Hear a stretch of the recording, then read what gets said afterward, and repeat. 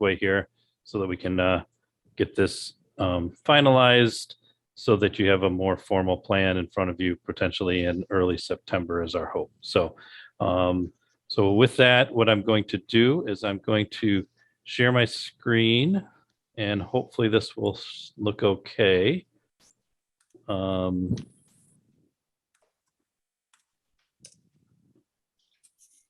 So can you see a plan that shows the two plans side by side? Mm-hmm. All right. Good work and good listening at the briefing. Yeah, So I heard there might be a desire for this type of a look here. So I have the two plans side by side. You can see what on the left is what we submitted previously.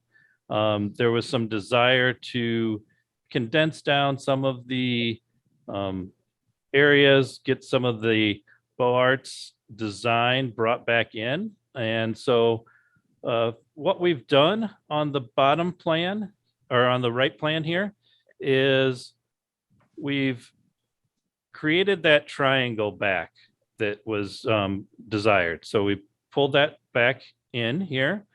The curb lines that are along this whole area, we're maintaining the location of those. We've also done is we've expanded this island here to kind of replicate that triangular look.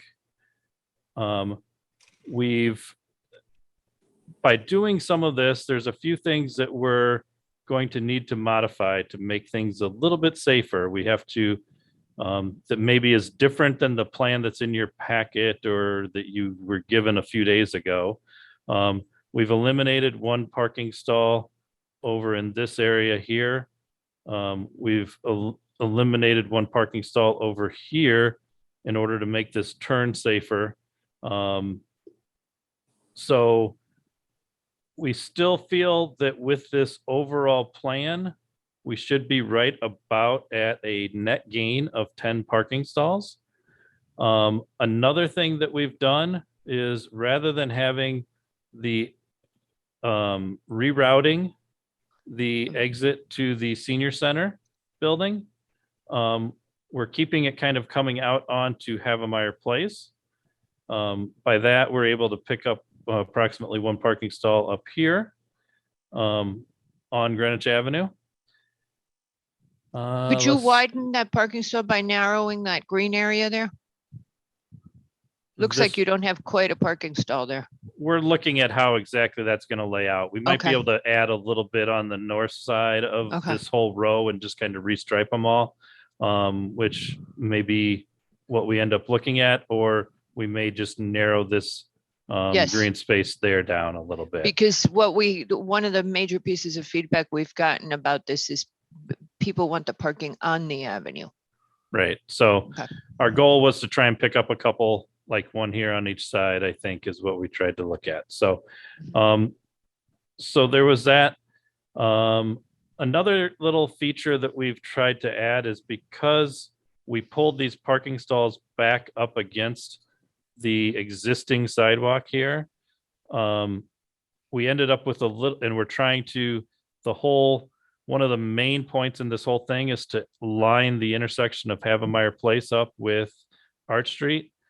So that pushes this whole road kind of to what I'm going to call the northwest towards the Havemeyer building. That creates a little bit of extra space in the roadway there. So we've created this little bit of an island here, and the plan that you saw, probably we're looking at yesterday, we've made that a little bit narrower to kind of take a little bit of the wiggle out of this.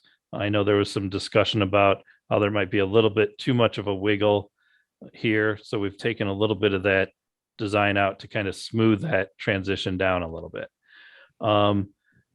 I know there's been a lot of discussion recently about the term slip lane. I want to just clarify one thing. This is a right turn lane, so to speak.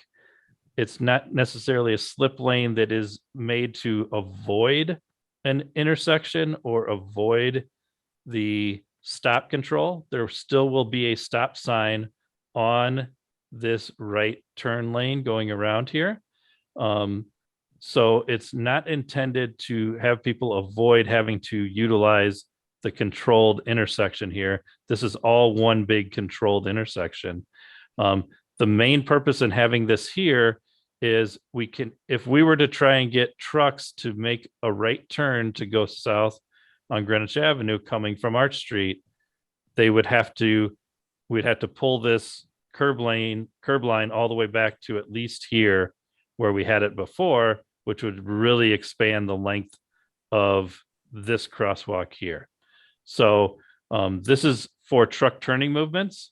The reason we have to have these two separated, I know that there's been some desire of why do we have to have that as a separate space? We have to have something for the, we have to make sure that we're addressing all the traffic and all the types of traffic that we have as part of this project. So with that, one other little thing right over here, if you see my hand, there was a question about what's that gray area there. That's for a couple bike racks we were looking to put there. That's not like a separate driveway or anything into Starbucks front door. It's just for bike racks to be placed there so that people that do ride their bike down to this area, they have a place to store their bike while they're doing their business on Greenwich Avenue. Can I take credit for adding those 2 parking spaces as for bikes, but I don't want to go there. You can kind of see the outlines of the buildings. I did a little hatching there. We did a little hatching of the sidewalks to kind of make them stand out. Really, in pretty much most of these areas, we're not widening the sidewalks at all from what they exist. They are staying what the current widths are. We did make this crosswalk a little bit wider from what we heard you guys mention yesterday. And just to kind of make it so that it's a little bit clearer there. So with that, I'll kind of be quiet and let you guys ask me questions about this one, and then we can move on to the other one when we're done with this one. Okay. Commissioners, would you please go ahead? Mr. Michael, the stop bar in the right turn lane, that's before or after? It's right there? Great. It's currently right there. So it's before, so cars have to stop before they hit the crosswalk. Okay, and that crosswalk has ramps down to it, or is it raised? So our current thought was we might raise this crosswalk so that it kind of works as a second pathway, as a speed, almost like a speed hump here to keep people Okay. slow. But we haven't made that. Part of it's going to need to be based upon some of the grading that we do. And we Mhm. haven't got to that, we're going to get into that detail over the next few weeks. So Okay, and then the small island that separates Arch Street, that's the surfaced asphalt that's flush to the road, like a crosswalk? this here, Yes. yes, this would be flush. It would all be flush. It would basically be the same materials that you would see that are in the crosswalks. Okay, and then coming down Greenwich Avenue, we'd have 2 stop signs at the intersection. Stop sign at Havermeyer, stop sign at the top of Arch, and a stop sign at the right-hand turn. Is that correct? Correct. It would remain always stopped. So there'd be stop signs coming down Greenwich Avenue here where this stop bar is. There'd be a stop bar here as you come up Arch with the stop sign. When you come across Havemeyer, that's the stop bar for that location. So, and then this, like you said, the stop sign would be here for this turn lane. Okay. Was there any reconfiguration of the Bruce Place intersection, or is that this remain as we saw it before? More or less, it remains the same as we saw before. Okay. And then where you took out the accessible parking space there on Greenwich Avenue at the right-hand turn, that's actually the just painted asphalt? That's just painted asphalt, correct. Okay, Could that And, potentially- and what we did is we shifted it down. So okay. Why that did you remove that? the purpose in removing that is so vehicles aren't backing into the intersection. That could potentially be a green space, or does it need to be open because of the turn radius? We want to we were keeping it a little bit open because of the turn radius, but, It and we also, all, yeah, we would al- mess up your lines. If it we're would, trying to yeah, focus on the exactly. triangle, Mr. McRae, planting that would mess up the design because you've created these two triangles and it would change the shape of the triangle if you put green space out there. I'm just saying. Okay, go ahead. Somebody? I think that's Okay, all I or why got. don't we, Mr. Levy, you had a lot of comments yesterday. If you would like to comment, although I'm not seeing him all of a sudden. Katie, you have your hand up? It Yeah, was, Quick question, were there traffic counts done to see how many people would, in general There be is. going across or taking the right hand or going through that slip? And the reason I'm asking is, how much room is there? Is it one car or two cars deep in terms of a queue to make that right turn? And presumably it would flow just as well as going into the stop sign would flow, presumably. So perhaps that's a moot question, but I'm just curious, from an engineering standpoint, what was considered there? So I don't have the traffic counts right in front of me, Katie, but we do have traffic counts for this location. The queue length was more based upon the available space. It wasn't based upon traffic. We know that traffic will queue back up on Arch Street.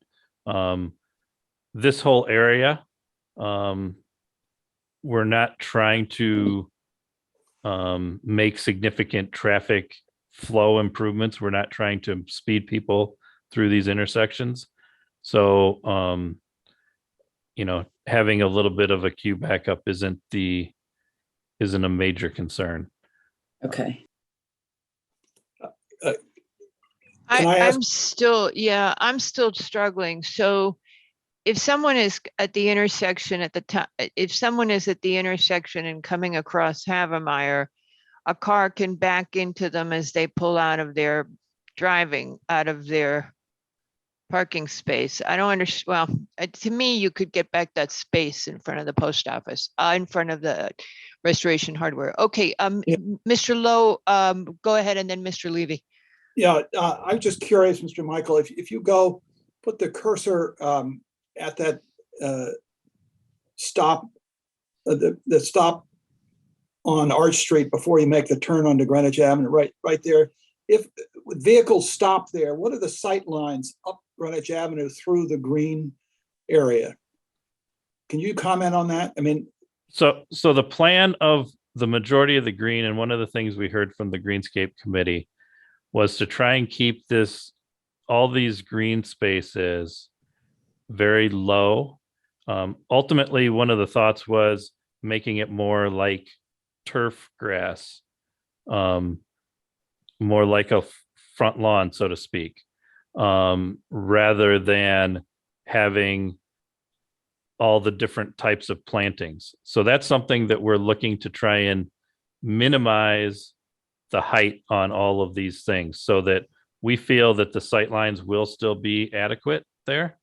okay, I was just curious. Thank you for doing that. And the two green areas on the northern section of Greenwich Avenue before the top crosswalk, yeah. Is there any anticipation about or space for tree planting there? Or is that too disruptive to the sight lines coming down Greenwich Avenue? I think one of the things I don't know that we would be able to put a tree in there. And I think part of it is there's some pretty decent sized trees on this property that we don't want to take away from the look of those. In addition, we would be we're looking to put in these areas, we put street lights, we put the stop sign. There may be a possibility of wayfinding signage as well. And when you start doing some of that in these different quadrants, planting a tree doesn't tend to fit, so to speak.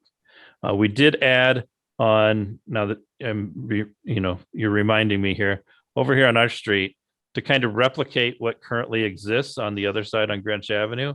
We put these little wells here where we can probably plant some trees to kind of reflect that look that's on the other side. Okay, good. Thank you. Mr. Levy? Yes. So there are some smaller items responding to the plan as it is, but the larger issues that I have, which I talked about yesterday, still remain. I think that there's a geometry that's imposed here, which is a little overbearing and not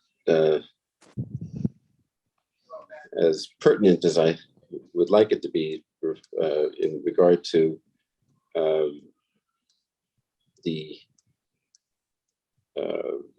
asymmetric nature of this intersection. Now, that's one of the charms of the avenue, is that there is no alignment, and there is an asymmetry, and there's a nice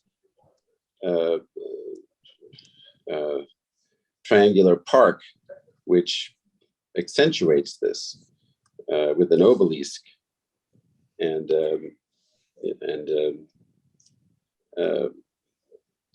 the old post office, and as well as some of the other key buildings on the other corners.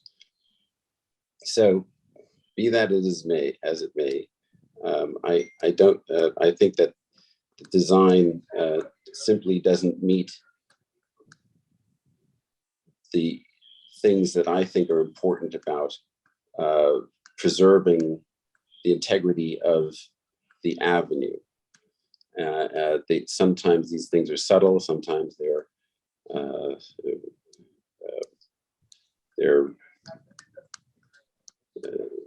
certainly personal, but nonetheless, the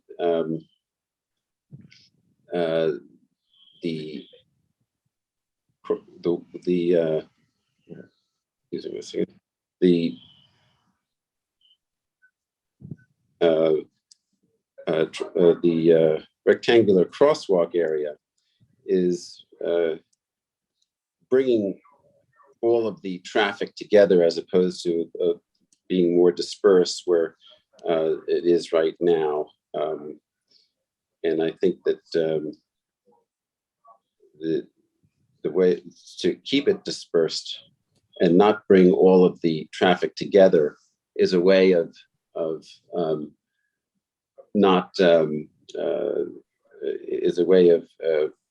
separating cars from pedestrians, not bringing them all together. Here, you're conflating everything together and creating a knuckle of traffic between pedestrian crossings and vehicular through traffic. I think that so I could go on a long time about that,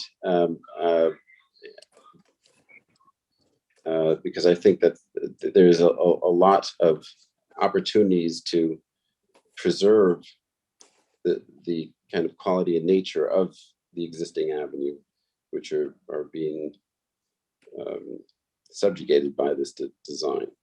If we go to Arch Street on the smaller matters, the little island that's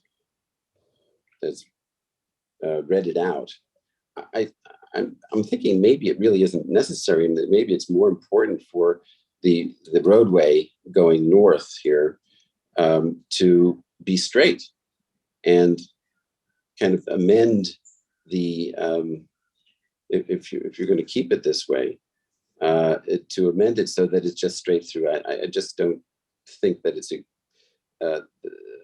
important to put that island there. I think it would be much better to better flow of traffic if it were not there, and that it would be more regularized.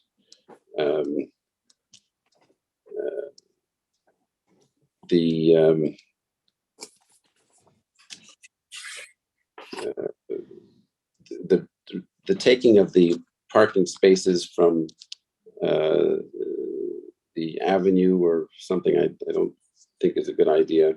The one that is being removed from the Greenwich Avenue side of the triangular park is unfortunate, and I just don't think it's necessary to do. And there are other, and I agree with a lot of the other comments as well. But I appreciate the work that's going in here, and once again, as I think our chair has stated before, traffic lights would go a long way for safety here, and the absence of them is going to continue to create confusion. And I can only point to what the design of the Elm Street project, which I think is simply still needs to be figured out, because I don't think it's as a good a situation as it should be. I don't think it's quite as safe for pedestrians and vehicles moving through there as it was with a traffic police officer. And I do think that a stoplight, which was could be of a kind of like a lollipop lights on either side of the avenue going down could work very well in keeping the character of the avenue and serve the purpose of just creating a much better safety for pedestrians and less confusion about how the walks work. Okay. But that's the extent of my comments. And let's see what the public has to say. Okay, before we go to the public, Mr. Wells, you wish to speak? Yeah, thank you. I just want to looking at the two plans, I want to commend Mr. Michael and the Greenscape Committee. I certainly see a significant improvement between the two in terms of clear lines, clear direction. But I did have a question about traffic flow. So let's say I'm in a car coming down Greenwich Avenue, and there's someone in the upper crosswalk. So I stop there. He or she passes. Then I see someone in the lower crosswalk. Do I go through into the middle of the intersection and wait for the person to cross in the lower crosswalk? I guess that's the first question. And the second is, what if there are cars, coming across from Havemeyer and Arch? I mean, kind of like, who has the right of way in that situation? Is the person coming down Greenwich Avenue, are they supposed to wait in that box? Or are they supposed to wait until there's an all clear, the upper and the lower crosswalk? I'd like some clarification on that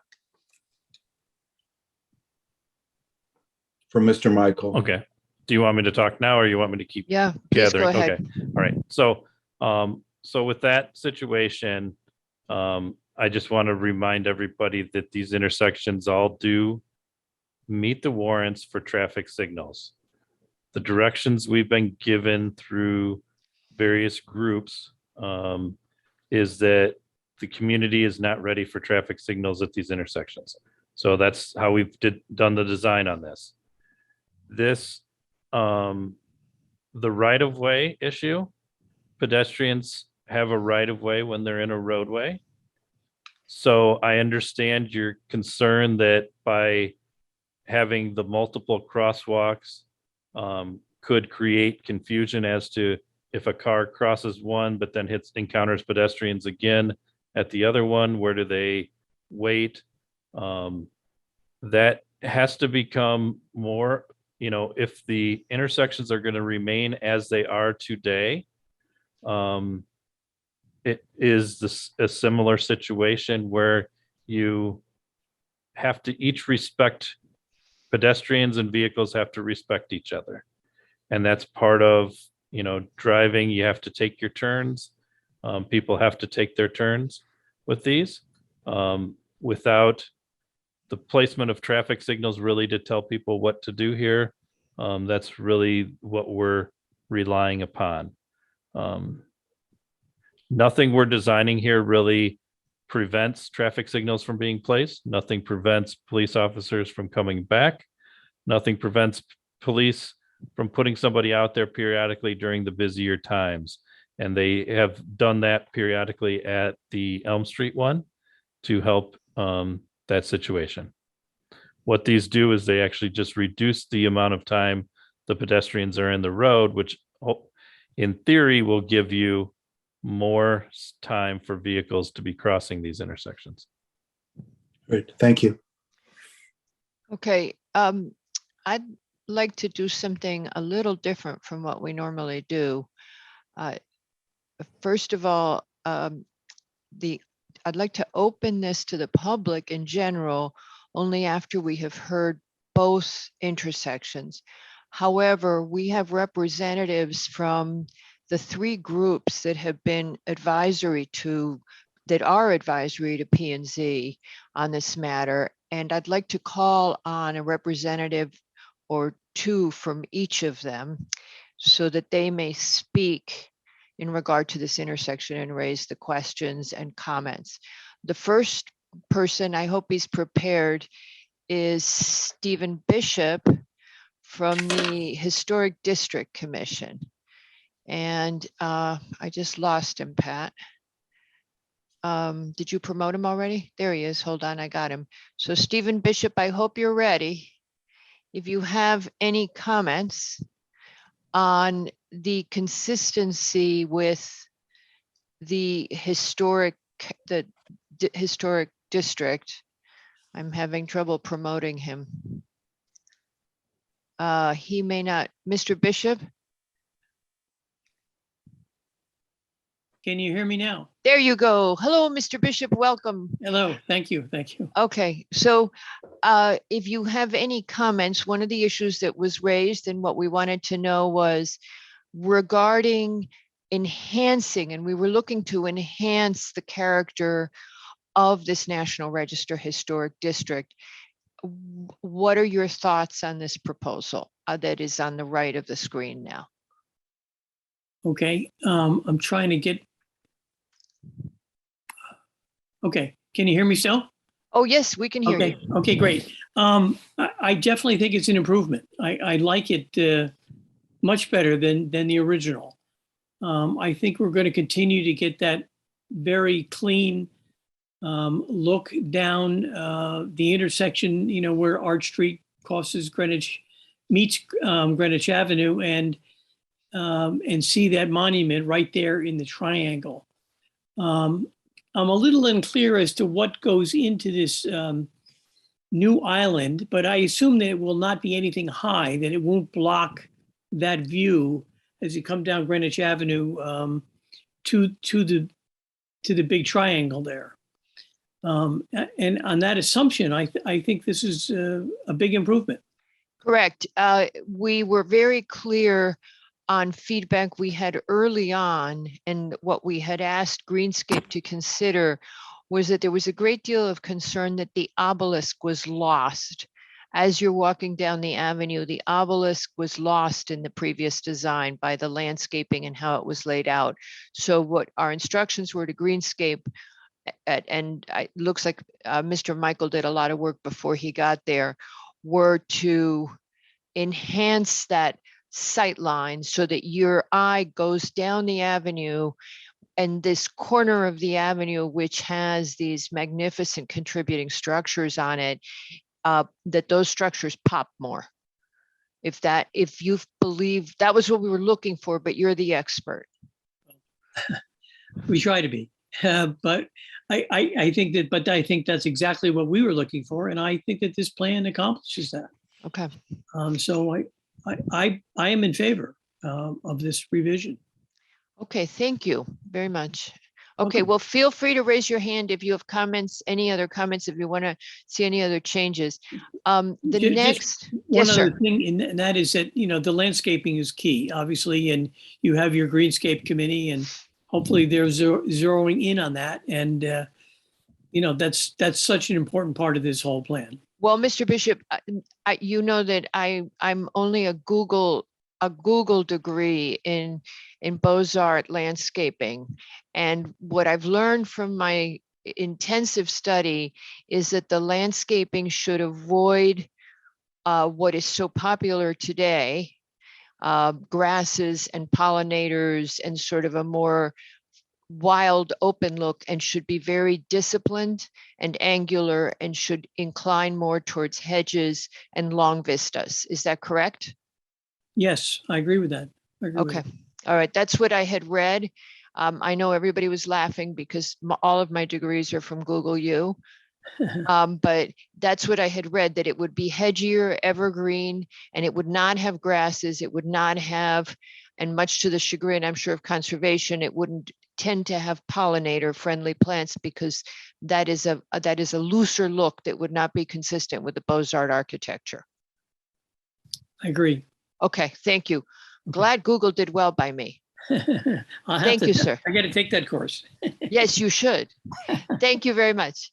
The next speaker, if you're ready, would be Alan Gunsberg from the First Selectmen's Advisory Committee. And we always say your committee wrong, Alan. Oh, could you just raise your hand, sir? I just lost you. There you go. Thank you very much. All right, I still don't. What the heck? All right. I don't know where he went. Patrick, if you see him, can you promote him? He's promoted. He's in the room. Okay, thank you. Mr. Gunsberg, if you would kindly go ahead. Am I good? Yes, you're good. So we Okay. didn't want to sacrifice in any changes that were made. We didn't want to sacrifice any protection or facilitation for people with disabilities or for those of us who might be senior. So, Mr. Gunsberg, thoughts? First of all, we can blend the senior group with the disabled group and make it all one big group. Sounds happy family. That sounds good Right. to me. And I like what's gone on here. I'm still very pleased that we have curb ramps at the correct slope. The parking space, although moved down, really has no issue for us.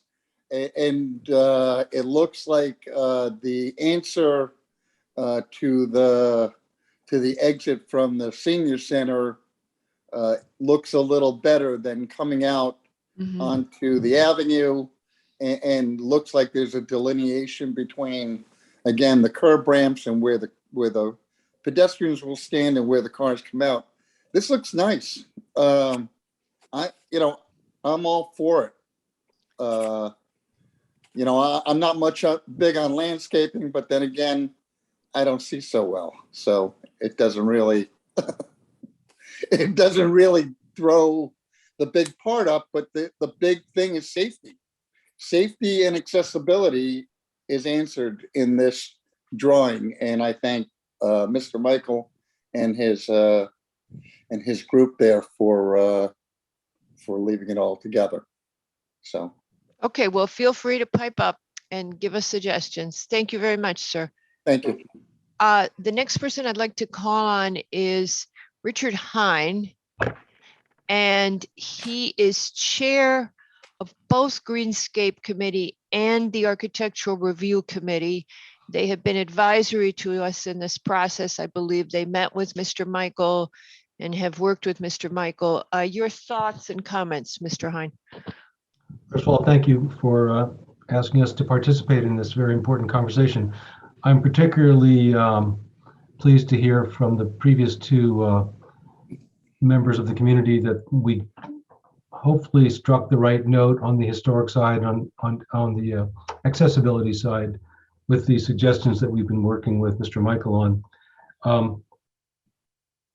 I think, let's be clear, it's a very, very complicated intersection.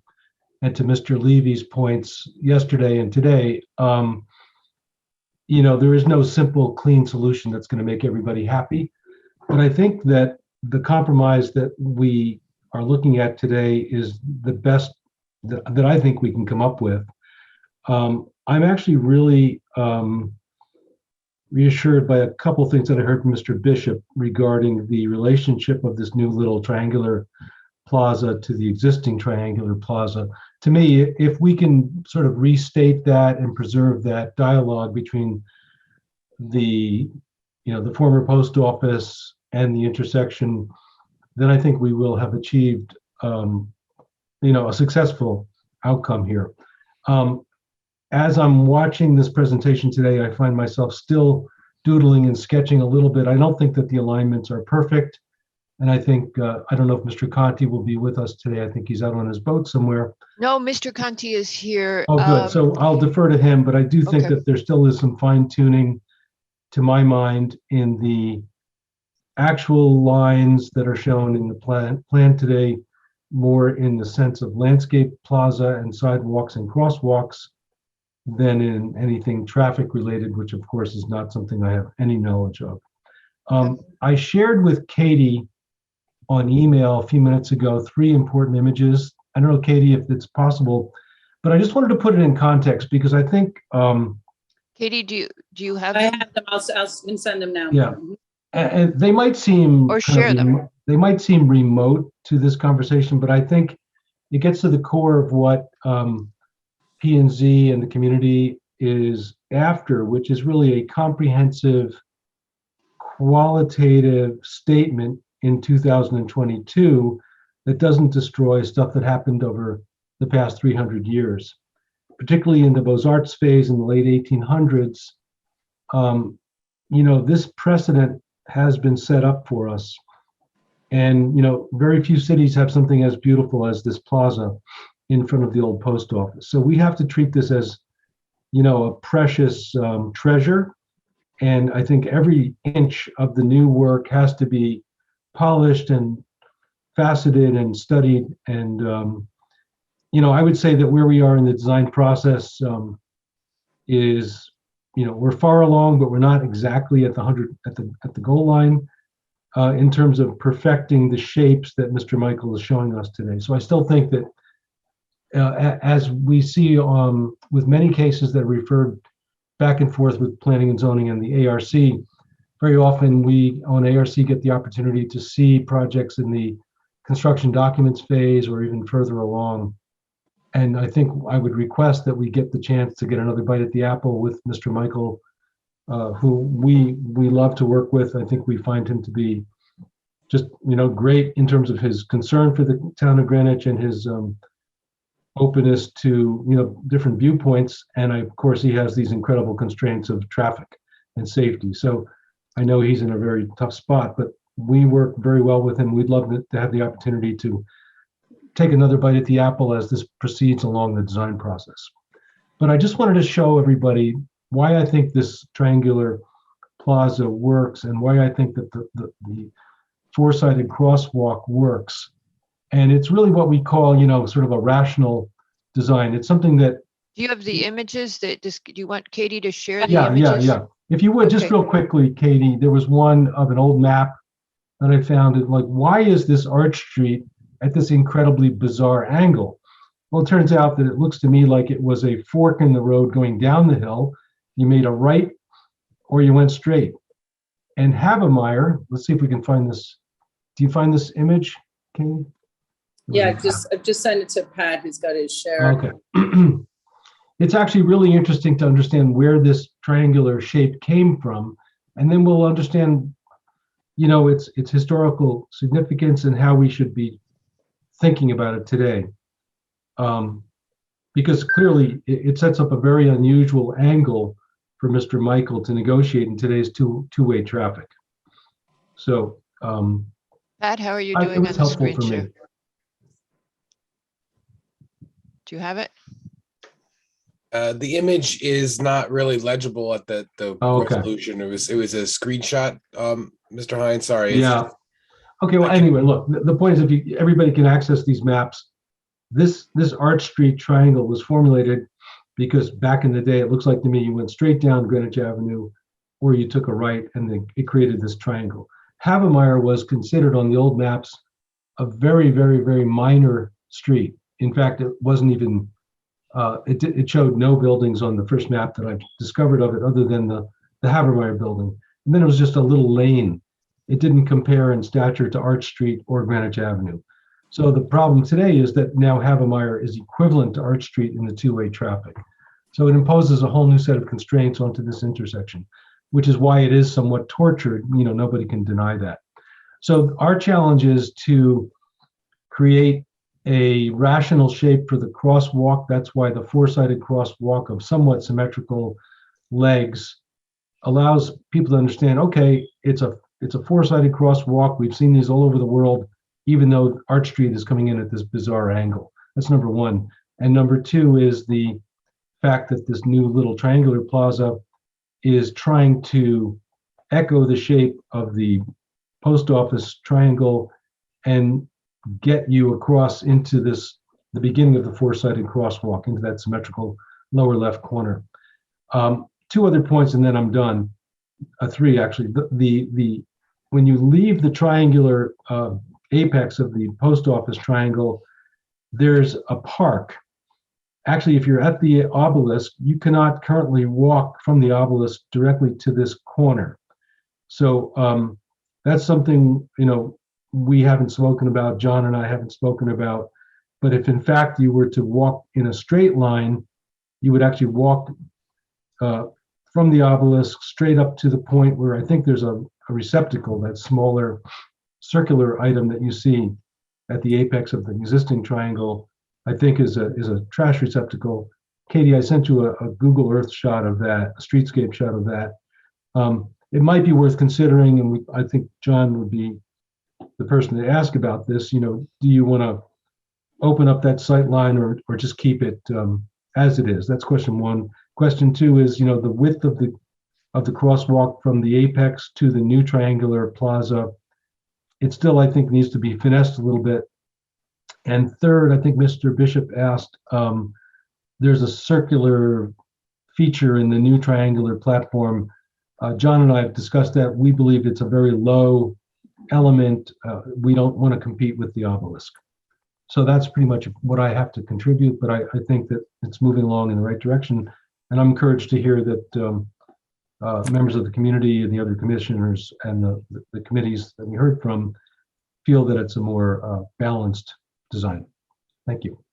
Great, thank you, sir. Since Mr. Hine kept referring to Mr. Conti, I've brought him into the meeting as well.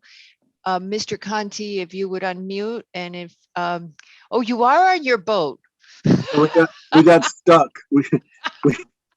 We were planning to be. I was like, no, he's here. No, he's totally here. 15 knot wind headed right into our faces, and we were getting beat up this morning, so we just pulled over and we're waiting out the wind. Okay, so Mr. Conti, for anybody who does not know him, is the vice chair of the Architectural Review Committee and is also vice chair of the Greenscape Committee. He is a landscape architect, and so a lot of his focus will be on landscape design, but he also works with general architecture. Mr. Conti, would you give us your comments on the new design? Sure, thank you. And you know, I don't want to repeat a lot of what's been said. I do want to commend you and planning and zoning for pulling together all the various voices and stakeholders to improve this design. I think that's really excellent, and I want to thank Mr. Michaels and his engineering department for being so open and listening to comments from not only us but from other voices. And they started with a very, very complicated problem, and you know, us coming in to just kind of tweak here and there is the easy part. So I do want to just say respect and thank you for them being willing to work with us on this, because I do think it got better. And I'm so glad to hear other community members say yeah, this is way better. It's really a matter of number one, which was respecting that triangular shape that surrounds the obelisk and that head to Arch Street and intersection. I think there should be nothing that changes that curb line, whether it be a green bump out or anything else. I think that curb line and that shape is really part of that pure form. So that was our starting point, was to say, what can we do without changing that? And Jim and his team really helped us to get to a point where that we could respect that triangular shape. Mr. Levy made an interesting comment about how by going with this intersection of a square cross, you're bringing traffic together, and the current configuration, doesn't do that. And, I thought about that for a minute in these past few minutes, and my take on that is that it really, this doesn't change the number of cars. It doesn't change the amount of traffic, and any traffic that's going across Greenwich Avenue to Havemeyer is going to come together at that same point anyway. They're just doing it in a much less controlled way. So I don't think this crowds or clutters traffic patterns. And I think the other thing that's so hard for us to all look at in this plan view, the complex lines, the number of angles that are coming together, all the different shapes, we're looking at them in a plan view straight down in a way that is just not the way you perceive it as a person or a driver interacting with that space, right? You're not looking at it from 200 feet above. And so there are certain things that create strong visual elements. Curb lines are one of them. Greens and panels of green are another. And then keeping the verticals down to a minimum so that they're not competing with vehicles and trees and signage, is another. These are all the things that we really did want to try to take into consideration. And the shapes of this from an artistic standpoint, I think have gotten much less cluttered, much less busy. Introducing that larger triangular shape where a pedestrian could come across a short crosswalk by the right-hand turn lane, and then have, another 40 or 50 feet before they cross again. I think that creates a much nicer, safer situation, and another opportunity for a significant green refuge in that busy intersection. So I think it is working. I really like it now.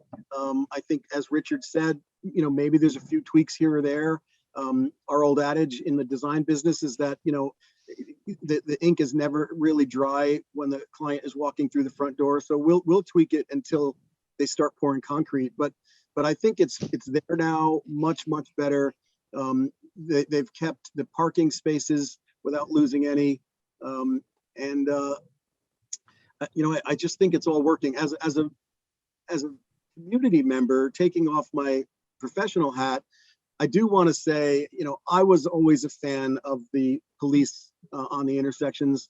I always thought it would be a sad day when they're gone. Now that day has come and gone, and they're not there anymore. I am not at all in favor of seeing traffic lights. Certainly not anything hanging overhead. Greenwich Avenue is one of the few streets that we have in town that does not have overhead wires, and I would hate to see anything that brings them into place. I know that there's this talk of lollipop style lights. I don't know if those, meet any code that can be applied, but I don't understand why, a school bus crossing guard that's done on a volunteer level, managed, I believe, by the police department, couldn't be sort of applied in a slightly more professional or slightly more consistent way on Greenwich Avenue. I know that it's a big budgetary issue for the police, but I don't know why we couldn't put crossing guards, maybe uniformed, and maybe volunteer basis that could help to control those intersections, because they do really need, as Mr. I have my next job, you guys. When I step down for planning and zoning, Yeah, I am going to be a crossing guard on the avenue. I can't think of anyone that would do a better job. But I think that, he had a point when he said, where do you stop at the top and then go in the middle and then stop at the bottom? And the way the police would have done that is they would have stopped everyone on all sides, people would cross top, bottom, and, and sides all at the same time and then go again. You shouldn't get halfway in and then have to stop again. So that's what a crossing guard would bring to that. And it wouldn't be any burden on town budgets or the police department or diminishing their force or anything, because I think there'd be volunteers that would be glad to do it. So that's just my little personal from a Okay. community member. But I think the design is great now. I really like it. I would fully endorse it, and I think that covers it. And as soon as the wind dies Great. down, we'll be back home. Thank you, sir. All right, Katie, you have your hand up. Quick question. So the landscaping plan, I know, I assume that the idea is that this will be discussed this evening and then the final plans will come back to the commission in September. I was assuming that for a minute. I'm curious when the final landscaping plans will be done, and while we have Richard and John here, does that go to ARC at the appropriate time? I'm just trying to understand when that happens. At this point, we've been sending it to Greenscape, so my gut would be to continue with Greenscape. Okay, so and then obviously HDC and whoever else can get in Yeah. there. Okay, Because so it's with that, easier, because we can make HDC advisory in the Greenscape. I mean, we can include Greenscape more easily in that meeting. I mean, HDC more easily in that meeting.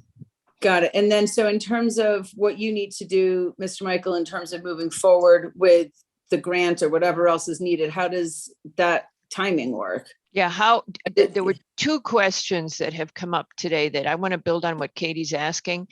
Your timing for the grant, Mr. Michael, because one of the other questions that we've been getting is that there are a lot of people, well, Katie, you just fell out of the screen. There you go. Can't sit back. I can still see me. I guess you couldn't. So one of the questions, Mr. Michael, was your timing for the grant, but the other is we got a lot of the emails we got focused on data. What was the data that led to the choice of these intersections? What are the projections, all of that? I'm thinking if you could just add that you've got a web page already for your project. Could you just beef it up with numbers and stuff? I don't think you need to present it to us, but interestingly, the chair of the Department of Public Works was talking about the RTM, sorry, not the Department of Public Works. That would have been Amy who's here.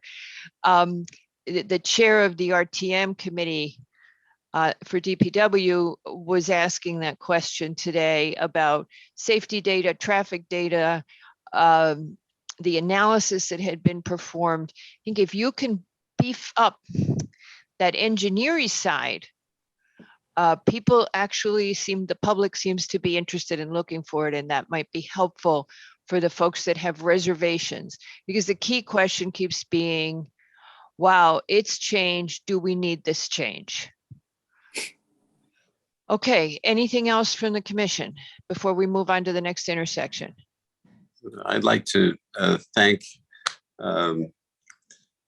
Bishop and Mr. Hine and Mr. Conti. They have very good information, very thoughtful, and they've done an excellent job of analyzing this intersection. And DPW has done a very good job of listening and responding. I just think that there's a little more to do. I agree that things could be tweaked. I think that some of the like the green triangle that's been added, I think that that's quite awkward. I think there's some awkwardness to the entry onto the pedestrian square crosswalk.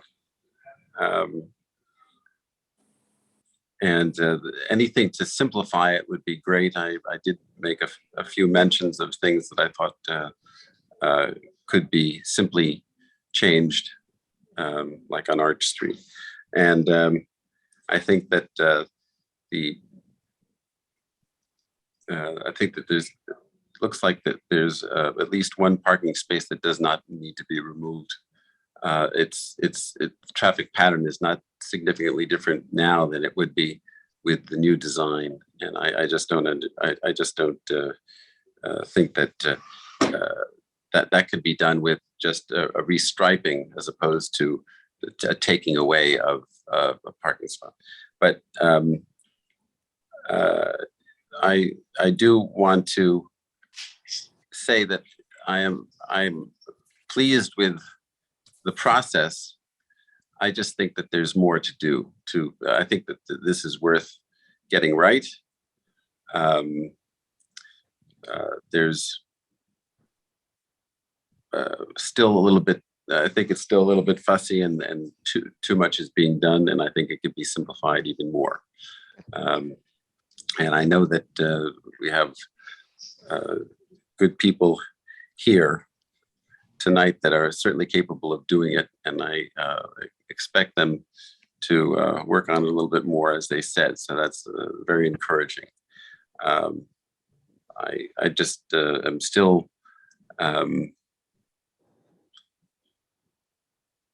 feel as though that as far as meeting what I think could be done, I think that there's it's a little bit more than just tweaks. I think that there could be a little bit more rationalization and a lot more simplification, and we don't have to do quite as much to get everything out of this that we need to, and achieve our interest in preserving the streetscape and creating a safe environment for the traffic and the pedestrians. Thank you. Okie doke, thank you. Mr. Michael, you didn't answer the question on your grant timing. Do you want to wait till after you've presented Grigg Street to talk to us about that? Sure. Okay, all right, go ahead. You need to screen share with us again.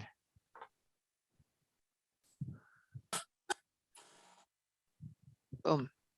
So you're doing the rest of the public comment after Grigg Street, just so no one Yeah, gets we're nervous. gonna do the Okay. rest of the public. Don't go away, people. We're gonna do, since we had the people who've been working on this, we wanted to hear from them. And then after Grigg Street, we'll hear from all the public. Thank you. So this is the side by side again. Tried to, so before I start too much, I did hear comments about removing the patios. I want to address the issue with that, because if you look at these two plans, you still see there's a patio out in the front of Melly Mellow. So what I'm going to say is that when we've been looking at this, we've been designing it based on what the current allowable ability for outdoor dining is, which is that outdoor dining is allowed within the parking stalls. If I were to take away the patio from in front of Melly Mellow, my belief is that it is discriminating against them because they would have no alternative location to do outdoor dining compared to every other restaurant on the avenue. The reason we're removing the parking spaces in front of this area is what we've talked about before, where cars are backing into this intersection. And if you have a car coming from Fawcett that wants to go to Grigg Street, making that movement, they're going to be moving into this area when they make that left-hand turn, even though I know there's been much debate amongst the commission members on whether they're supposed to stay in the right or the left of the southbound lanes on Greenwich Avenue. I just question for you, Mr. Michael. Do you have any idea how many accidents there have been at that intersection? I don't know. Vehicle. I Now, don't this know. would be I don't reported. know the number off the top of my head, but Okay. this is one of the busier ones that has come up in. When I say busier, I mean busier with the number of crashes that have been reported. Okay, I think that So- would be helpful for people.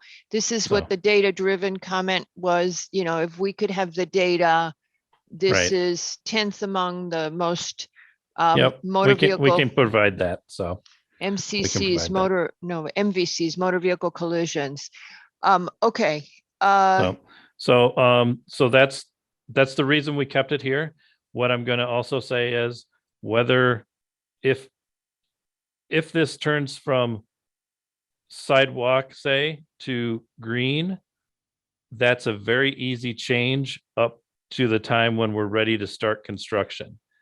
And it can go the other way around. It can go from green back to sidewalk if that's the way we want to move forward with this.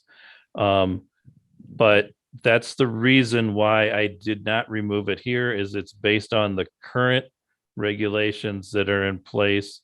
If the, commission makes the decision that outdoor dining is not something that's going to be continuing in the same manner that it is today for future years, then that would could potentially change my mind with the equity issue.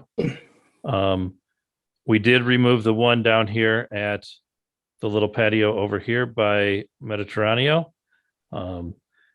And we cleaned up a little bit of this area over here where we did have a bike rack before. So to kind of do that, we straightened this look here on that, and straightened some of these here to give a little bit more width between the building and the planter areas, as was discussed last time.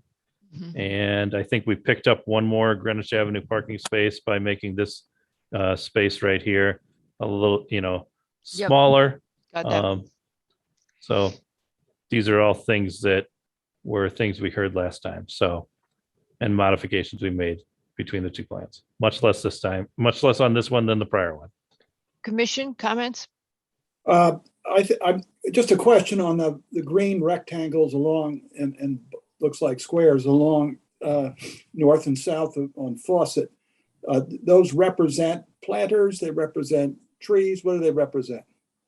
Those represent existing planters where there is trees today. These here and Yep. these here you're talking about. Yes. Those they exist. they Those didn't exist appear- today. So we just highlighted those because I know there was some discussion about that before. So But they're not in addition to the original plan. The original plan had them as well. the original plan had them. If we look over here, the trees are kind of there in the background. We just highlighted that there are trees there so that, And to clarify the width of the sidewalk. So Right. One last thing,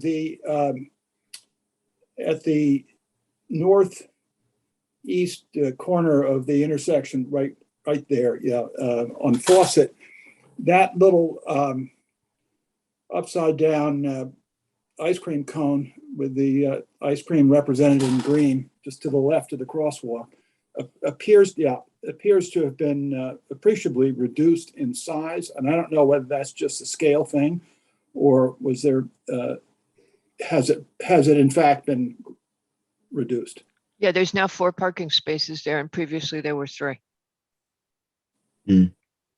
we added one more parking space here and we which reduced was this our to green a little request. bit. So This Right. is one of the things we asked for, is Right. wherever you can, reduce the paving, give back parking spaces on the avenue, because that was the input we heard from the public. Okay. And you want to know why I kept pushing back on the bump out for this restaurant here, you can't see it, for the 2 restaurants on the corners. If we could lose some of that bump out. Okay. Got it. Anything else from the commission? Mr. Michael, the southern bump out right below Grigg Street, is that a safety requirement or is that just for the bike racks? it is a safety requirement so that the vehicles backing out are not directly in the conflicting movement here. Grigg Street is one way going out. So we're able to get a little bit closer here because any traffic that's going to be making a turning movement is going to be making this turning movement. Why not keep those parking spaces? So the number of parking spaces down through here is still remaining the same, I believe. As in, We're able- As today? is today. Okay, We're able to pick up a little bit down near basically we're shifting it about a half a space. And in addition, there's an ADA accessible space that we're relocating to a little bit better area. So that's part of what we've done. So that's the reason why that gives us a little bit more space. The same number of ADA accessible spaces is going to remain on here. So as what was on the avenue previously. And there's 2 bike racks there, and there's one also on Greek Street down the slope. There's one there. Yeah. And then there's one here as well. Yes. Okay, thank you. Mr. Wells? Yeah, quick question, also comment, looks, again, cleaner look, less busy, so definitely improvement from the previous one. Mr. Michael, is the reason the lower bump out is no longer a patio, dining patio, because Mediterranean already has outside dining on Greek Street? They have some outside dining on Greek Street in their area. Plus, we feel that they would have the ability to utilize these parking spaces based on the current regulation that's in effect today. So they could utilize that space there if it were to remain in the future. Okay, thank you. Okay. Anybody else from the commission? If Mr. Michael, if you would answer the question on your timing for the grant. So the grant is not driving timing for this project. The grant, as long as we continue showing progress towards the project, we will be able to maintain the grant. Okay. If we start getting into greater than 2 years from the time they gave us Oh, we could do that for you. approval. I could mention an initiative that P&Z has been working on with you for almost 3 years now. All righty. Now, let me just ask quickly, does anybody from Mr. Bishop, Mr. Hine, Mr. Conti, Mr. Gunsberg, I think Steph Cowie is here as well. Any of the advisory committees have input on the Grigg Street intersection that you would like to have heard? Kindly raise your hand first. Okay, Steph Cowie. Yes, ma'am. Hi, this is Steph Cowie. Thank you. I just wanted to say I really love the changes that have been made above and below. I think it looks great. I think it brings in a lot of the design, and it was really great from my perspective to hear the entire Greenscape committee and the commissioners speak about their views. It really brought it all together. So thank you very much for that. And I feel that it does meet the needs, as Alan did mention, from an ADA perspective, and very pleased to see that, and hats off to Jim. Great job. Thank you. Thank you very much, ma'am. All right, now we are going to turn to general public comment. Everybody, please know that the comments that you get from here are people who haven't been working on this and redesigning it, so they're going to have real significant input. I believe we're going to have to time people. I would suggest 3 minutes. If people feel they need to say more, we can do that. Mr. LaRoe, could I have the clock? The new clock is up. And Mr. Lowe, if you would keep an eye on the clock, don't start it yet. It says 2:59 already. All right, our first speaker is Joe Pecora.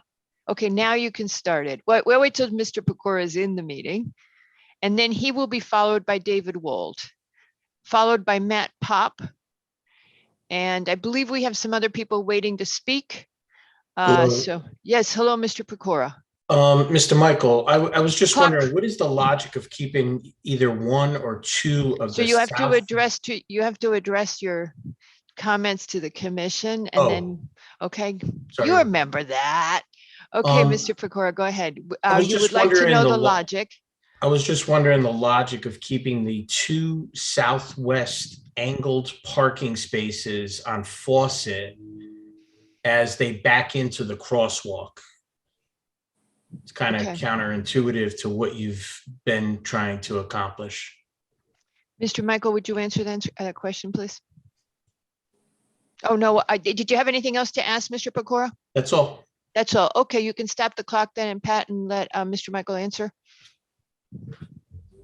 That's still something we're looking at, and I think that might be something that we need to make a modification on. So Great, yeah, because that's one of the things we're pushing for is as many parking spaces as we can keep on the avenue. We'd like to keep them. That's the input we're getting. Our next speaker is David Wold. And clock, please. I love your new clock. Mr. Wold, if you would unmute, you can go ahead. And then followed by Matt Pop. Go ahead. Now you can hear me. Yes, we can. Good. A question to the planning and zoning and back up to the intersection. I assume there is no data yet on grading of the roads or how much green space there has been taken from the front lawn of my building. Is that correct? From what I have understood from repeatedly asking Mr. Michael, they are not intruding on the Havemeyer building whatsoever on that lot line. No, I'm asking how much grass they are removing. Well, okay, Mr. Michael, would you answer the question? So we're not taking grass away from the property of the Havemeyer building. We're all our work's within the town right away. Yeah, well, we're talking green space.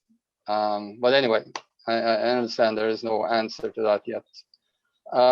Looking at I think there has been a great improvement after you spoke to the Greenscape committee. But I'm puzzled by this shriver of bricks or surface on Arch Street separating the two lanes. Would that be going northbound, second northbound lane? Because I don't see people driving up there would respect that shriver if it's not raised. And we will have two lanes going up from about the entrance to the Board of Ed going north. Okay, is that the only other question you have, sir? No, secondly, entrance to the Havemeyer building parking lot, you have introduced a sidewalk,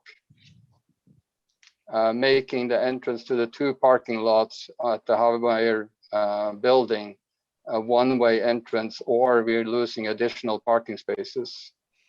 You have removed one next to the Civil War monument. I assume there's going to be an exit from the parking lot, so you will have to remove one or two parking spaces in that parking lot to give in and out traffic there. Thirdly, the sidewalk you have now in front of the bowling monument on that side of Arch Street seems to have narrowed from the current sidewalk that we can see in the drawing. And also you have removed the 2.5 feet green strip buffer, safety buffer between the roadway and the sidewalk all the way down. Is that intentional, or is it just something you can tweak? And last but not least is— Time's up, Mr. Wold. To get your question out, go ahead.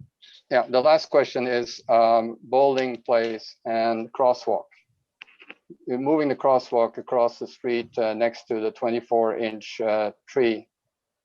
Currently, the tree has a minimum space to absorb water, and you're now making it into a concrete sidewalk. You're saying that you're not removing any trees, but clearly this tree is on the way out. So I'm wondering, why isn't there a bump out on that side? Thank you. Okay, thank you. All righty. Mr. Michael, did you write all those down? And we'll just get to you at the end. I've got most of them. The next speaker is Matt Pop, followed by Christina Volkfein.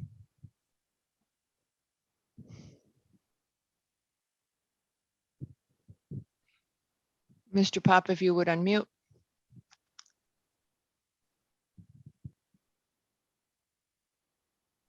Mr. Pop, if you would unmute. Good afternoon, Matthew Pop, landscape architect. One thing which I think is going to be lost with the Arch Street intersection is when you drive up Arch Street, you'll have a direct line of sight to the, I think it's the senior center, the big cupola on top, and it's a great focal point, and that will be lost.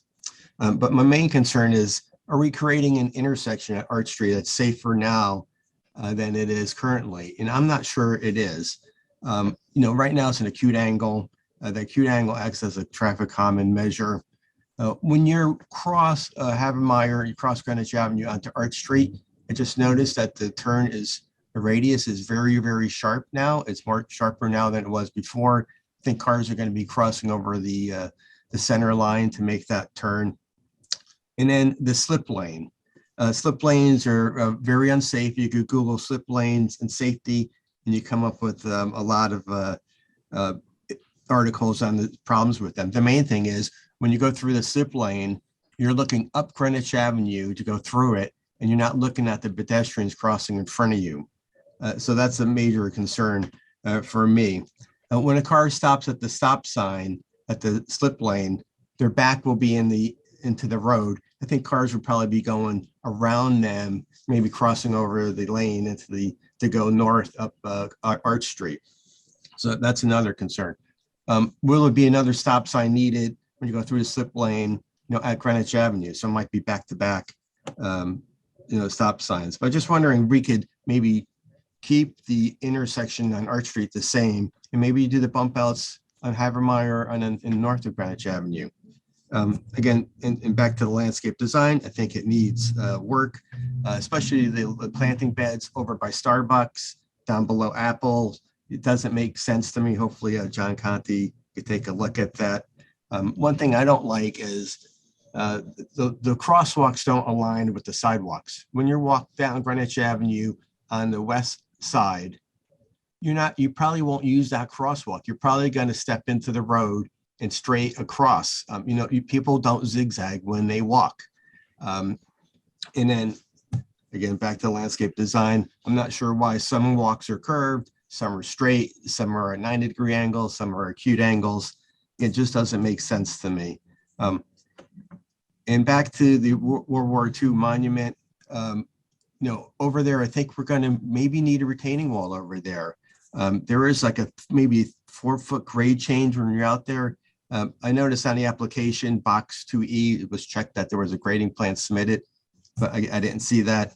And I think to answer some of the questions that were asked by other citizens was, I think there's about 6,000 square feet of lost green space with this road alignment. Mr. Pop, your time is Thank you, elapsed. Mr. Lowe. The other thing, just one more point, I think this needs to be reviewed by an independent traffic engineer, just could do to make that. sure it's safe. And thank Sure. you very much. Okay, thank you. The next speaker is Christina Volkfein.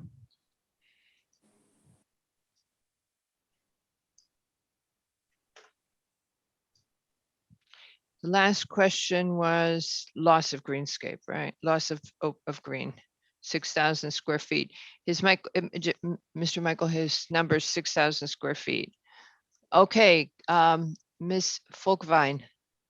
Thank you very much. I would start out by saying this whole scheme is attempting to fit a square peg into a triangle hole, to paraphrase the old saying.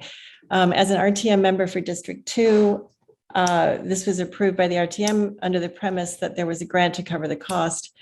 There are so many changes and still so many changes anticipated and asked for, even by people who are supporting this new version today, that I don't think we can assume the costs will stay the same. In terms of safety, that triangle, the green triangle on Arch Street, I can't imagine standing there as a pedestrian with traffic coming at me from so many angles. plus people backing out. I don't think that's a safe plan. I also don't understand why we're eliminating backing stalls at Fawcett, but we're putting stalls into Arch Street that would back into Arch Street. We're just losing sight of the original objectives for this. And I think that the citizens are increasingly aware and feeling that this is being forced down their throats. One final thing, bike stands are kind of unnecessary, given that I haven't seen anyone when I'm almost daily on the avenue on a bike other than the police. So those are my comments. Okay, thank you very much, ma'am, and you made it well with time. Thank you. Thank you. Okay, anybody else from the public? Last chance to speak now or forever hold your peace. The last speaker is Francia Alvarez. And then Louisa Stone.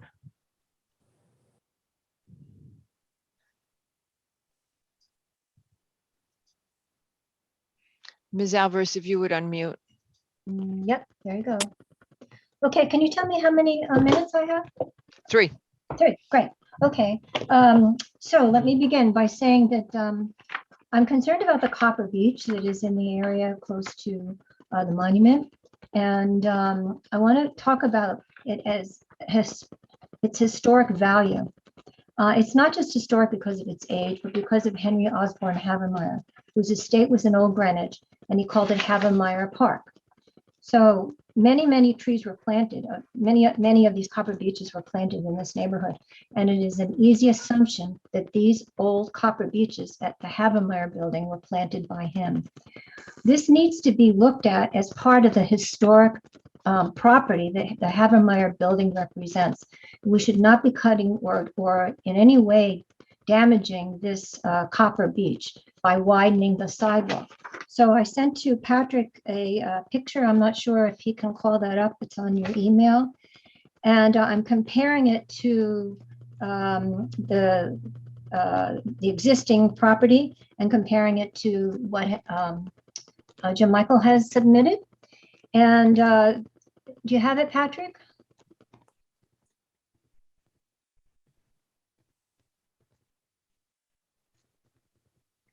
I just sent it to you a few minutes ago. I do. Just hold on one second. Great. So Mr. Michael explained to us that, to Mr. Wold that nothing from the property would be, no green space, no lawn from the property would be taken away. But clearly the right of way that the town owns is green space, and that is being taken away by the drawing that you see on the left. And you can compare it to the actual street scene, and that's a significant piece of lawn. And that tree, its roots go into the right of way. So if you move that area, move the street to that area, put a sidewalk there, that tree is gone. And that important part of the history of that building will be gone. So I know that we have talked about this tree before, and I know that Dr. Kramer was concerned about as the construction gets closer to the tree, it's putting the health of the tree in jeopardy. And I believe that he wants to walk the property again and see if it's going to impact that tree. But I just feel that for the many times that we have talked about protecting this tree and the many times that we talked about its significance, once again, it's going to be gone. So I think that really needs to be addressed by the commission and by Jim and his group. Thank you. Thank you, ma'am. Okey doke. And our last speaker is Louisa Stone, whom I would like to remind everybody was chair of the Planning and Zoning Commission and wrote a POCD all by herself. Mr. Barilak, having done the affordable housing plan, I know that your hat is off to her. Louisa, please go ahead. Thank you, Margarita. I was not planning to speak, but there were a couple of questions raised about the enlarged triangle north of the place where the obelisk is. Mr. Bishop, wondered about that little circle. I listened to the Greenscape meeting yesterday, and Mr. Michael said they might move the historic district sign that's now on the west side of Greenwich Avenue into that spot. I didn't comment because I think that's up to the Preservation Trust people who put it there. Yes. But it seemed to conflict with the idea of keeping it open to see the obelisk. My other comment supports Matt Pop's point about straightening the sidewalk going down the west side of Greenwich Avenue. If they could straighten it out at Greek Street, they should be able to straighten it out coming down in front of the Havermeyer building and going on. And I was delighted to read Dr. Kramer's concern about the Copper Beeches, and that Francia Alvarez from the Tree Conservancy is concerned. Those are precious trees, and we have never been shown topographical maps, the contours. A lot of numbers have been thrown around, but thank goodness you're not going to act on this until you have refined plans that show topography and show planting plans and so on, because this is a very important intersection. I'll go back to the very beginning at the Board of Selectmen's meeting. Pavo's rumor. I love the policeman. Soren Wa. You, Margarita, on the commission said, we want to see a provision to be able to install traffic lights if we ever want to. Mr. Michael told one group I heard that that would be a lot of trouble and they might not hold up. But I think whether Mr. Conti or you agree on traffic lights, you did ask for a provision for that. And thank goodness people still remember crossing guards. John Conti said whether, you know, it would be a great way to distinguish our historic center if we had someone there in a distinctive uniform welcoming people. Here you are coming into our wonderful town, and this is where you turn if you want to go this way, or if you need a little help crossing the road, just as the policeman did. Thank you. Thank you, ma'am. All righty, we are good with public comment. I don't think we've got any more. And with that, my understanding is that we're leaving this application open. Is that correct, Mr. Michael, that you have no objection to that? Correct. Okay. I can send Katie the list of the questions that were raised by Mr. Wold and Mr. Pop. Mr. Wold has also raised some of these questions in his emails. Mr. Pop added some, so I can send these to you. I think when you add beefy data to your website on the bump outs, if you could address the slip lane issue, the stop sign issue, I think the alignment and straightening out. Also, when you come back to us, it would be good to have that number on the loss of greenscape and the protection for the Copper Beech. My guess is you will be straightening out wherever you can. You'll be straightening out the angles. Those are the ones I'm seeing: the entrance to the Havermeyer Park, the bowling sidewalk area, and then there's a piece where I can't read my handwriting. Yeah, Okay. just can I just hit on a couple real quick things and then Sure, I'll let you go? absolutely. Yeah. So that little sidewalk thing that goes into the Havermeyer parking lot, that was a drafting thing that just didn't get tweaked at the very last minute. So Okay. that's a minor Good. thing. The big thing with lining up the crosswalks or the sidewalks at Arch Street that I want to really emphasize with people is when you do that, you bring the pedestrians significantly away from the intersection, which brings them significantly away from where vehicles' sightlines are. If there was traffic signals, that would work much better. since there is not traffic signals at this intersection, we're keeping those pedestrians up in the middle of the I hate to say it in the middle of the intersection, but up close to the curb lines where the vehicles can see them. They have shorter distances to cross, and they are able to be seen and make eye contact with drivers. That's the key thing that we want to make sure that everybody knows who's going when. And that's the purpose in this. So those are the couple key things that I want to just bring up. We have looked at the other thing.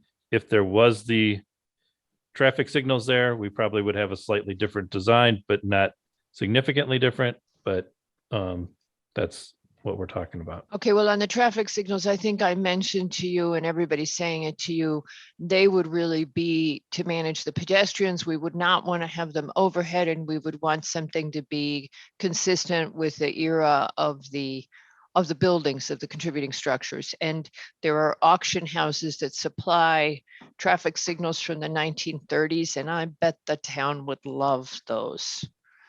Right. And I think the issue that I have to just emphasize is that the signals have to meet federal standards, regardless of whether or not we're in a historic zone.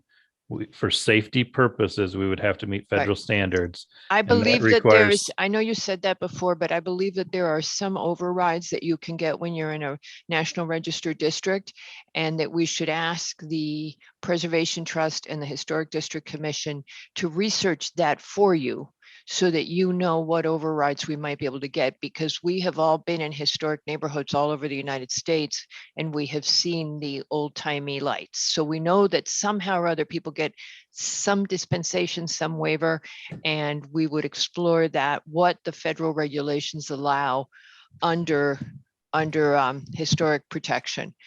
Anything else, Mr. Michael? With I guess the last piece I would say, with the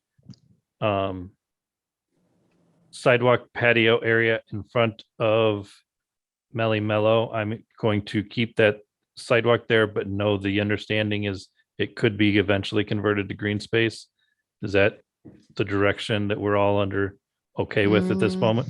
Yeah, but Okay. I'm not even sure we should have it. My own leaning is I'm not even sure we should widen all the way up in there. I'm Okay. just saying. All right, All right. okay. Thank you. Thank you very much. All right. Pat, I can't remove him. I don't, oh, because you made him a co. Pat has to do it. Thank you, Mr. Michael. Thank you. All righty, folks, now time to gallop along. Our next application is Duanhua Tu and Felicia Jiang Jiang for final subdivision at 17 Livingston Place in the R6 zone.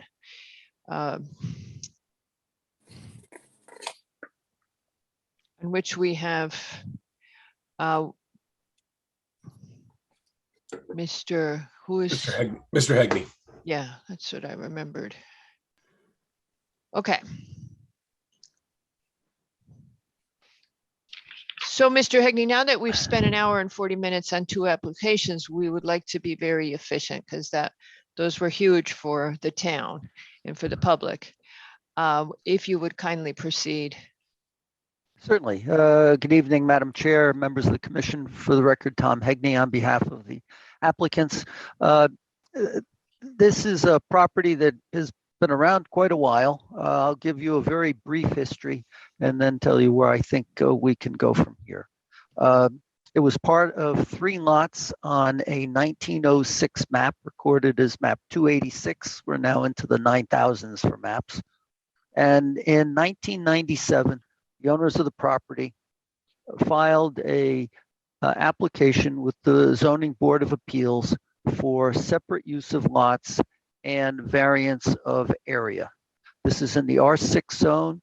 The properties can have up 60 feet of frontage and 7,500 square feet. We were looking at lots that were 6,500 square feet. So the Board of Appeals looked at this in 1997, and they granted the separate use of lots and the 2 area variances for the lots. And What they your did, colleague, Mr. Tessie, then offered to come to us for a subdivision and said, never fear, rest assured, ZBA, we're going to get a subdivision. And guess what?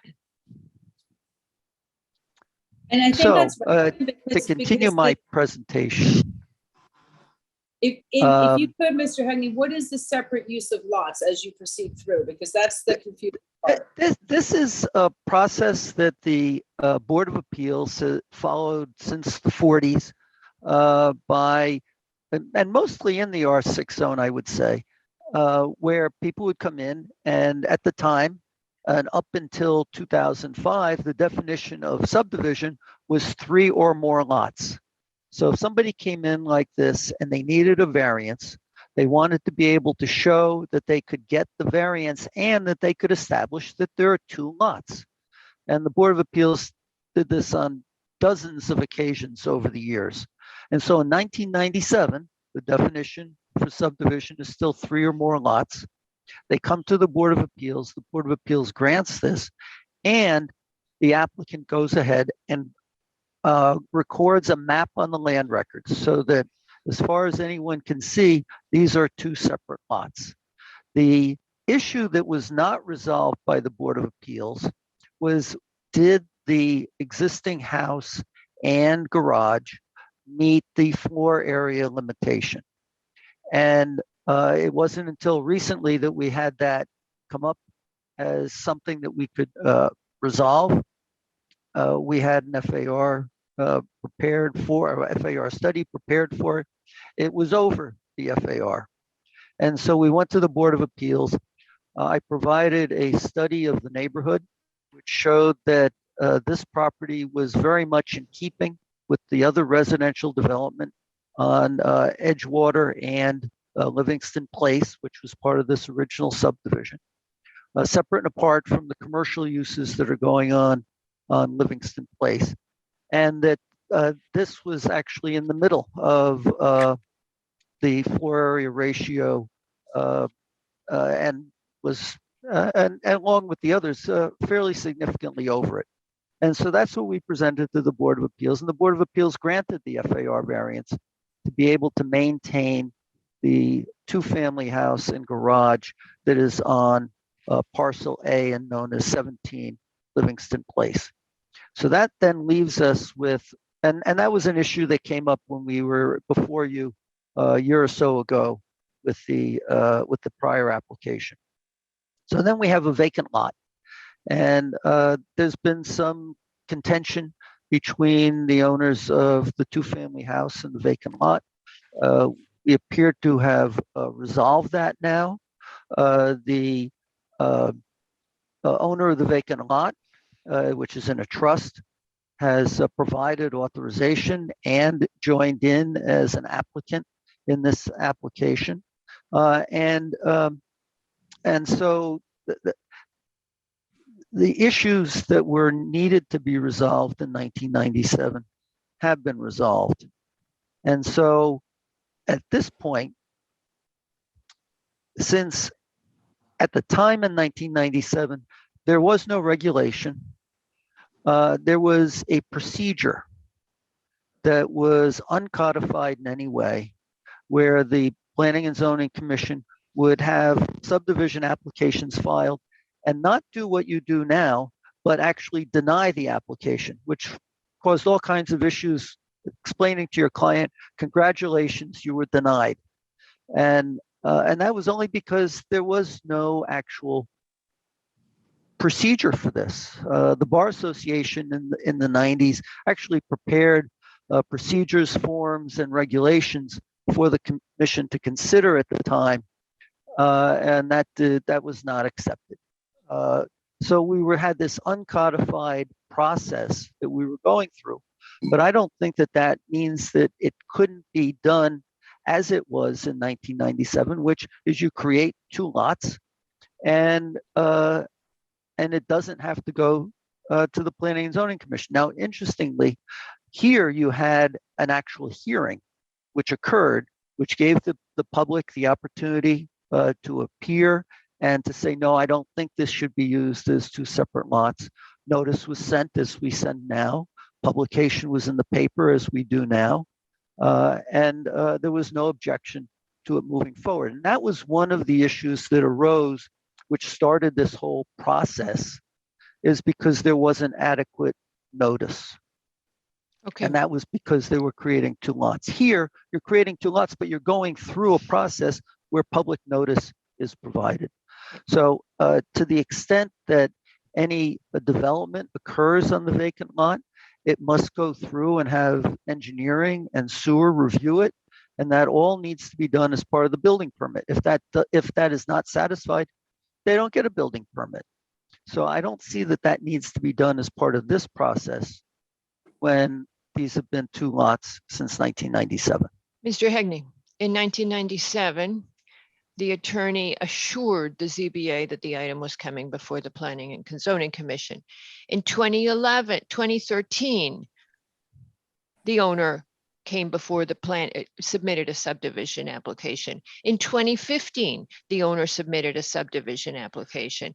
And then there was another one in 2021. And our point is, it has been represented consistently over time that this was going to come in as a subdivision. What we're asking you is to submit it. What I'm asking you, I'm sorry, I'm speaking for the commission. And I should not. My own point of view is you should submit this as a subdivision, as was promised, and as your client has that property has repeatedly started to attempt multiple times since 1997. It's just as clear as it is. The precedent is there. Just get it done. Come in and get it done. Satisfy the subdivision regulations, just submit for a subdivision, which is what was initially represented. Now, that's my point of view. Commission can shut me down if they disagree. They always do, but there you go. So the only process we have under the regulations, since there is no lot confirmation, lot split, lot line revision, the only thing we can submit is a subdivision application. But you what are we're asking asking us you to to find is that it is not a subdivision because it's been created as two separate lots since 1997, and that and make that finding. And what I'm that's what answering you do all you- the time, even when there's a subdivision application that's filed. Mr. Hegney, what I'm answering you is that I see this as a subdivision. I personally see this as a subdivision that should happen. Perfectly willing to listen to arguments against and to be convinced, but my read is this is a subdivision application straight out and out, and we should either decide that it's, either approve the subdivision or not. That was what was represented, and that's what it's been submitted. And nobody has asked us in the past, and as you know, somebody who's talking to you was there for these applications when you came in for a subdivision. They did not come in as confirmations in the past. Can I ask, may I ask a question for a potential alternative here? Because thank you. You I love it when noted she that- finds solutions. Because I think I do see the chairman's point about 1997. It's very uncomfortable to assume that there's been some sort of split through the ZBA or something like that. That gives a lot of pause for concern in my mind. But going back to 1906, you said there were 3 lots shown on map 256. Over time, if I recall correctly, there's really just been that one structure on these, let's call it 2 properties for now, but there's been only that one structure in the location of where it is vis-a-vis the whole parcel, meaning parcel A and parcel B. So could it be considered that there are 3 lots where 2 of them merge, and then one of them, then you've got a lot line revision between the two remaining parcels, in other words. And therefore you would end up with parcel A and parcel B, because when in 1997, the lots sold in the way that they are being presented on map 24013 or whatever. 7406. So that was 1999, but was it sold in 1999? Is that when was that coincident with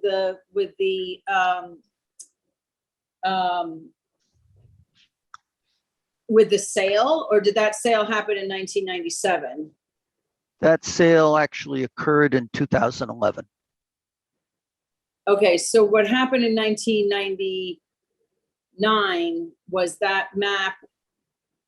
I mean, there's a need for the commission to do something here. There's no doubt about it. And the chairman's saying, go, you want to get Arn back? Yeah, I got to get Arn back because he's seated tonight. Here he is. I don't know what happens. He falls out from being a panelist to being an attendee in the middle of a meeting. He's still at the meeting, but he becomes an back. attendee. I'm back. Yeah. Sorry. Okay. All right. I might have to move to a different location, but I'll let you know if I do. Okay. I've All got right. better internet in a different location. That's okay. You know, what I do is I pick up my phone and carry my computer. Yeah, I sign on with my phone. Okay. I guess, So, is there an option based on that the 1906 map? okay. So Mr. Hegney, before you answer that, when you came in 2011, possibly, I'm trying to remember which meeting it was. There Yeah, was I've that just been whole, involved in this since 21. I know, but this is your application now. It's your baby. Now, sorry.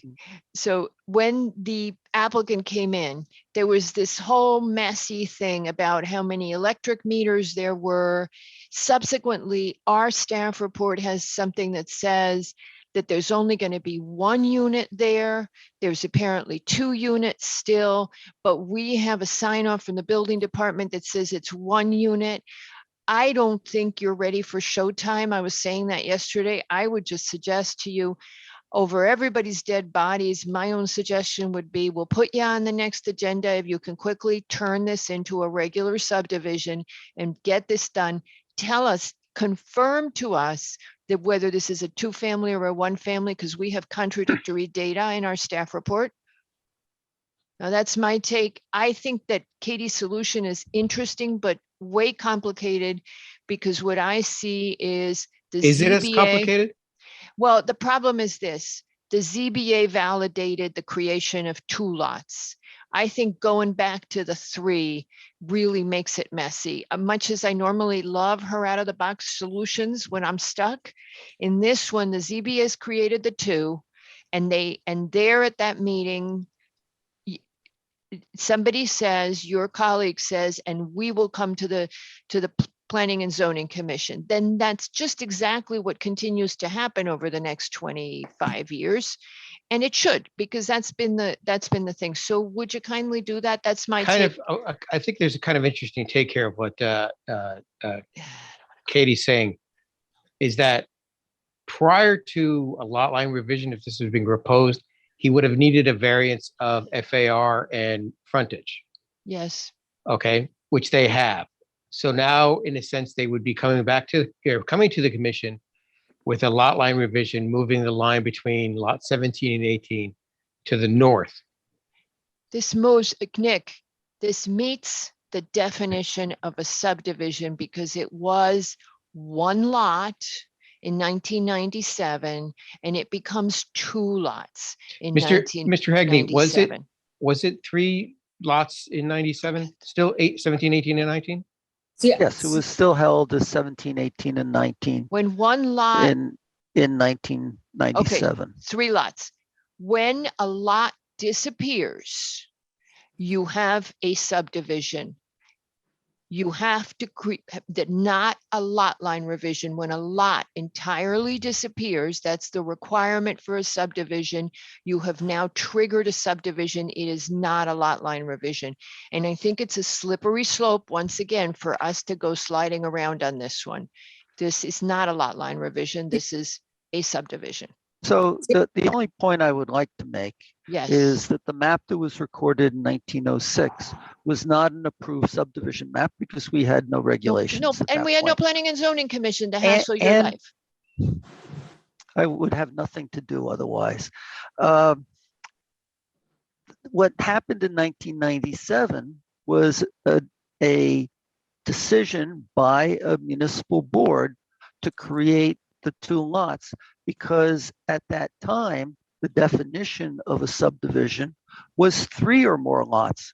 So there was no regulation in effect for the commission to review these types of applications.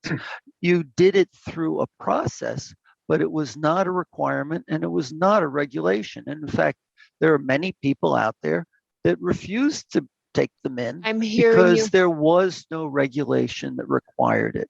I'm hearing you, And the Mr. problem was, as I said earlier, the commission would deny these applications Mr. Hegney, and you're say, spent- congratulations, you're not a subdivision.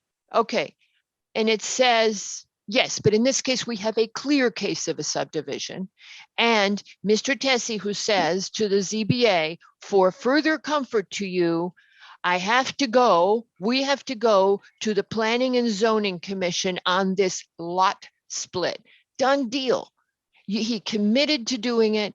You have tried to do it. That property has tried to do it 3 times since then. Just get it done. Come in and get it done. I don't understand what the problem is. I have a subdivision application pending and a request that you find that it is not a subdivision or a re-subdivision, because at the time these 2 lots were created, your subdivision regulations didn't provide for this. It provided for 3 or more lots, and there are only 2 here. So, Mr. Hegney, what you're saying, this is the application in the sense that Mr. Tessie had promised to come back with. It's a little later, but yes. He did not meet, this has not been treated as a full-on subdivision application.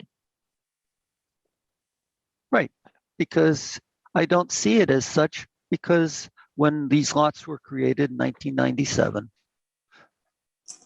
the subdivision regulations had not yet been modified to include this type of situation as a subdivision. Okay, I'm going to let the rest of the commission weigh in with their thoughts, and we will decide the matter according So to a that. question would be, if you, Madam Chair, you would like to see the full site development of the vacant parcel as an application?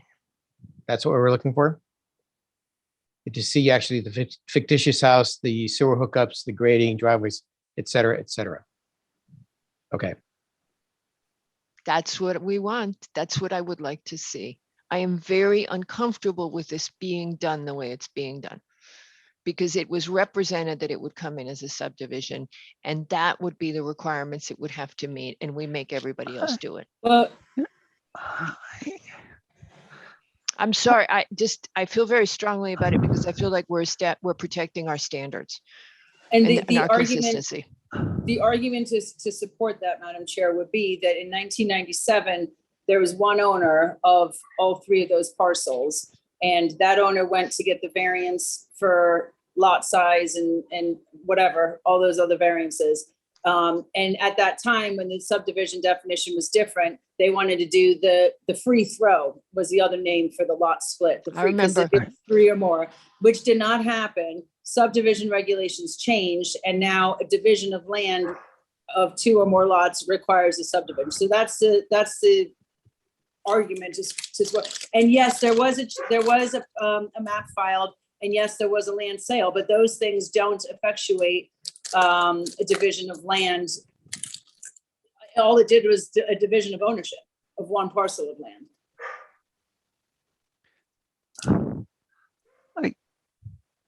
I can't say that I agree, Katie. I think this went through the process that existed legally and under the regulations at the time. And no application, regardless of what Mr. Tessie said, an application to the Planning and Zoning Commission was not required under the regulations. But you've set the precedent already of having filed it 3 times and withdrawn it based on the feedback.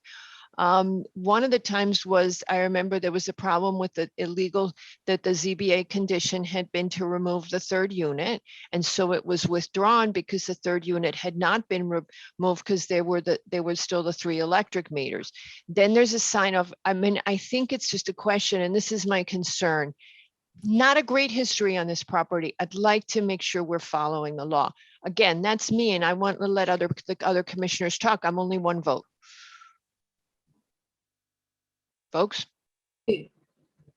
I think from what I'm seeing is this is a piece of property that's coming through us through history. And that was unfortunate that the map was filed, without the commission at that time seeing it. But it looks like, to me, if these properties were be to develop, they would actually have to go through the process of actually, showing the building, getting the hookups, showing the site plan, the drainage, the whole 9 yards, all the coverage prior to any kind of permit. But you The are only giving aspect- up our control over it because we control it only on the subdivision. Once it goes to development, it is only administrative, and when the lots are developed, we've lost control. It's no longer in our hands. So maybe this is a pain in the neck.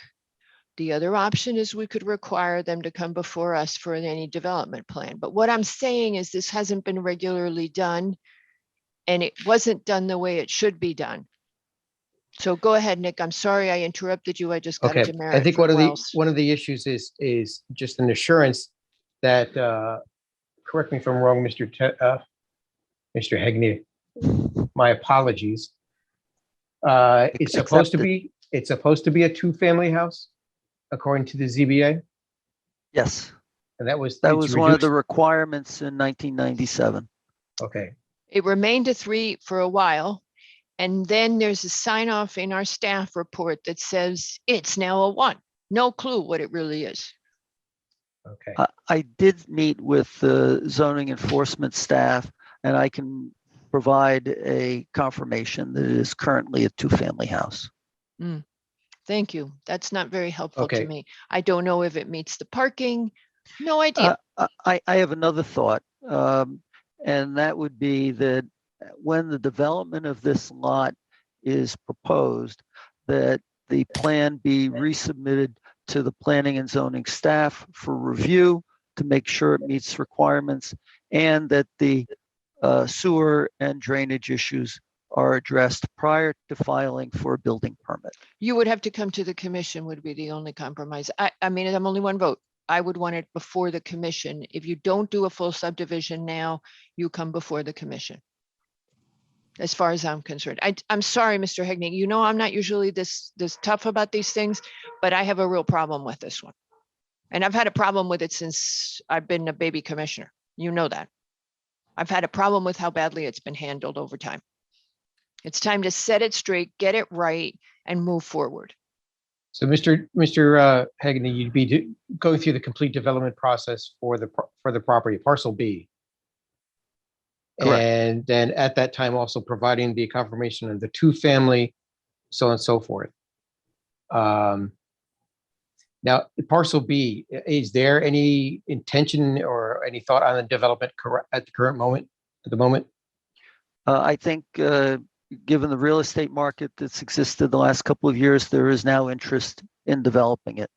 And the owners have been approached for potential development. 1 or 2 family? They told me a single family. Not But relevant to if it's a two family, then because it's less than 7,500 square feet, that comes back to you Right. as a special permit application. Exactly. Okay. But don't go on that, please. This is the same kind of, there's a representation being made that may or may not work out. I'm not going there this time. Right, because it might be proposed, it might be one family, then. Yeah, I mean, It's be playing this out all the way through. If it's a 2-family, it comes back. okay, but you're finding loopholes and exits for us following the rules, and that's not our job. Our job is to follow the rules and to adhere to our zoning regulations and our subdivision regulations. Just as clear as Well, that. My 2 cents Go are ahead. it's now 2022, we can't go back to 1997, twist ourselves into pretzel knots trying to decide what applied then. Exactly. Needs, there Just fix it. are many more reasons. Have it come to us as a full subdivision and we do what we normally do. I have big concerns that the applicant is pushing so hard to avoid the normal process. That's raising a lot of red flags with me.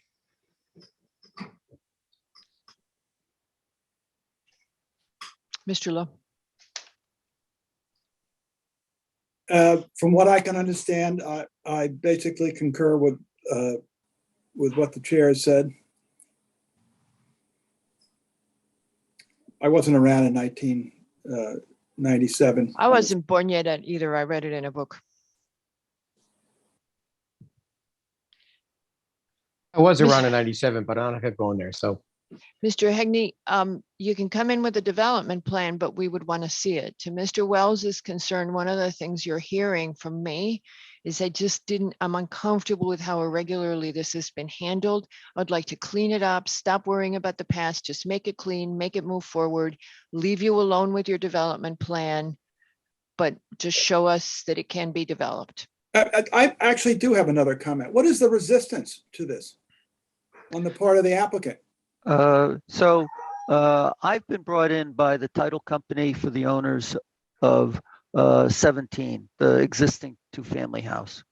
And this has come up as an issue in terms of them being able to deal with financing and that kind of thing. Until I can get past this point, they are essentially held hostage by the vacant lot. And so it's up to the owner of the vacant lot to proceed with that. My suggestion is that could be done subsequent to this process. At the time that a building permit is ready to be submitted, it can go through the staff. No, not all staff. of the things that you Why would you want to to do? Why would you want to do that? Yeah. Why are you because trying that's to the avoid us? that's the appropriate time to do it, not now. No, you have to do it. If you do if we give you, so if I mean, it would have to come back to the commission at this point. It's either going to come back to the commission for the development plan, because what you're saying is, hey, I don't really want to do the drainage plan and I don't want to have to do the little rectangle and all of that stuff. And to show you that this lot can be developed. I really don't want to submit to all the subdivision requirements. Okay, then we'll review the development plan. All those things that the commission looks at have to be done in order for the owner of the vacant lot to get a building permit. But that's not what we're looking to do now. We're looking to confirm that these are two separate lots. If the commission has, I'm just saying I would want the condition on it that the development plan comes to the Planning and Zoning Commission as a full application. So can I just ask? Yes. Mr. Hegney, it seems that the problem is that the owner of parcel A is having trouble getting a mortgage because their mortgage company, their lawyers and the mortgage company's lawyers have found something they don't like in title. The problem that's being posed now is that in order to solve it with a subdivision or with a development plan approved by the commission on parcel B, the owner of parcel A needs cooperation from the owner of parcel B, and the owner of parcel B sees no reason to give it to owner of parcel A. Did I basically get it right? Well, they're apparently cooperating now. That has been the condition over many years. That is not the case now. They're apparently working together now. But to your point, if we tried to be helpful, one way of cleaning this out is you come in with a site plan application. And we conditioned you on coming in to us with the site plan application, which would give. Let me ask you if and that allows them to have the confirmation of the lot, Mr. Barilak. That's where I was going. So yeah, I know you well enough now that you were like, okay, but what does that get Mr. Hegney? It gets him the relief he wants right now, but doesn't let him off the hook from us. And assures you that the lot is going to be developed. Excuse me, Mr. Hegney? It assures you that the vacant lot will be developed in accordance with your regulations. Yeah, right.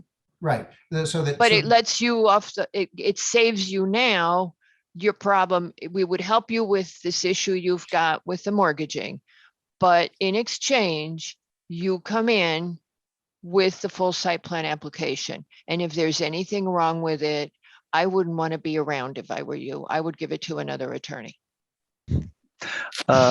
I'm not normally making threats, but I'm just saying that you heard us. We were so uncomfortable that you don't want to show us the development plan. Let me just ask you one more question. Yeah. There is As I understand it, Mr. Hagney, there is as of yet no development plan on parcel B. The owner of parcel B does not own parcel A. Parcel B is vacant. The owner of parcel B is considering either developing or selling to somebody who will develop. That the problem you've got is that a completely different owner than parcel B needs something done on parcel A in order to get financing. Right. But You have more succinctly stated the issue, Mr. Barilak, yes. right, but the thing is, all the subdivision proposals we get all have purely hypothetical development plans. We approve a purely hypothetical plan. They may not happen the way we see. That could still happen if we did it as a full subdivision.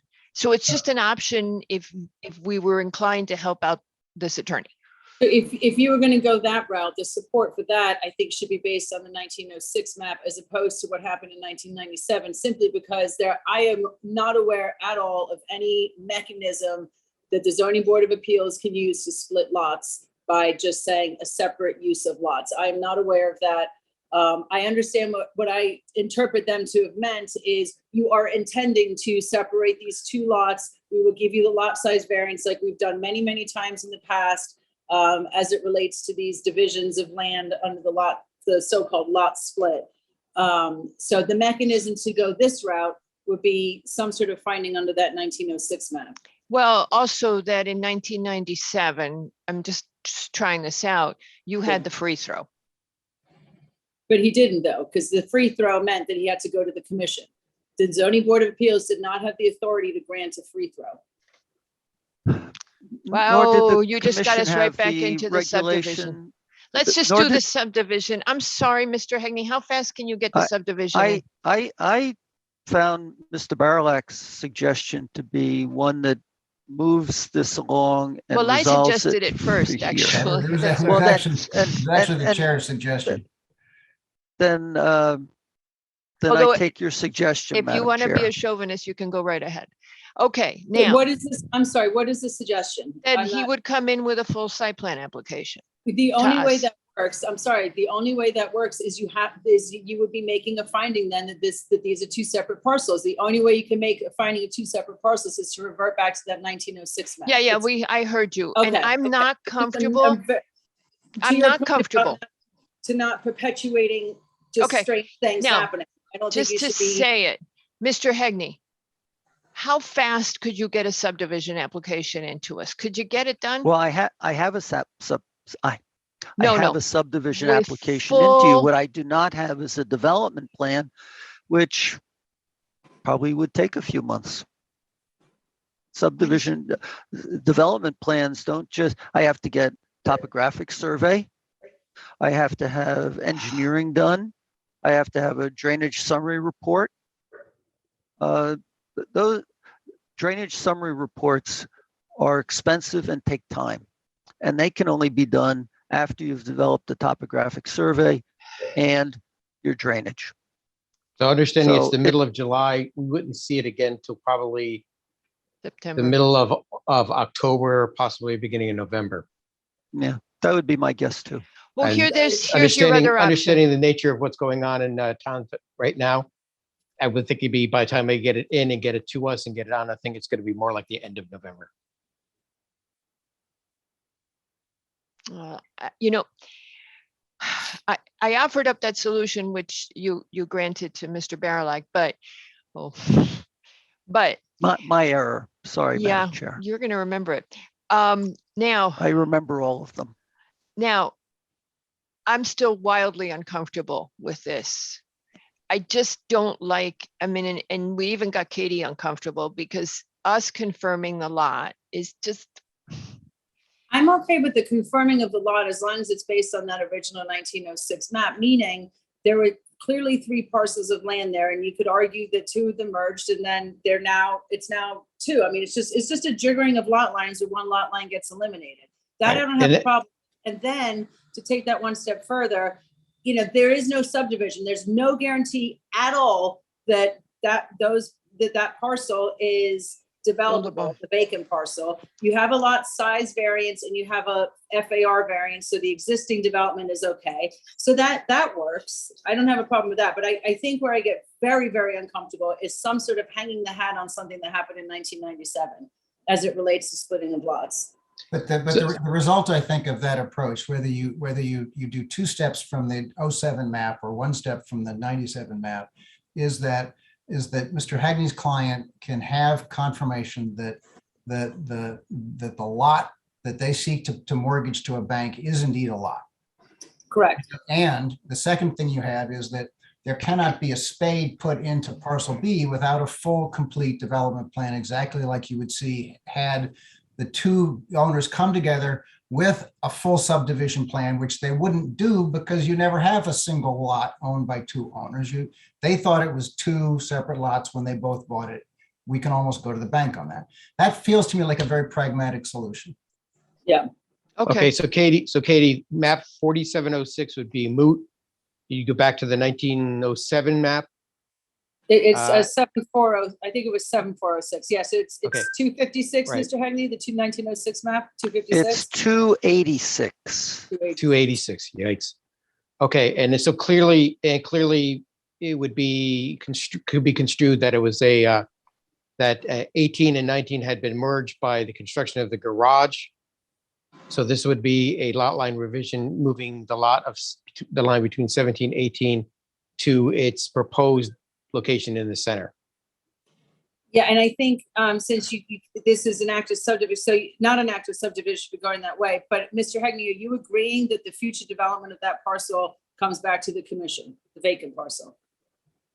I think that's a workable solution for everyone. Yes. Okay, that's helpful because then that can be part of the finding. And that, would that be single and two family or just the two family? Any development. No, any development, okay. development, Nick, a two-family has to come into us I anyway. know that. I was trying to figure out if any development, which means the single family house as well. We would see the two family because their property's not as big as it should I be. know that. So do I. There we go. Okay. Okay, so understanding what's in front of us, does he have to reapply for the lot line revision? No, he's filed it in a way that we can find it's neither a sub nor a resub. And then now the question is, can we condition when we make the finding that it's neither a sub nor a resub? Can we condition it on it coming in for development? Well, I think what you do is you make the finding that the applicant, agreed to that condition. That's why I wanted him to state on the record that he's agreeing to that condition. So we can make so we say, whereas the condition- commission hereby finds that hereby notes that the applicant has agreed to submit to the Planning and Zoning Commission any development plans for Lot B. And you've confirmed that the FAR is satisfactory, that you are within all regulations otherwise on Lot A, correct? From what I remember. Okay, Yes. and where any future development would be submitted to the Planning and Zoning Commission for And I Lot hate- B. And I hate to, Go sorry. ahead, go. And I hate to throw the monkey wrench, but that 1997 lot size variance, Mr. Hagney, was that for A and B or just for one lot? No, it was for both of them. Oh, It thank God. was two variances. Okay, good. That's important.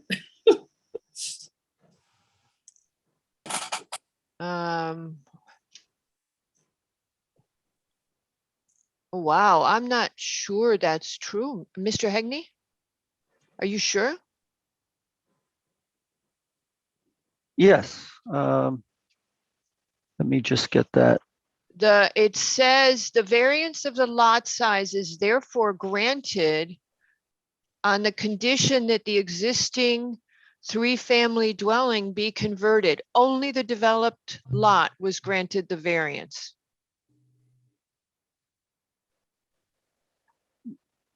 No, the application was for both lots to be equal size.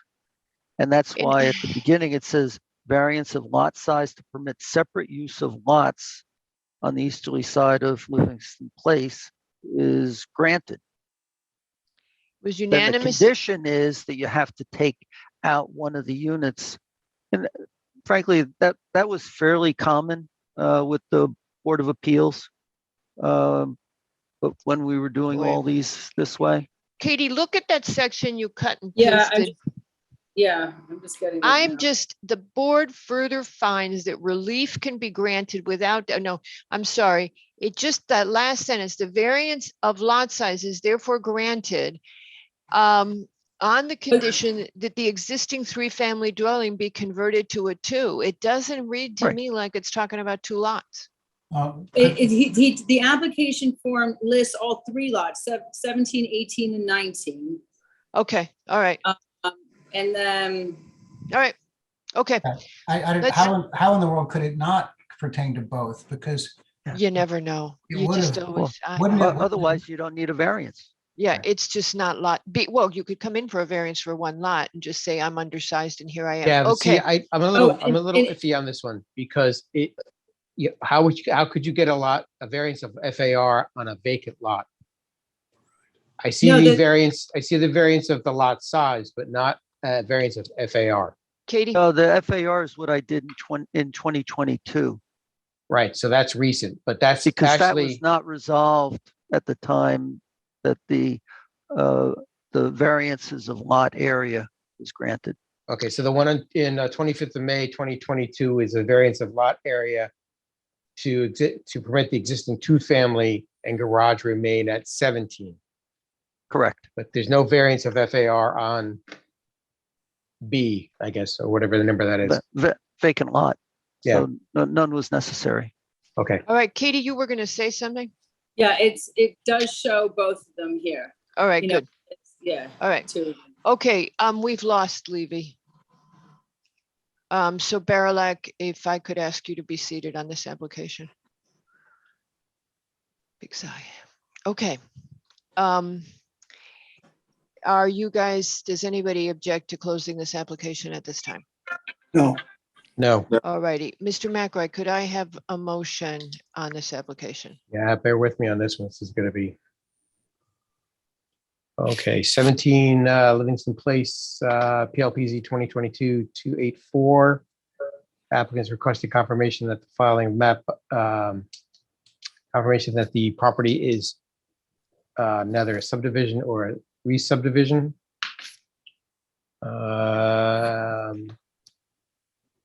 Yeah, where do we start in this? I guess the applicant would, this is actually a lot line revision, correct?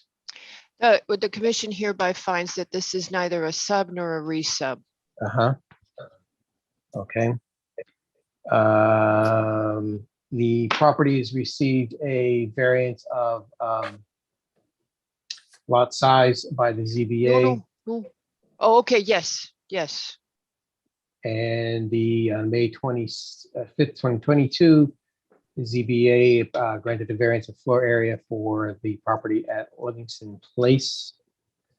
The applicant has agreed to submit a development plan for Lot B at the time of To the Planning and Develop- Zoning Commission.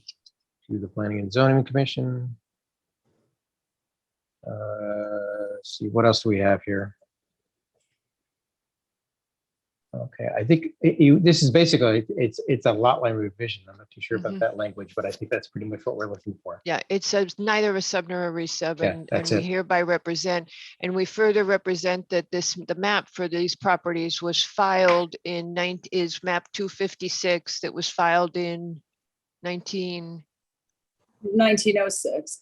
But I was actually just going to say, can one of the requirements please be that they file a new map that is a 2022 lot confirmation map showing the original 3 parcels of land and then the line as shown on 7406, but just, I don't think there should be any reference to 7406 because this commission is not recognizing that map Okay. as a sort of division. So the applicant should file a new lot confirmation map, on the land records now.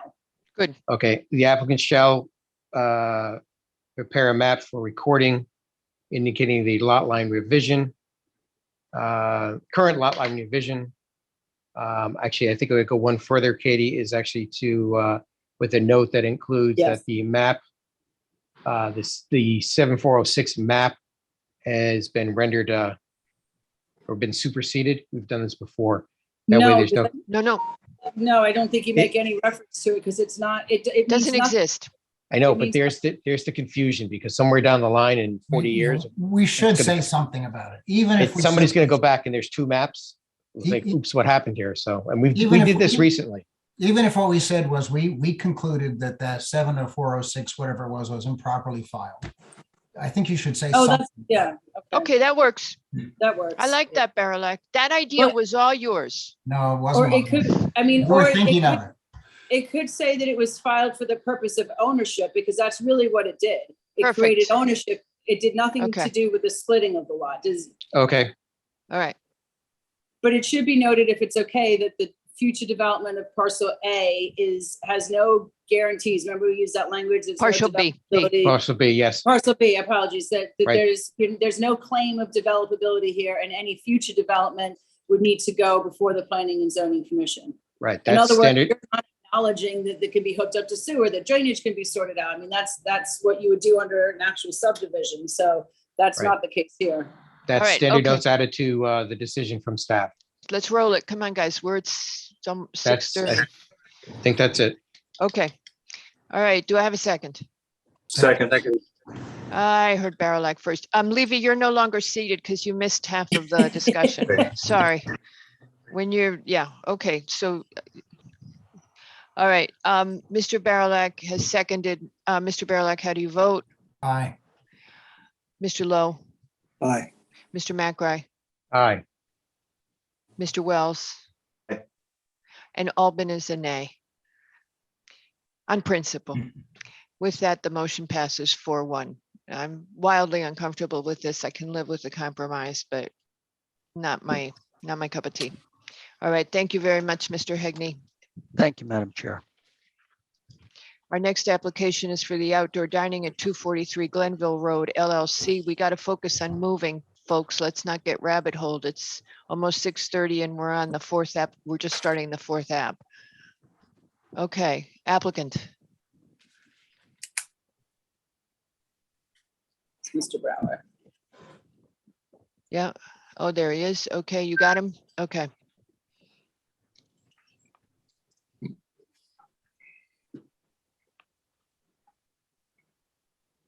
What happened to him?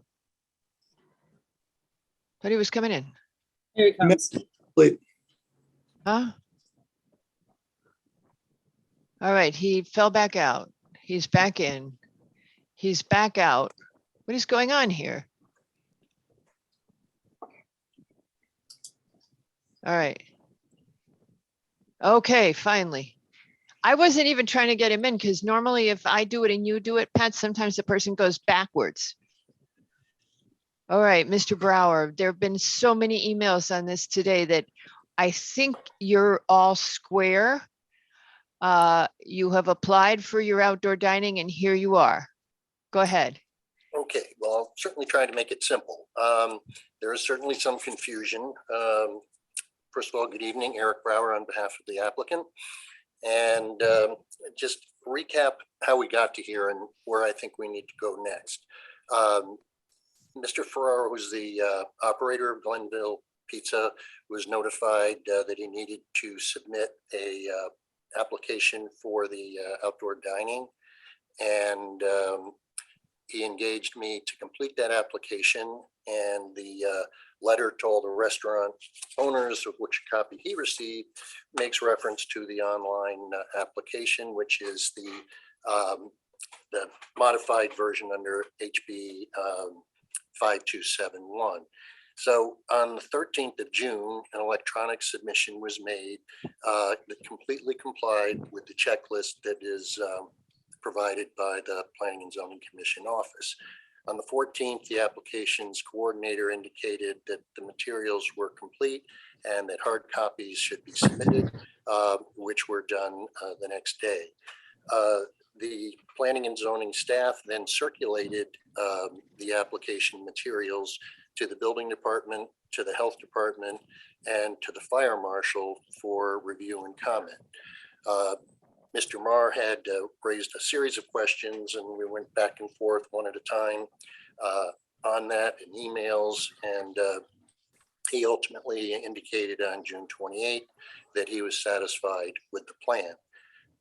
While this matter was being reviewed, I was contacted again by the Planning and Zoning Commission staff, directing that I should have to file a final site plan in accordance with the local planning and zoning regulations. In agreeing to do that, my assumption was this was a parallel formality under the guise of HB 5271. And so nonetheless, I made the application on June 29th in accordance with the site plan submission standards. And subsequent to that, received the approvals from the health department as well as the fire marshal. So at that point, I indicated to staff that with those approvals in hand and having complied with the House bill, what was the procedure going forward and how would this be affected by my site plan application? And everything appeared to be moving all right until I received the staff report on Friday, which made it apparent that the local regulations were being applied with respect to parking and the like, which is inconsistent with HB 5271. I then started a whole series of emails back and forth with Katie, asking questions, receiving answers, and sharing information. And I provided her with quite a bit of information on how this local regulation was adopted relative to the House Bill 5271. The short answer is that the adoption of your local regulation was specifically cited to be in compliance with the House bill. So for now, us to be in a position where, as a result of filing for the site plan, we are now being regulated with respect to parking deficiencies. And that clearly is not only is that not part of what the House bill states, but specifically when I went through the entire record, read the transcripts of the public hearings back in March when you adopted on March 29th, 22, the regulations, it was stated consistently that it was for the purposes of pursuant to the House Bill 5271. So I was told that the regulations said that I had to file for a site plan application because the project had not been previously approved by the commission. You got it. So the problem with that is that there is nothing in that regulation in the House bill that would require one to do that. The House bill is very specific as to who was exempt, who needs to apply pursuant to the bill. It states that if an approval had been granted by executive order, the initial way that these regulations for outdoor dining came about, there would not need to be a new application filed. Well, since we hadn't been approved under the executive order, an application was required pursuant to HB, and one was made. That bill makes it very clear what needs to be submitted, who reviews it, and a timeline for when it is approved. So I then proffered the idea to Katie that this has probably been approved by virtue of having obtained those approvals consistent with the bill. And we went back and forth again, and then there was different interpretations as to how you would have to apply again to the commission. Do that. Yeah. So the report that was submitted dated 3/24/22, that's part of the public record of your 329 zoning amendment hearing, it makes it clear under the purposes section that this would be, again, to allow for the outdoor dining in conformance with HB 5271 as opposed to local zoning regulations. And it says further on page 3 under future study, using HB 5271 means that for this season only, the zoning regulations pertaining to parking and the like are not applicable. So that means, Mr. Brower, are you are you deciding that you're going to return next year with your outdoor dining regulation? Because rather than comply with our regulation, you are sticking to compliance with 5271, and therefore you're going to have to come back next year? Or have you decided to do it by the regulations so you don't have to come back next year? No, as I said in my emails, we think the best course of action is to utilize the HB, and Then you'll have to come back next year. fine. That was And- agreed to. And so just procedurally, where this has gotten crazy is that, and this is what I tried to explain to Mr. Brower, is that when we had the executive orders, that was one thing. Then this past year, we had House Bill 5271, which we incorporated into our zoning regulations. Correct. And it was decided procedurally that unless you had an approval through the executive orders or previous approval from the commission, which by the way is the vast majority of restaurants in town, that you would need to go before the commission. So that's the process that Saks followed as an example. So if the commission wants to change that, where we can just offer the House bill with no approval from the commission, that's obviously your prerogative, and we'll go from there. But that's not the way we've been doing it procedurally. Okay. So I have no problem with procedures so long they're not in conflict with laws. And if we acknowledge that the owner has the option to comply under the HB, that's exactly what we will intend to do. And if there's no HB coverage next year, then obviously we're going to be bound by whatever applicable zoning regulations are in effect at that time. I have to Right, go and so- look at, go ahead, Katie, because So I've got that's to. why I was saying, submit to the commission, which is what you've done. And the commission would be the one who would say, under HB, you're good to go or not. Right. No, Or no, not. that And so, actually yeah, is I know not, it does say you don't have to do, it says you can do, but we have chosen as staff, because it's not an already approved restaurant approval. yeah, the problem So is that you can't have a procedure that's a hearing that was adopted in PSD, which I sent you the transcript at when that was adopted. There's absolutely no mention of this procedure or a pre-requirement for approval by the commission. It simply states, as per the House bill, and PS, there's not going to be any parking requirements. So we can't have, perhaps if that had all been articulated and spelled out in the regulation and the hearing, that may have been a different situation for what we're dealing with. But the regulation makes it clear that it's going straight in accordance with HB. So that's the position. That's what's before you, and we'll be happy to come back next year with whatever rules are in effect. Well, that's actually not quite true, Mr. Brower. Under HB 5271, it states in subsection B that under 8-3B of the general statutes, a zoning administrator, chairman of a zoning commission or planning and zoning commission, or chief elected official of a municipality finds that they want to make this change within their regulation. Then under C, it says that notwithstanding any provision of applicable laws, any person making a permit application to engage in outdoor activities shall make such application to a local enforcement official. The town planner can only do something under our zoning regulations if it's been afforded to me to do that through the Planning and Zoning Commission.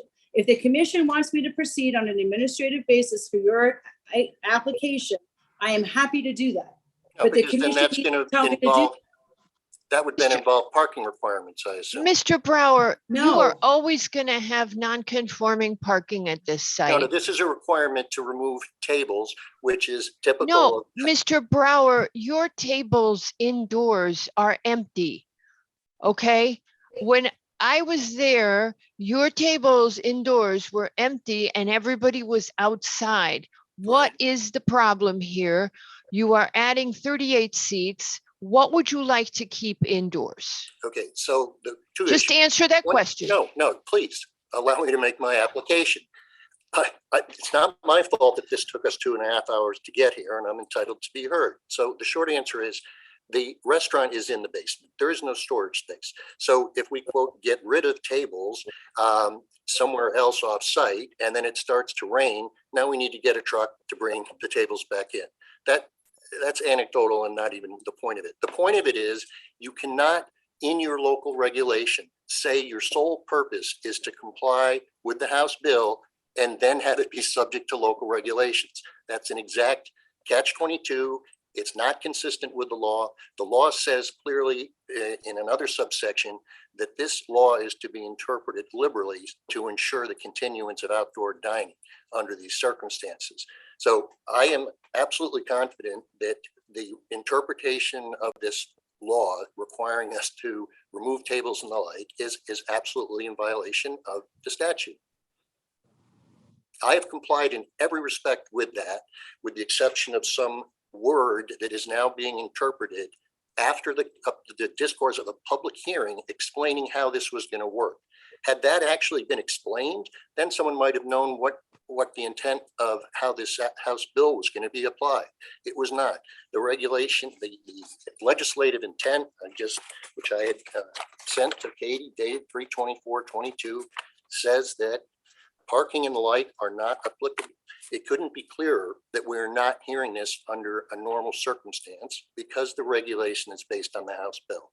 It's that simple.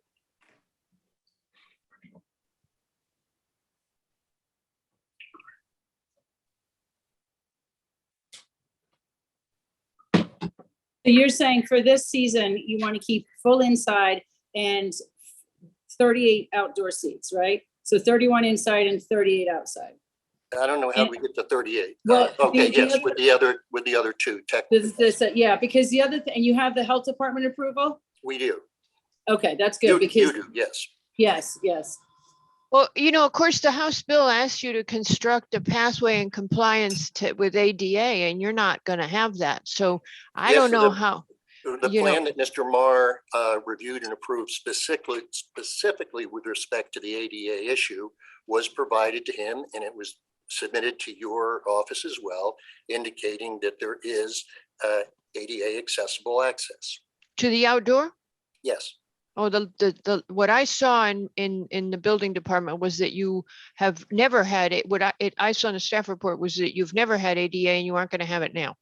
That was the initial submission, and That's what was in our staff report, Mr. Brower. How Well, are then you, it's- are we when- supposed to read some sort of crystal ball? no, you should read what I submitted on my revised submission letter. My original June letter, June 10th, was amended on the 29th when I submitted for the site plan, and the correspondence, which is all part of your record back and forth between Mr. Marr, made it clear that based on the new language of the HB this year, that ADA access was something to be required. He raised that issue, and a revised plan was submitted, and that is in your files and explained in the letter. Now, moving on. Well, hold on a I'm second. looking at the bill. Hold on a second, Nick.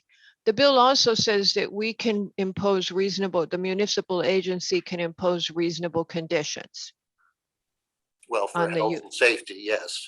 It doesn't say health and safety. It just says subject to reasonable conditions imposed by the municipal agency that issues the permits. Okay, so if it's consistent with what the intent of the House bill is, yes, I would agree.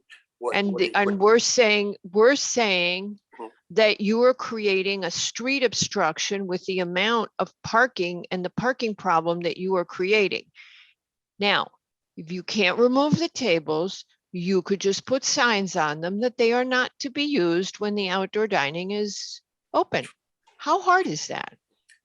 Well, because Don't have to store them, just put a sign on them that I discussed that with staff and was told that that was not a workable solution. I'm willing to try that. You put a sign, and by the way, several of us eat there. Signs go on there, you block off the area, you don't move the tables to storage, but you cordon off the seating area in some manner so that it is not being used, because you are creating holy hell on the street. Well, that's not actually true. Yeah, well, when I was there, it was very crowded. So maybe I was there in that one moment of time when it was just very crowded, but it was a lot of cars parked on the sidewalk. Yeah, and when the Glenville Street improvements are put in place, that parking is going to be severely limited and controlled by curbs and the like. So, Mr. Brower, I don't know what you want. I'm saying to you, I personally went and saw the site Yes. because I knew this was going to be an issue. There were a lot of cars on the sidewalk. Yeah. I am saying it would be better, and that is a reasonable condition to be imposed by a municipal agency, that you not leave all your indoor seats. Number one. Number two, you represented that you were not serving alcohol. Beer was being served. Number three, you had amplified music. Even during the executive orders, that was not permitted. I don't know what your concern is. These are reasonable conditions that are being asked of you. Figure out a way to reduce your indoor seating when you're using the outdoors. How hard is that? well, Just don't make a mess of the street. okay, well, that's going to occur no matter what during different times it occurs. Don't make it worse. I don't think we are going to make it worse. If So I you guess- are at 70, my math is bad, someone help me, 69 seats in total, you're making it worse. Well, as the staff report acknowledged in the legislative intent of your adopting this regulation, it was made clear to the public that the intent was that parking requirements and other requirements were not going to be enforced as a result of HB. That's all I'm asking for is compliance with the law. I'm not sure under equal protection how this has been going on with Reasonable other projects. conditions may be imposed by the municipal agency, and we have imposed reasonable conditions. In addition, even under the EO, there were certain limitations which we have continued. We are not out of compliance with state law. I don't know what. As far as I know, there is no serving of alcohol. I checked with Mr. It was Ferraro. beer. I'm telling you with my own eyes. I didn't say somebody wasn't drinking beer. Please don't interrupt me. I checked with Mr. Ferraro and he confirmed that he is not serving food or beverage alcohol out there. So did somebody take their beer up No to there? They may have done that. So now we have an enforcement problem. We can deal with that. Okay, so Mr. Ferraro was the one who offered no alcohol. The EOs and everything has always prohibited amplified music, and we are asking you. Okay, we can disconnect the speaker that's out there. Thank you. There And are we are provisions- asking you, and Mr. Brower, we are asking you not to aggravate, which very specifically is addressed in the bill, that we can make reasonable conditions regarding the obstruction of street. And that is there were cars parked, climbed up on the curb when I was there. All right, well, starting this fall, that's not going to be permitted because the town is. I'm asking you right now, I'm trying to get you this so that you can do this right now. It's summer, it's July. I understand, and we've made the application that I believe we comply with. There's an appeal process that the House bill. If you would also- like us to deny you and you take us to court, you go right ahead. No, And you I'm not saying that because I don't need your approval for this. I followed your regulations. Well, then we as will the- take you to court because we're trying to impose a perfectly legal condition on your use. Madam Chair, may I intervene here? I have a question about the accessibility. Mr. Yes. Brower, I'm looking at your letter dated, revised dated June 29th. And I'm looking at the plan that you provided. And in the letter, it says an additional table for 2 seats will accommodate HC seating has been added per the department requirement. If I'm understanding this right, the patrons go to the point of sale, purchase their food, and then walk up the stair to the lawn area where the HC seating is placed. Is that correct? So there is accessibility to the upper dining area. How is that made? I don't see that.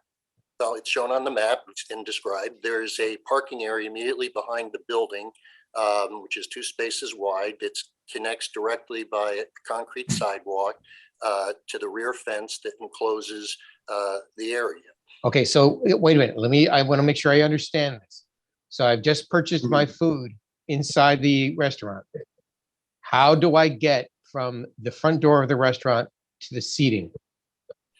Obviously, what will happen is if somebody needed to be accommodated who's handicapped, they would drive up there, be driven up there or drive up, and someone else in their party would be the one who went downstairs, which would have to climb the stairs anyhow to get into the restaurant. And they would be the one delivering their pizza to that person. Okay, so then it's not truly accessible. Yes, well, in the eyes of the man who's charged with that, interpreting that regulation, he has confirmed that as the chief building official, that it complies. Okay, now, Mr. Brower, once again, that the two sets of conditions in this bill are that the agency may, the municipal agency may impose reasonable conditions. It's very clear. I'm looking at D, section D, I don't know what it goes under. And it says, actually, we can require the amount of off-street parking space associated with the use. So I do not think we are in violation of 5271. Now, to make it easy, Mr. Brower, you didn't want to make it easy for you. We will ask you for three things. Block off the indoor seats. You don't use them anyway. You are cutting your nose off to spite your face. Two, you have offered alcohol. You have offered no service of alcohol. And three, that you will have no amplified music. Can you live with that? As to the seating, what I would need to do is check with the operator. So are we saying that there can only be a total of 31 seats in play? No. What we said at the briefing yesterday, the idea we were kicking around is we know you're non-conforming. We would like you to restrict the seating. On the other hand, there could be somebody who needs to sit for 15 minutes waiting for their pizza inside, and you might need some seats inside, and that we would be flexible in that regard. But perhaps you weren't listening. No, I was listening, and I was told that that actually wasn't an option. So let's revisit this. So there are other people who I saw this afternoon when I was there at about 2:30, 3 o'clock. Not peak. Two tables were inside, occupied by people who chose to eat inside and not to go upstairs. A lot of people don't want to climb stairs, whether they're handicapped or not. Some people don't like bugs. So I don't think it can be all or nothing. If there's some way to have in play the approved number of seats, that's something I can discuss with Mr. Ferraro. You have 31 seats in total. You're adding 38. You're not going to be able to have in play your approved number of seats. We, the municipal agency, per 5271, can impose a reasonable condition on you. Just tell me what that reasonable condition is. Well, I'm not sure I agree with your reading of that, because the bill sets out very specifically what you need to submit, who it goes to, how it gets All right. approved. Provided, notwithstanding any provisions of applicable state law for the period blanky blank, you can engage on such activities on public sidewalks and other pedestrian pathways abutting the area permitted for principal use, provided that a pathway is constructed in compliance with ADA and subject to reasonable conditions by the municipal agency that issues the permits. And two, off-street parking spaces or parking lots associated with a permitted use, notwithstanding any municipal ordinance establishing minimum requirements. I'm reading it quickly. You were reading from a section that is written specifically in the event that somebody wants to off-site utilize either a parking lot or non-parking area for the outdoor tables. And they wanted to ensure there was connectivity between that, and that's where they wanted to make sure it was working, because you would have somebody in a different property being served. This is the same property. There's multiple sections in this ordinance. Mr. Brower, just to stay solution-based here, how many tables are inside again? He seats 31 on the inside. He's proposing to seat 38 on the outside. Right, I'm just trying to, because if you, when you walk into the restaurant, the ones on the left where most people usually sit, if those were kept, and then one of the other ones on the inside were kept as open all the time, and you had the 38 outside, and then if it's raining, all of the inside could be used. I mean, let's just get to it. Yeah, 38 in total, 38 seats in total, whether inside or out. Will you live with that? What's so difficult about that? If it's raining, they all come inside. 38 seats in total. Why are we wasting so much time on this? Exactly, Mr. Brower, we're trying to help you here. And you're taking us on like we're the bad guy and you're attacking us. No, you're not following the law. We're trying to be helpful. Mr. Brower, what is the again, I had asked this question of an earlier applicant. What is the nature of your resistance to the suggestions you were receiving? Well, up until just now, the idea of being able to have a floating 38 number was never discussed before. I was flat out told that was not an option, and the chairs had to be removed, which is absolutely unworkable. At the briefing yesterday, we did not say that. It is the commission's decision. I don't know who you talked to in the interim. I read all of Katie's emails. I thought she was right on the money. And what we said is that we would negotiate in case you needed some seats maintained. Could we just make a decision now? I do actually need to speak with my client. Fine. We're going to leave you open and we're going to move on. And you can come back in and we'll make a decision. Thank you. Thank you. All right. All right. What bid people tonight? By the way, I haven't. Oh, can we wait? Can we get through like a couple applications more?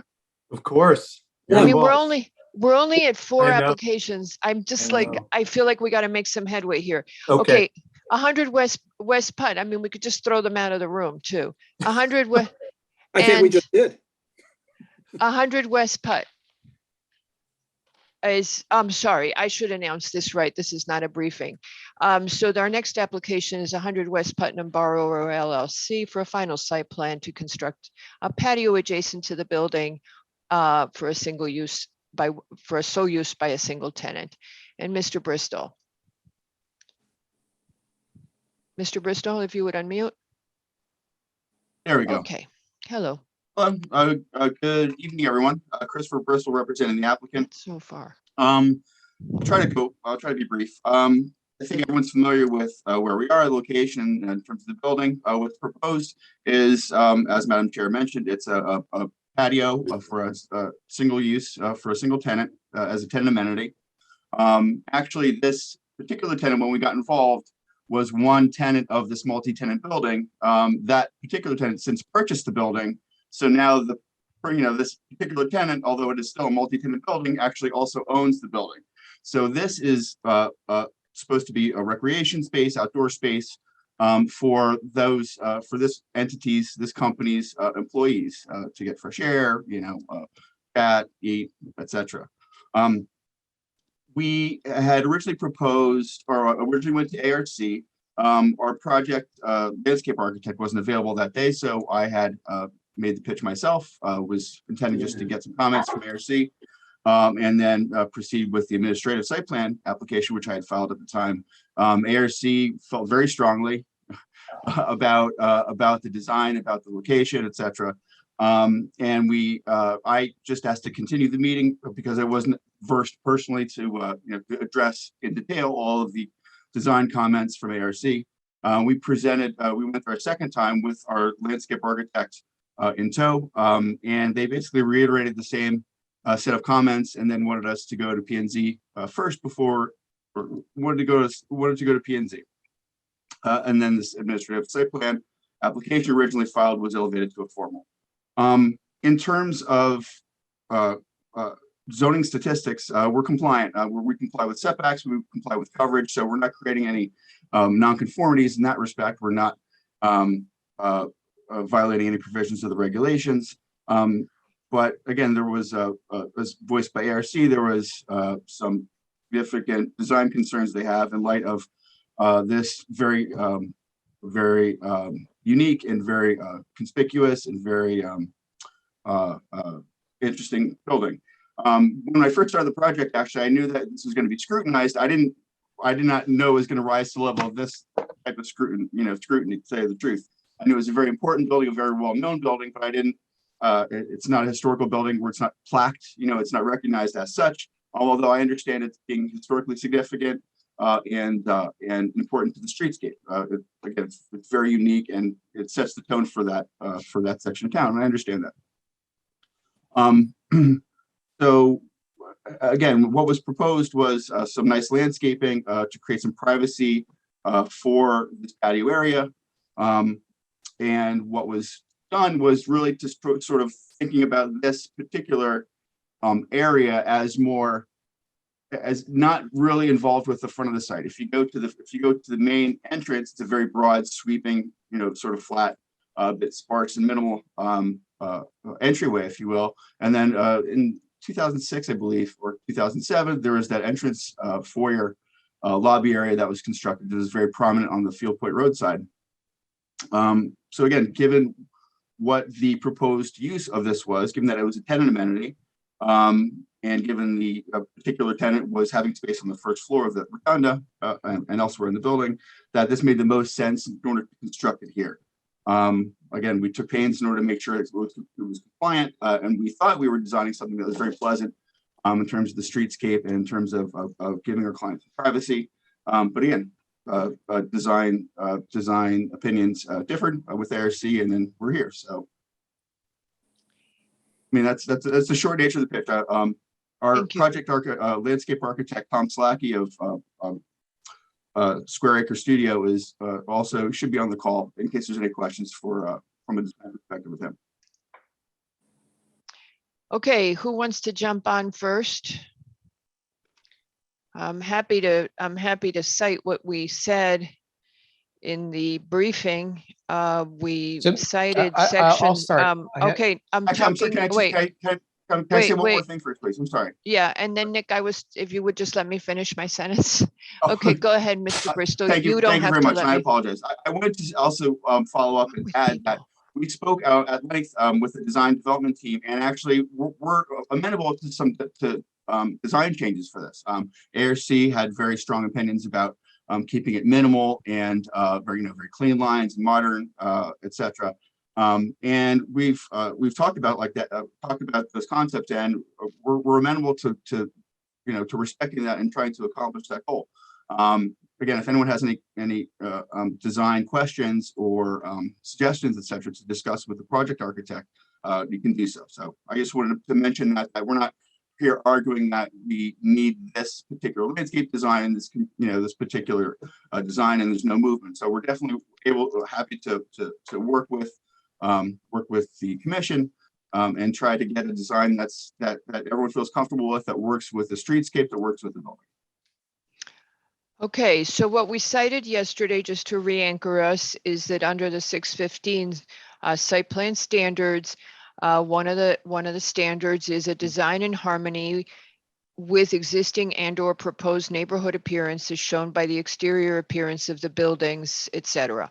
And that was the issue that the ARC was raising, and that is the issue on which we should focus. Is this in compliance with section 615? A2, 3A. So, no, A, whatever it is. You know what I mean. A2. Yeah. You know what I mean. And D. Okay. And 3A. Right. That one.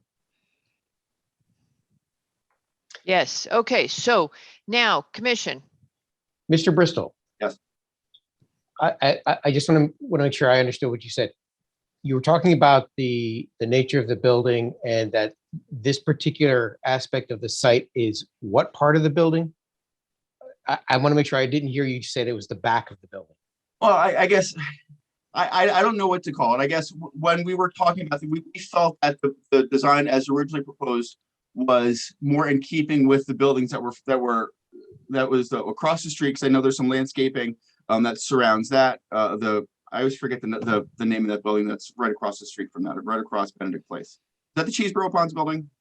Right, 33 West Putnam. Exactly. So it was the Benedict Place streetscape that we had in mind. I wasn't calling it the back to refer to as a formal back. I guess I was in terms of the design perspective. We were looking at this as part of sort of the Benedict Place side versus what I would see, when you approach it from the Field Point Road side, is a much different tone.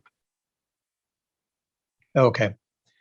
Because I think as I'm seeing it, and as I've passed by this building day in, day out, 33 Benedict and 100 West Putnam have this relationship now. And that relationship is based on what's happening there on Benedict. The terrace is up to 33 Benedict, and the flat lawn area of 100 West Putnam. And I think the interesting part about 100 West Putnam, it really doesn't have a backyard or an inconsequential yard. I think only the southern portion where the garage is and the parking lot is the kind of inconsequential area, because you can pass around 3 sides of this building, and this particular facade and this particular corner is actually adds a significant architectural detail to the street, celebrating this building, the shape of this building, and its relationship to Benedict, because you pass around the arc of the building and you experience the architecture in that manner. I think that actually by putting this patio here with all of this landscape, it will detract from that experience. And I think this is a real key aspect of the streetscape of Greenwich, is how you experience this building. Coming up the hill and you see the west-facing facade and the large glass atrium. Passing around the rectangular mass of the old stair tower, the curve of the facade, the original facade, and then going down Benedict and again experiencing that connection piece. So I'm at a loss here as to understanding that actually putting more landscape and a patio here adds anything to this building whatsoever. I think it really detracts from it.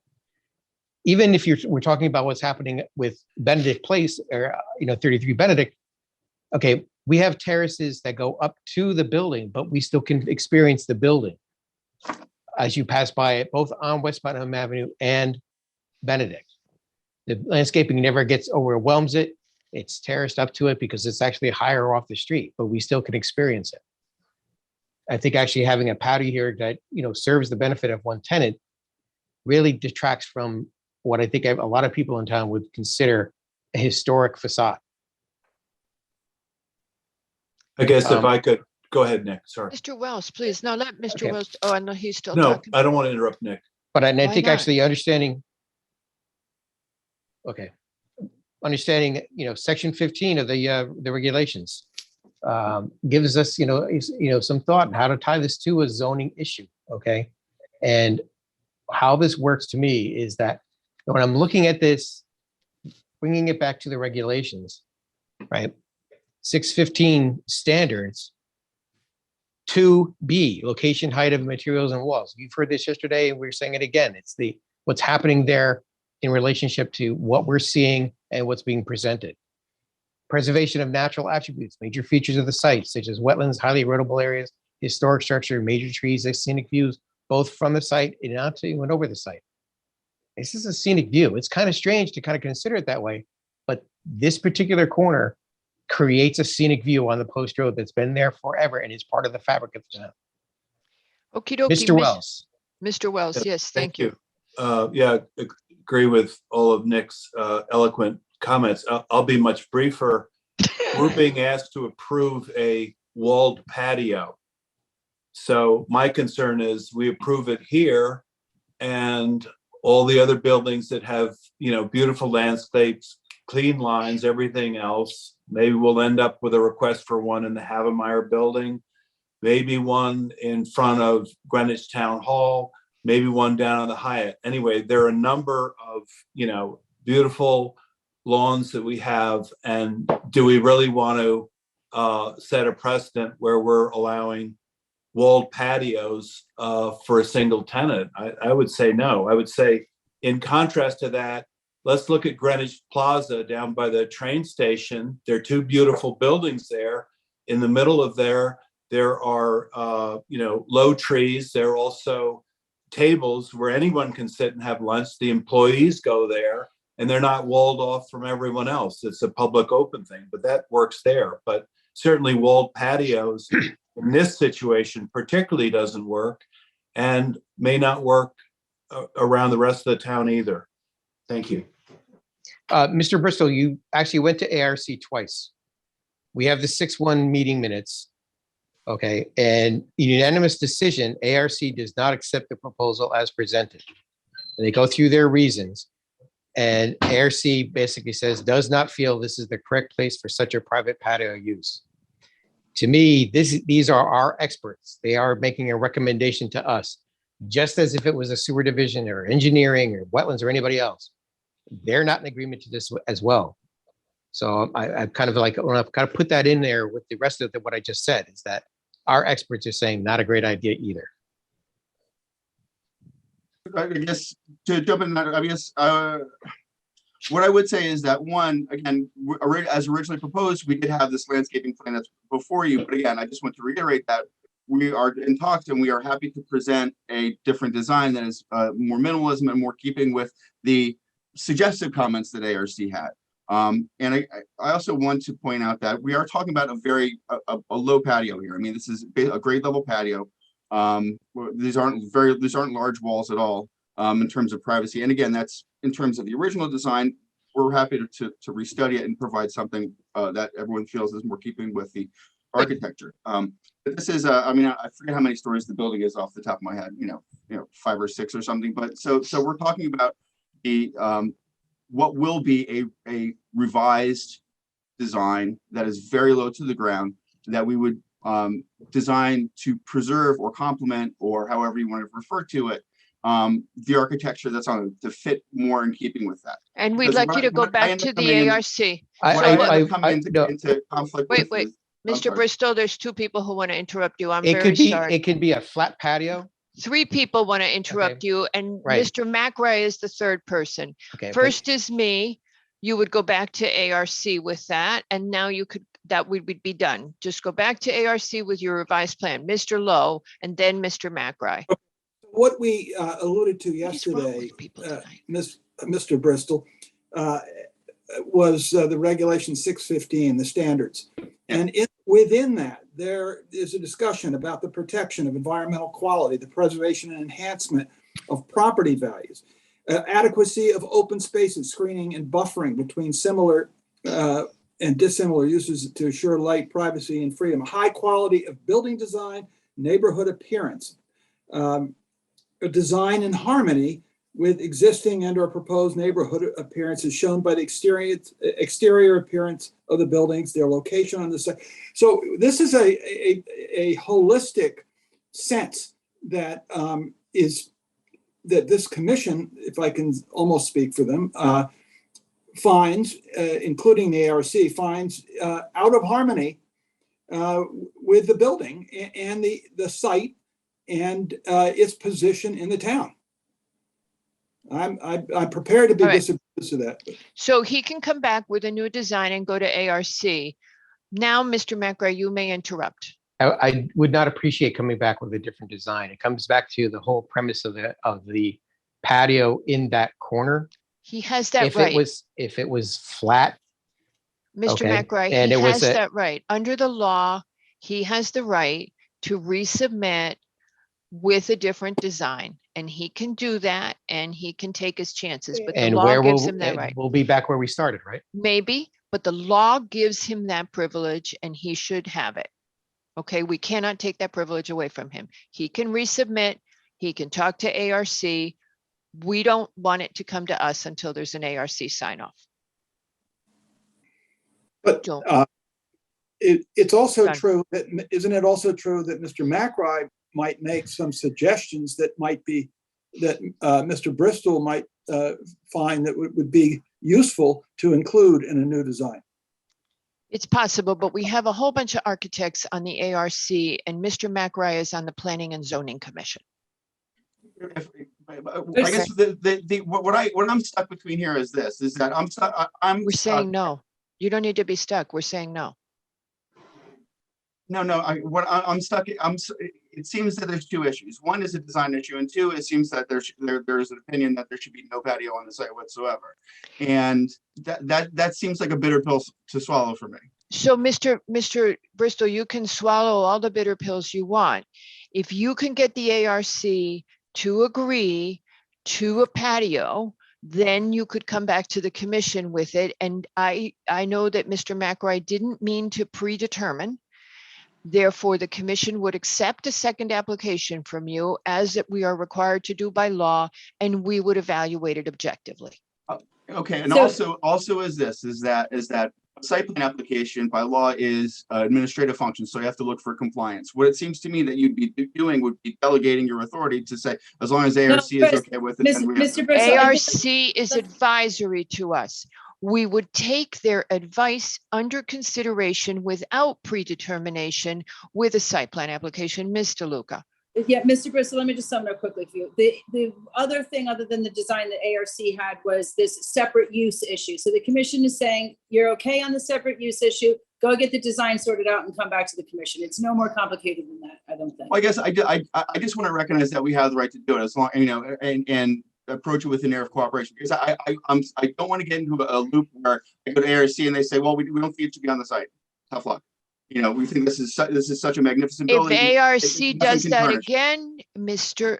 Bristol, And you appeal it to- under the law, ARC, we've set up ARC as being advisory. If ARC denies you again, you have a full right to resubmit to the Planning and Zoning Commission a new design, because there is no prejudice in us telling you, and we have to remain open, and we cannot predetermine if you have a different design. Okay? Yes. You good? understand. All right. So, So you go if to I ARC. could- If they can sign off for you, good.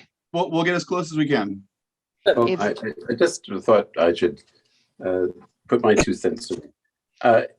So the idea of creating some kind of opportunity for the tenant to be outside is certainly reasonable. And the idea of it being much more minimal than it is right now is really the direction you need to go.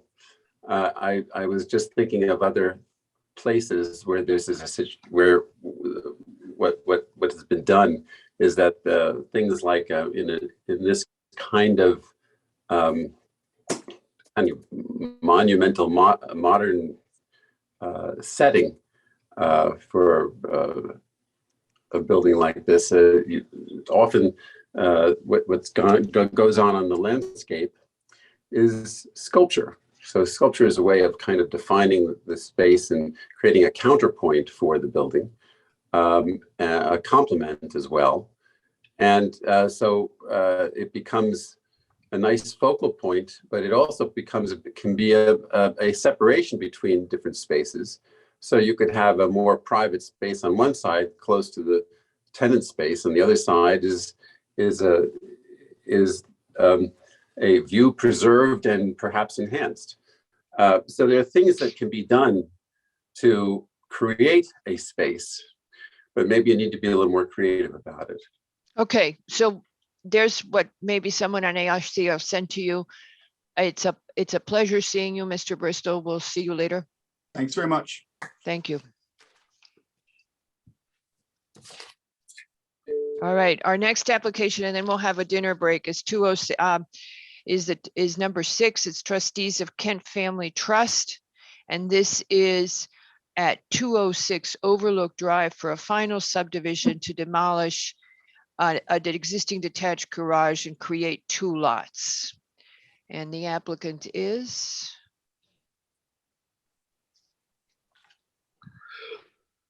Okay, if the applicant's not here, we'll just move it. No. Oh, Mr. Tessie. That's right. I knew that.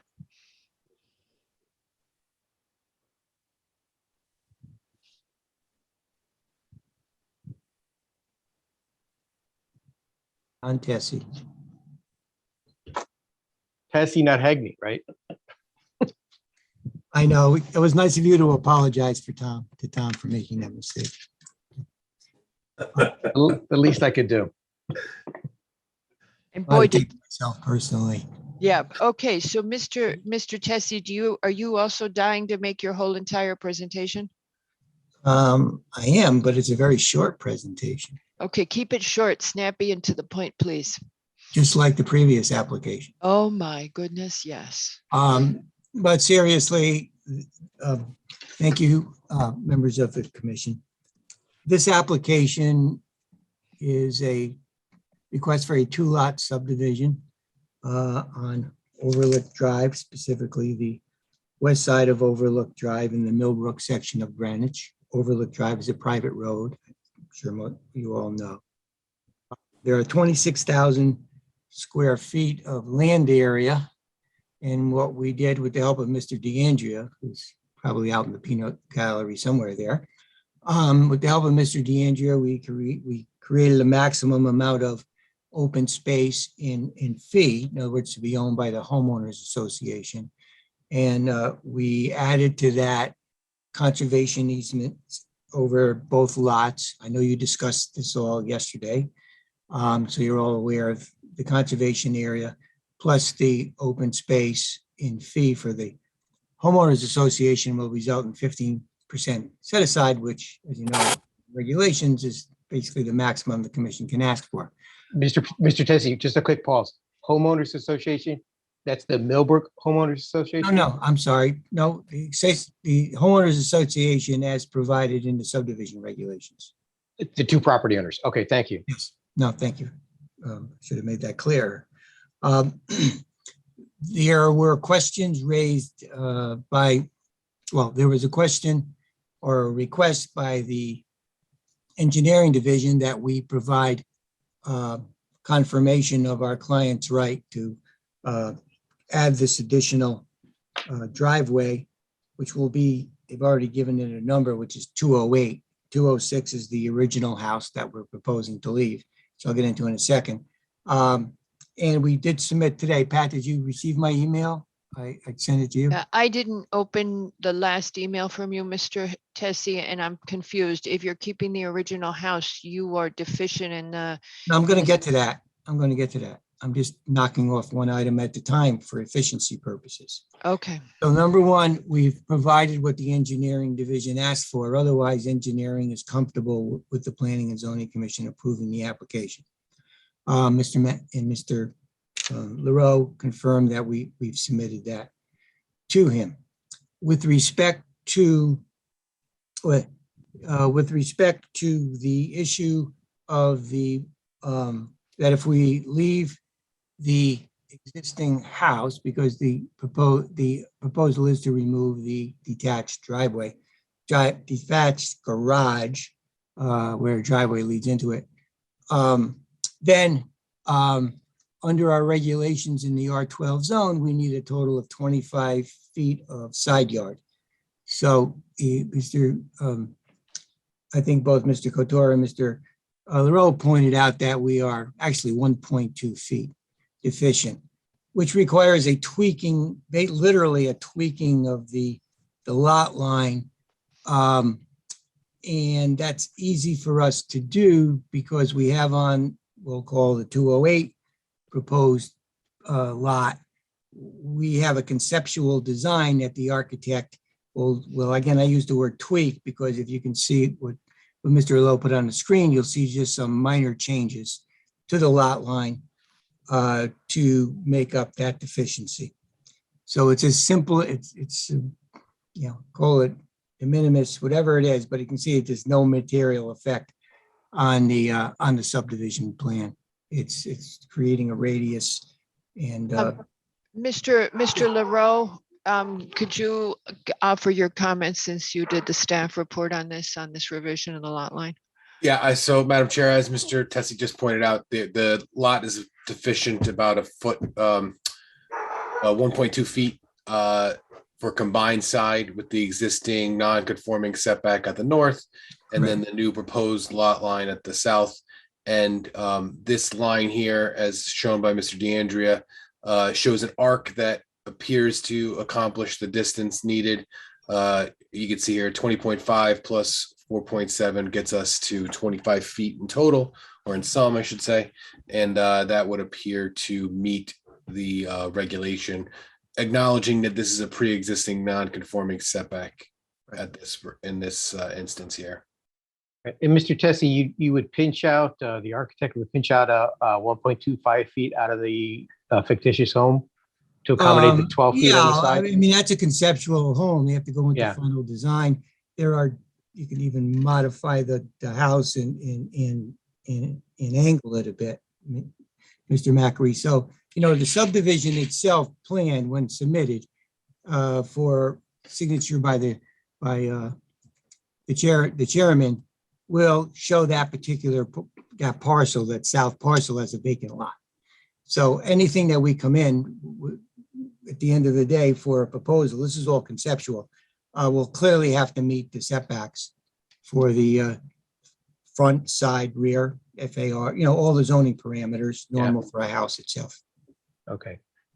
So to make this happen, we would need a revised subdivision Yeah, plan. that you'd condition the approval, if I may be so bold, let's suggest that, on the final lot line, the final interior lot line, providing for a compliant total side yard setback. And a note on the map that of course, that the driveway, keeps calling it a driveway, that the garage must be removed. Yeah, that's given. Yes. It's as literally as simple as that. And so far as sewer, if I may move on, because we're trying to move it along, as I promised the chairman. There was a sewer department comment that was, again, one that did not noted that there are no issues, except they wanted an acknowledged letter. Mr. Finella wanted his usual acknowledgement letter by the owner of the conditions, and that they were read and accepted. And Mr. LaRoe has that letter.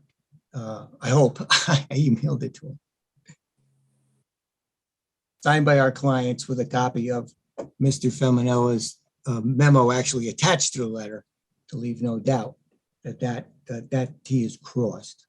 The proposed declarations for both the conservation easement and the open space are your standard, I'll call them declarations, but I know they get a final review from your staff and the town attorney's office, which are fine.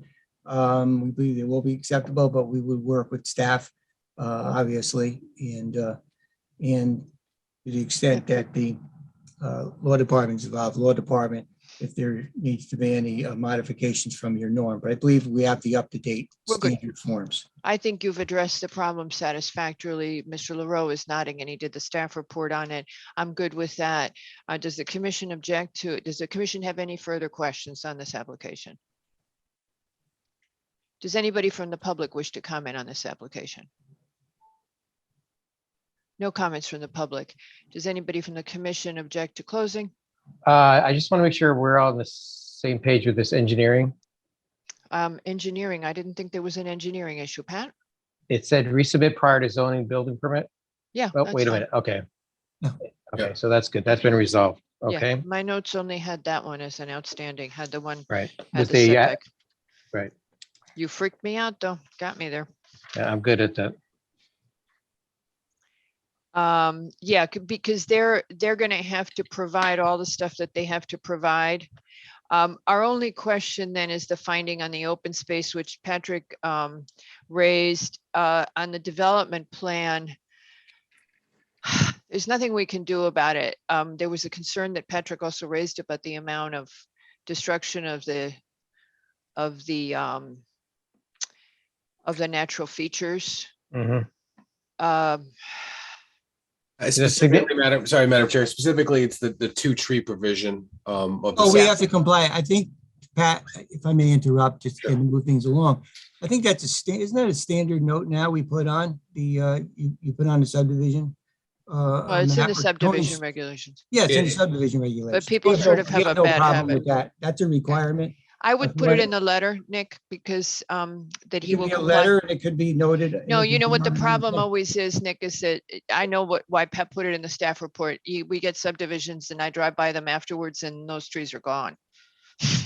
They're just gone. But the requirement is something for at least a 2-inch caliber. We're talking about a twig. A little guy, Yeah. I know. Yeah. That's why we're rewriting the landscape regulations. The problem Yes. is, okay, now, does anybody on the commission object to closing this application at this time?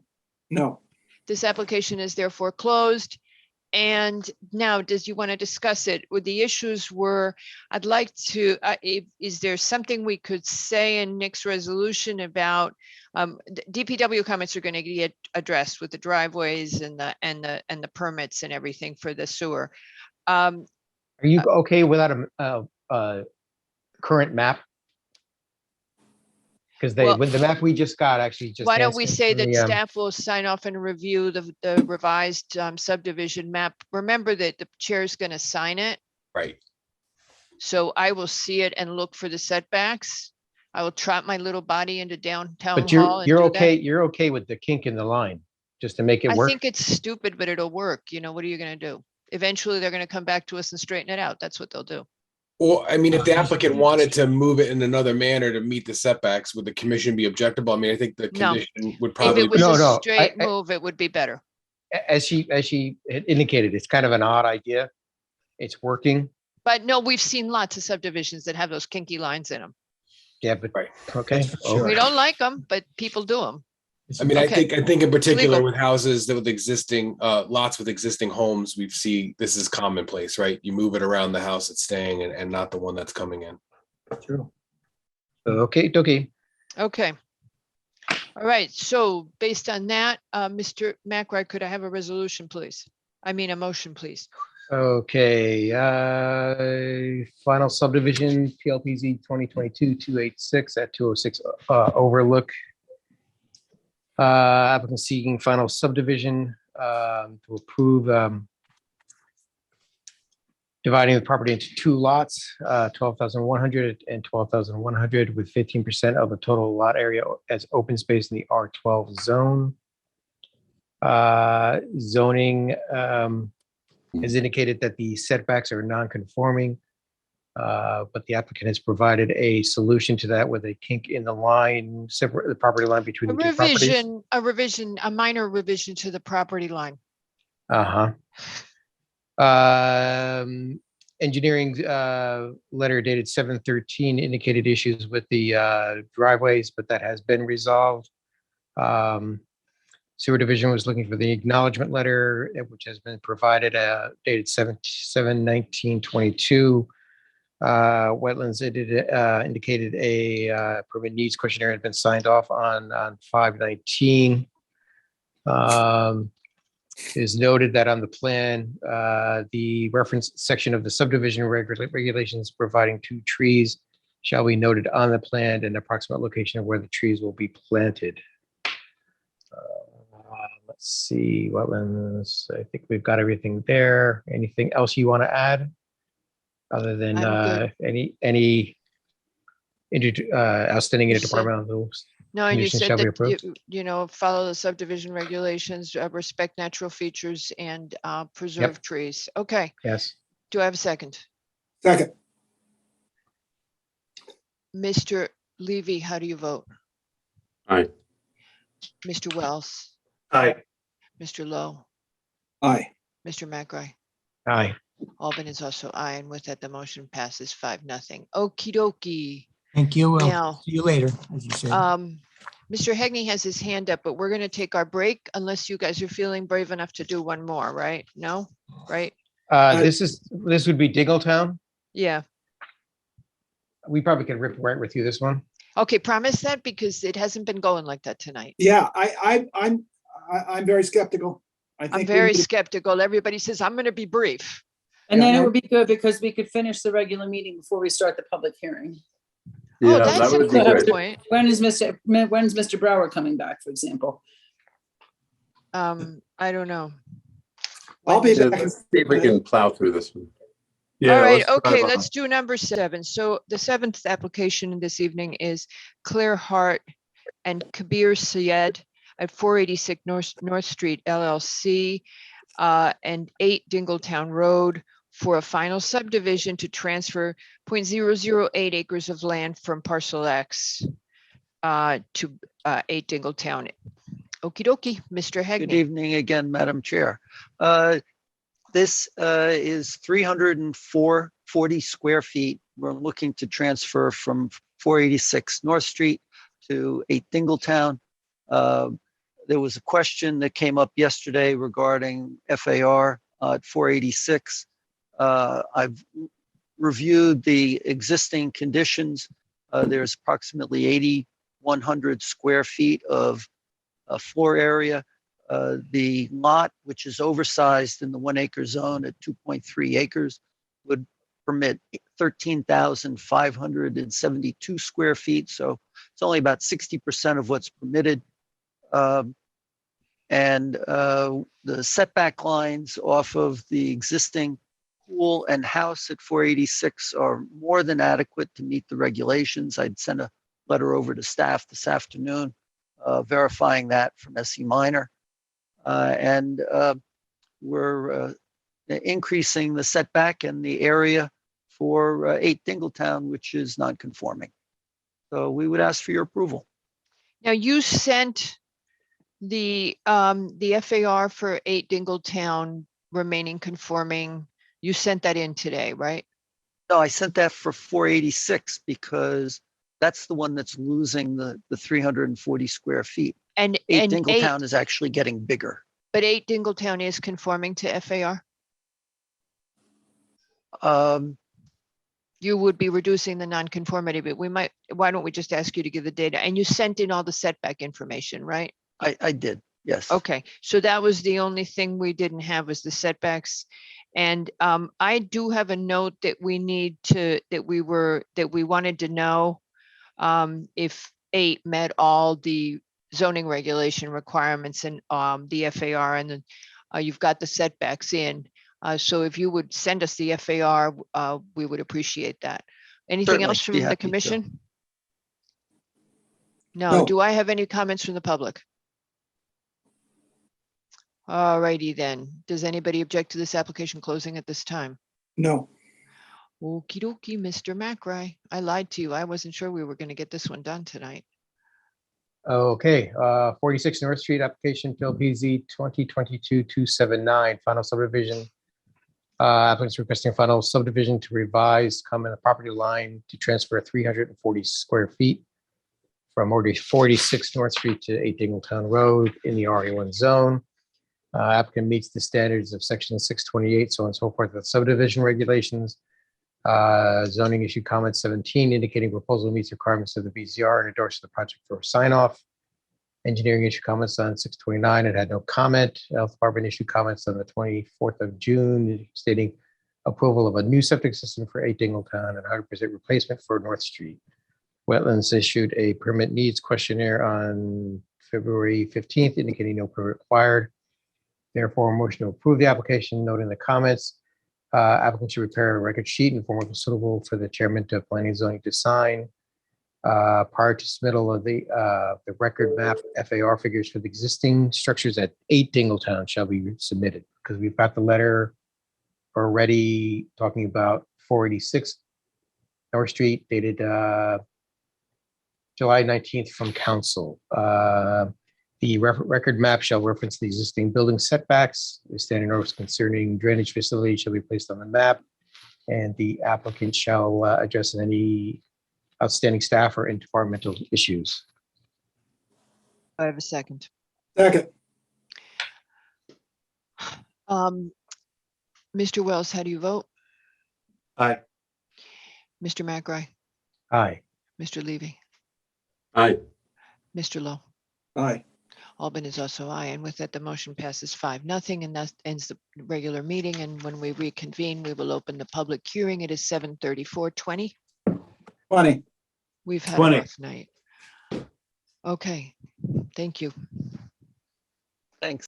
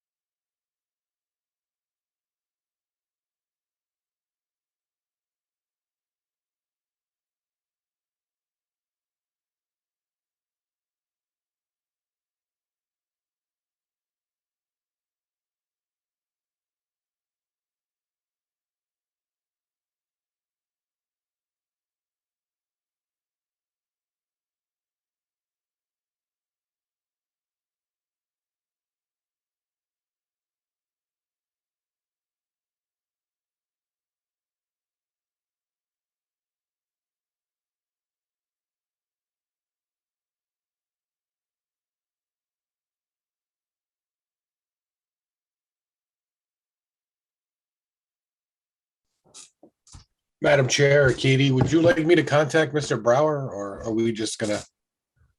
Well, if he doesn't come in right this minute, I would suggest you contact him, because if he came in right this instant, he wouldn't have to wait till we end the public hearing. I agree. And, I mean, because we're gonna go into, well, we're gonna do Kima and 240. And then Millbrook, I mean, we've got two big apps here that always take a lot of discussion.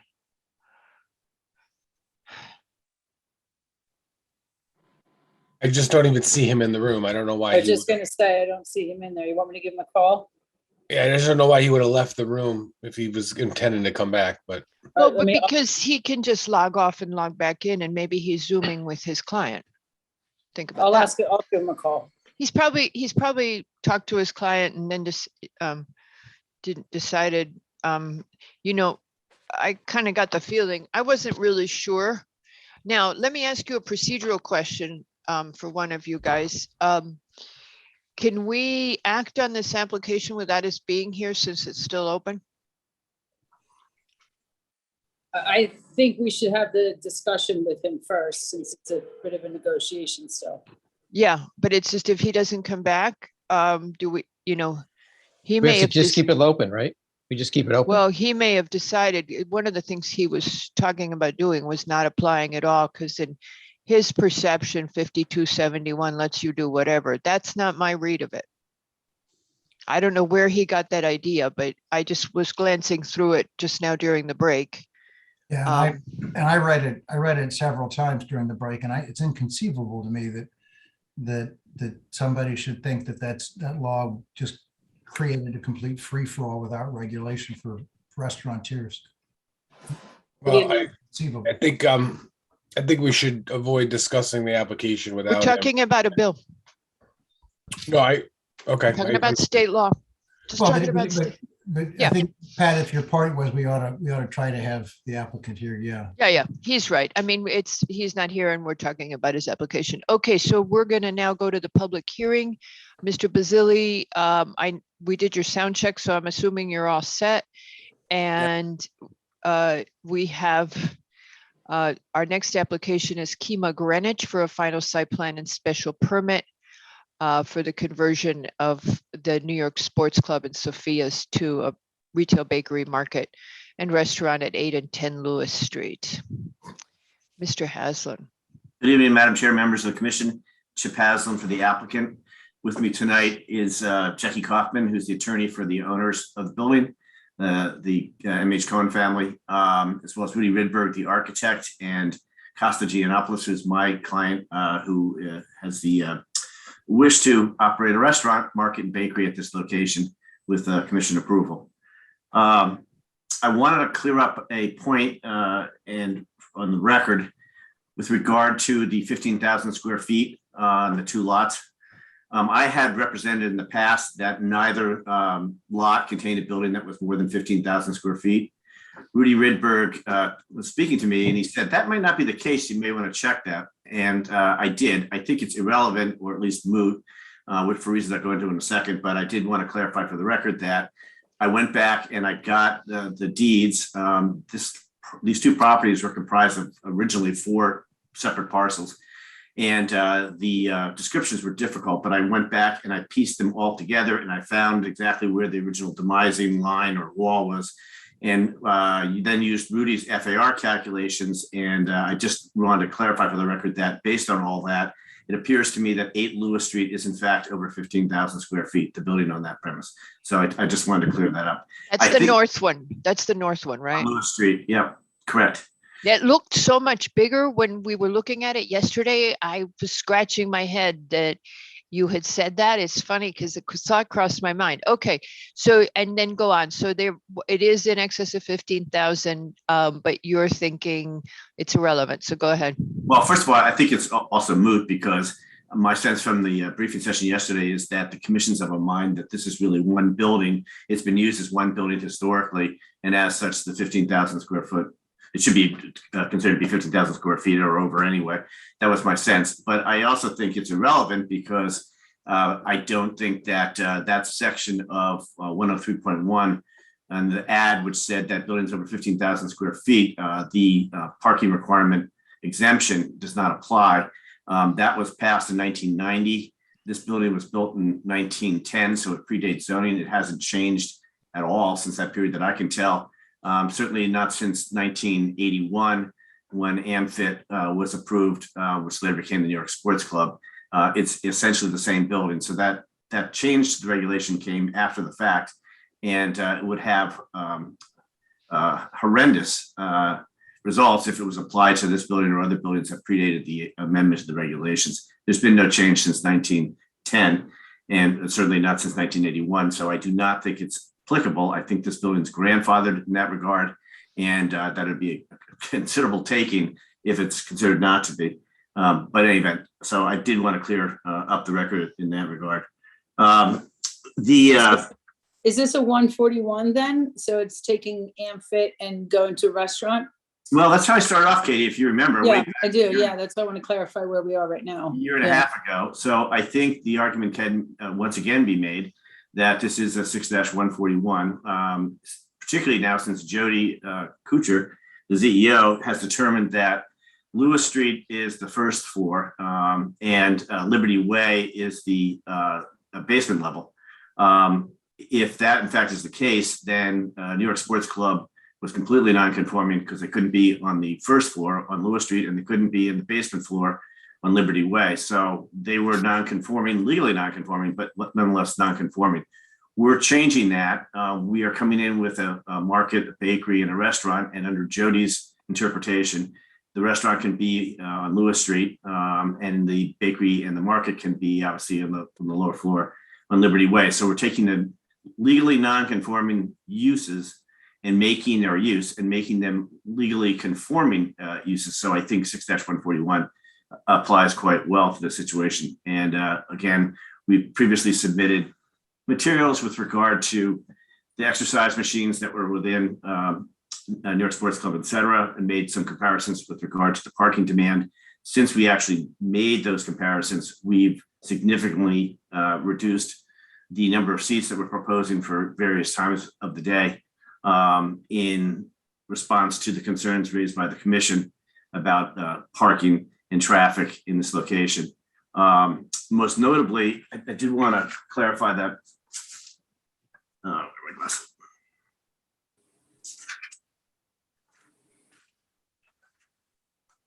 That we began within the pre-app with a restaurant of 300 seats plus a bakery. The restaurant was going to be on 2 floors and the bakery was going to be in the Liberty Way area. And we've reduced the size of the restaurant and added the market. We've reduced the size of dinner service from 300, which was originally proposed, now to 200 Monday through Friday or 225 on Saturday and Sunday. We've reduced lunch now to 125 Monday through Friday. And we've agreed to limit special events to 100 people and to have no weddings. In addition, of course, we were able to contact 67 Mason Street, the owners of that building, and they've agreed to allow us to use that for employee parking if that's the preference of the commission when we do have special events exceeding 50 people. And I think one of the owners mentioned today, we were on a conference call, that a lot of this kind of started at the beginning when there was, I think somebody from the commission went online and looked at other chemo restaurants, one in particular, I think it was in Roslyn, and noticed that they had weddings there. And I think that kind of sparked immediately a concern of generating traffic that was all coming at the same time in central Greenwich. So the fact that, although we don't think any other restaurants have such a limitation, that we're willing to limit these special events to 100 people and no more, and to make that accommodation for the employees if we have more than 50 at any given time and no weddings. I hope the commission recognizes that from our perspective, that's a substantial give. Although, as I said before, my client's really in the restaurant business. He's not in the special event or functions business. He wants to run a restaurant at this location. It was also brought up, why can't we do a soft opening similar to Coffee for Good? Coffee for Good is a very different circumstance. They were taking an existing building and basically doing some minor interior renovations in order to serve a fairly small customer base of coffee and donuts, et cetera. This is a building that is going to require huge structural changes to it in order to make this work because of the columns on the first floor in particular, and trying to get the grades of the floors on the second floor to be equal. A significant investment of money, and to do that and also have a long-term lease without the ability to really know that you're going to be able to have X amount of people for dinner is an impossibility. It's too much of a risk for my client, certainly.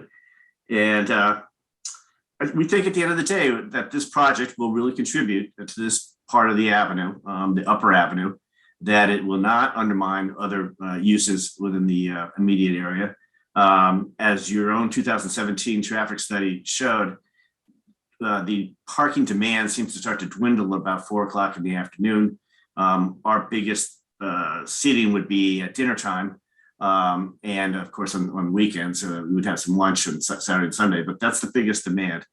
And we should be interfering, therefore, with the other functions that's taking place in downtown Greenwich, certainly during the day. By comparison, if this was all converted to retail space and we had to provide parking, I think I calculated something like 122 spaces would have to be required if it wasn't exempt from the requirement under parking requirement under 103.1. So there's a considerable demand, and that would be all throughout the day if that in fact is a proper calculation. That's what your regulations say. So that would be a pretty hefty demand. By comparison, we think to that and to the prior use, we don't anticipate, nor does Bernie Adler, our expert, anticipate that there'll be a significant increase in the parking demand or traffic in this area, certainly during the day when we are willing to limit the restaurant seating to 125 seats. So I really have nothing else to really offer the commission. At some point, as I said, we keep on coming down the numbers. My client has said it's just not going to work if I go any lower. So we kind of are where we are at the moment. Mr. Lowe. Yeah, you mentioned that if this space were occupied by a retail entity, it would require way more parking, or would create way more parking demand. However, if this restaurant is successful, arguably the demand at lunchtime on the weekends would be considerable, and I just wish you would comment on this, whether or not you think actually it would be equal to or perhaps exceed what a retail establishment would require. I don't think the difference is that great, Mr. Lowe. I didn't mean to imply that. I have it at 107 seats. 107 parking spots at the 225 dinner service, which would only be on Saturday and Sunday, and versus the 120 or so that I had for the retail use if everything was retail. I haven't done the calculations for lunch at 125, but that would be well. So wouldn't that be the apples to apples analogy? If you're talking about retail, it would be the lunchtime demand, right? Yes, it would be, and I can actually do the calculation right here.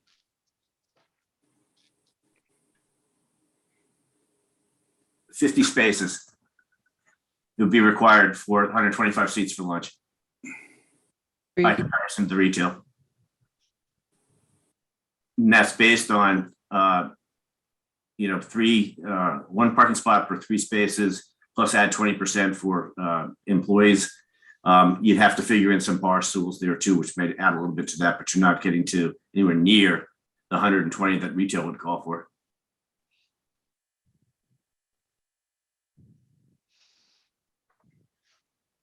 Any other questions or comments from the commission? So, yeah, Mr. Haslam, I just want to make sure I've got the what you're proposing for seats.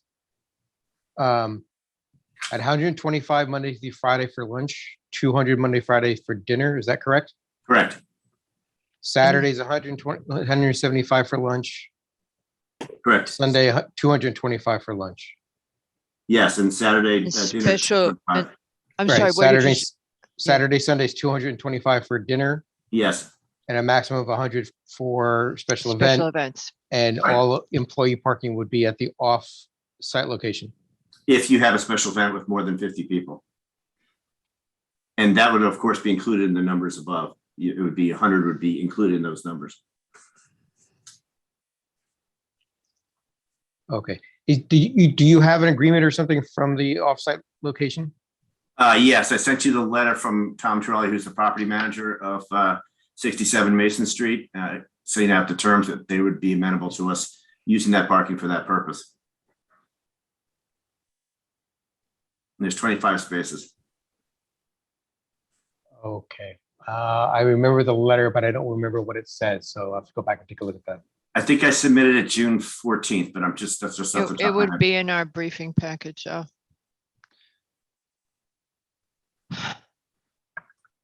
Okay. And I think the idea being that it might be too much of an ask for customers to go park over there or even have valet take it back and forth, but the employee thing is a good suggestion. And Yeah, makes a lot of sense. I'd We've love to had- make sure, if it's just a special events, we could do it Saturday, Sundays, or off hours and out over there with the employees, that'd be even better. I think that's probably doable. Tom Torelli, I believe, is at least watching this hearing, so he may. It just says, the letter from him just says agrees to make available when required and with 24 hours notice, 25 parking spaces after 6 PM, 7 days a week for overflow parking when Kima has a special event planned with attendance exceeding 50. I would honestly just tell you to make it anytime you need it and forget the 50. Just anytime, it looks like you've got a lot of reservations and a lot of people that you might want to make it a practice, but I'm just saying for your own management. not That for makes a lot of us. sense.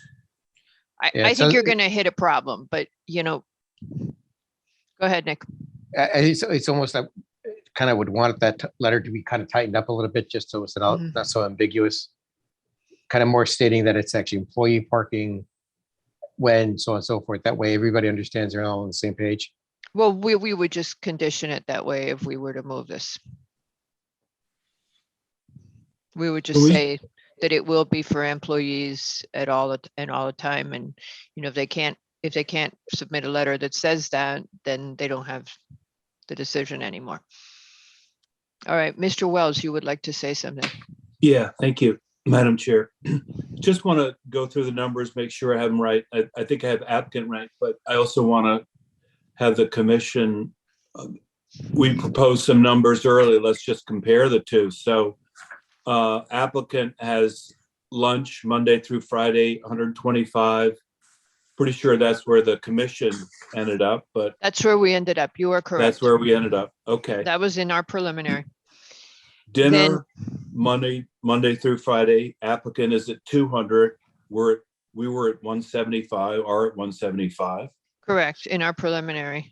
in our preliminary. Dinner, Saturday and Sunday, applicant 225, and we were at 175 by my notes.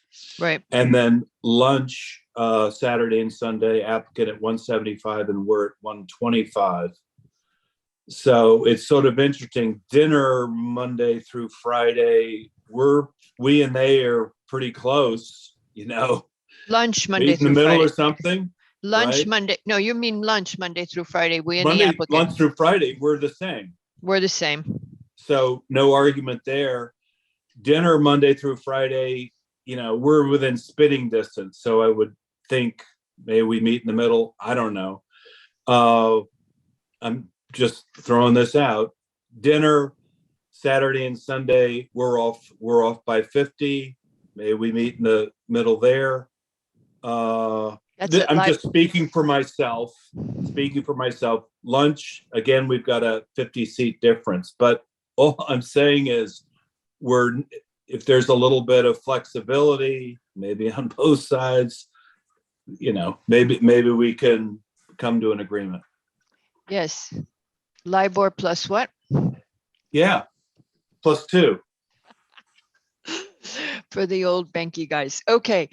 All right. So Mr. Haslam, do you have a comment on that? As I said, we can keep on coming down in our numbers. I do not think I can push my client to go any further. He's worried about the viability of his business if I go any less than that. I will say we have no outdoor dining planned. I know Rudy initially put that on the site plan. We took it off, and we're really glad about that because that is a really not, it's just people drive into buildings. That's just not a good place. No, so we got rid of that. I want to be clear on that. And then also we did take out the 12 seats out of the market that we had initially as well. So that was another consideration.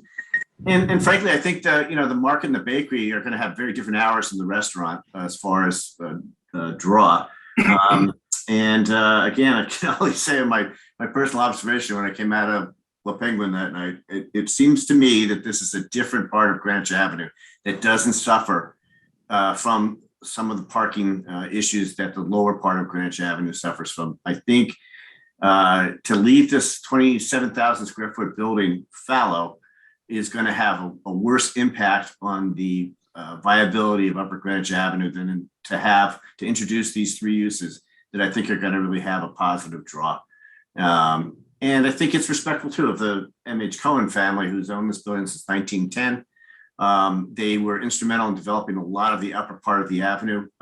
They actually had a grocery store at the corner of Lewis and Greenwich Avenue, which is where MH Cohen first started business and proceeded to acquire properties along the way. But it's great that we're introducing a market again in that section of town as part of this application. So I don't think you're going to regret it. And I know there's a lot of angst about this and concern, but I think at the end of the day, the concessions that have been made by my client, to a certain extent, the owners of the building, and the work we put into it, I think you're going to be pleased with the outcome ultimately. Well, if Mr. Haslam, if the parking is an issue and it's deficient in terms of people being able to park somewhere, this commission won't suffer first. Somebody else will, and that'll be your client. Yes. Well, not even necessarily his client. The thing that we were the most concerned about is you're not going to know who gets shoved out. Right. Who else is going to be affected by this? That's the big concern. Are we affecting the success of the other businesses in the area? And how do we do that? That's the question. And then Go ahead, so under that 141 argument, then, you're taking a gym space with a parking demand of X, and how does that relate to your parking demand now with the restaurant? It's lower. We ran through the numbers when we first started this, and a gym at capacity, if Equinox had moved into this building, we would have been totally cooked. We know that. Yeah, so that's where I was going with this. So that's one thing, but the things you just rattled off, Mr. Haslam, about the 12 seats taken out and whatever, just going back to this employee parking. So you have this other lot secured, right? And so could all of or just, as many fit in there? Could you try to direct your employees to park there, not just for special events as the chairman was saying, but is there, some way to continue to offset the demand on parking that doesn't affect your client's bottom line? I need to have Tom Torelli, if he's actually watching, raise his hand and chime in on that, representing the owners of 67 Masons, because this was the offer that was made to me, which I appreciated, and I tried to make it as open as possible for use by the restaurant. So if it was going to be expanded, I'd need Tom to chime in on that. Well, Mr. Torelli, I think, just raised his hand. Hold on. Looking for him. I don't mean to put him in an awkward spot, but we've been putting people in awkward spots all night. Let's just. I'm aware of that. Okay, you got him. Okay, good. Mr. Torelli, if you would unmute and free to do your vid if you want. You're still muted. Now. There How you about go. that? Yeah. There we go. Yeah, as long as we're talking about after 5 p.m., it doesn't matter. It's every night, 7 nights a week. Okay, so anytime so you would let them use it after 5 p.m. anytime that they wanted to? Correct. Okay, with 24-hour notice. And well, what if we didn't have 24-hour notice and they said, we're just going to use it after 5 p.m. always? That could probably be worked out. Yeah, there's no tenants in that building that really stay much after 5 o'clock. So unlike other buildings where they might have meetings or whatever, that building is pretty much 9 to 5. Can you remind us about the number of employees that you're going to have that might require parking? I think that was greatly exaggerated too. When Costa at one point, I think, mentioned a number, that was the overall number of employees that he anticipates employing, not those that would be at the restaurant at any given time. Actually, one of the owners reminded me to learn that today. If Costa's online, maybe he can raise his hand and address that too while we're still on the call at some point along the way. But it was much less than, I think, Mr. Lowe, you had said something like 90 at one point, or Mr. Yeski had. And I think you're looking at more like 25 or 30. Mr. Yeski was talking about having one employee per participant in a special event, which of course is never going to happen. You don't even get that kind of ratio at an Ivy League school. Something much less than that. I think 25 actually will suit it very well. Okay. And is that the maximum number of parking places after 5 that the gentleman who was just on the call has Mr. available Torelli. for you? Mr. Torelli? Is there more there than the 25 potentially? I think that's pretty much it. That's it? Okay. Yeah, if you recall, we looked at the site plan, or the aerial rather of the property last time, and you'd ask questions about, well, it doesn't look like there's 25 spaces, but there's spaces underneath the building that are also included in this, but you're maxed at roughly at 25. I mean, there may be 28 or something like that, but that's it. Okay. Thanks, Tom. Any other questions or comments from the commission? Mr. Yeski was quite vocal about this particular application. Do we Well- want to hold on to this until he has No, we can't. It's a must close tonight. Yeah. But let me just throw this out then, and draw your own conclusions. Well, I take Just it a back. Hold on suggestion. a second. I take Go it ahead. back. If the applicant was willing to give us an extension to close, we could close it at the August 2nd meeting. We would like to close tonight. Yeah, well, we figured, but if, say, for instance, we wanted, go ahead, Mr. Wells.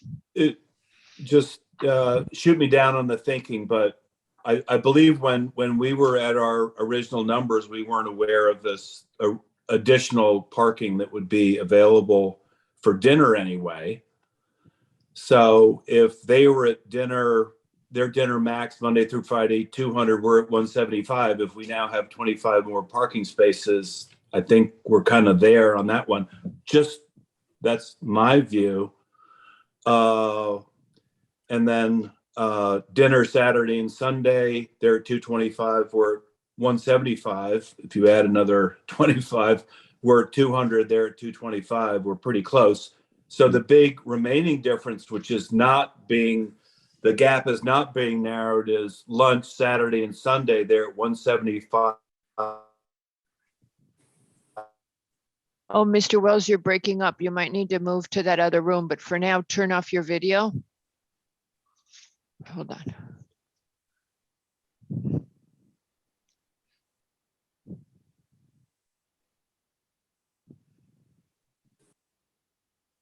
Okay.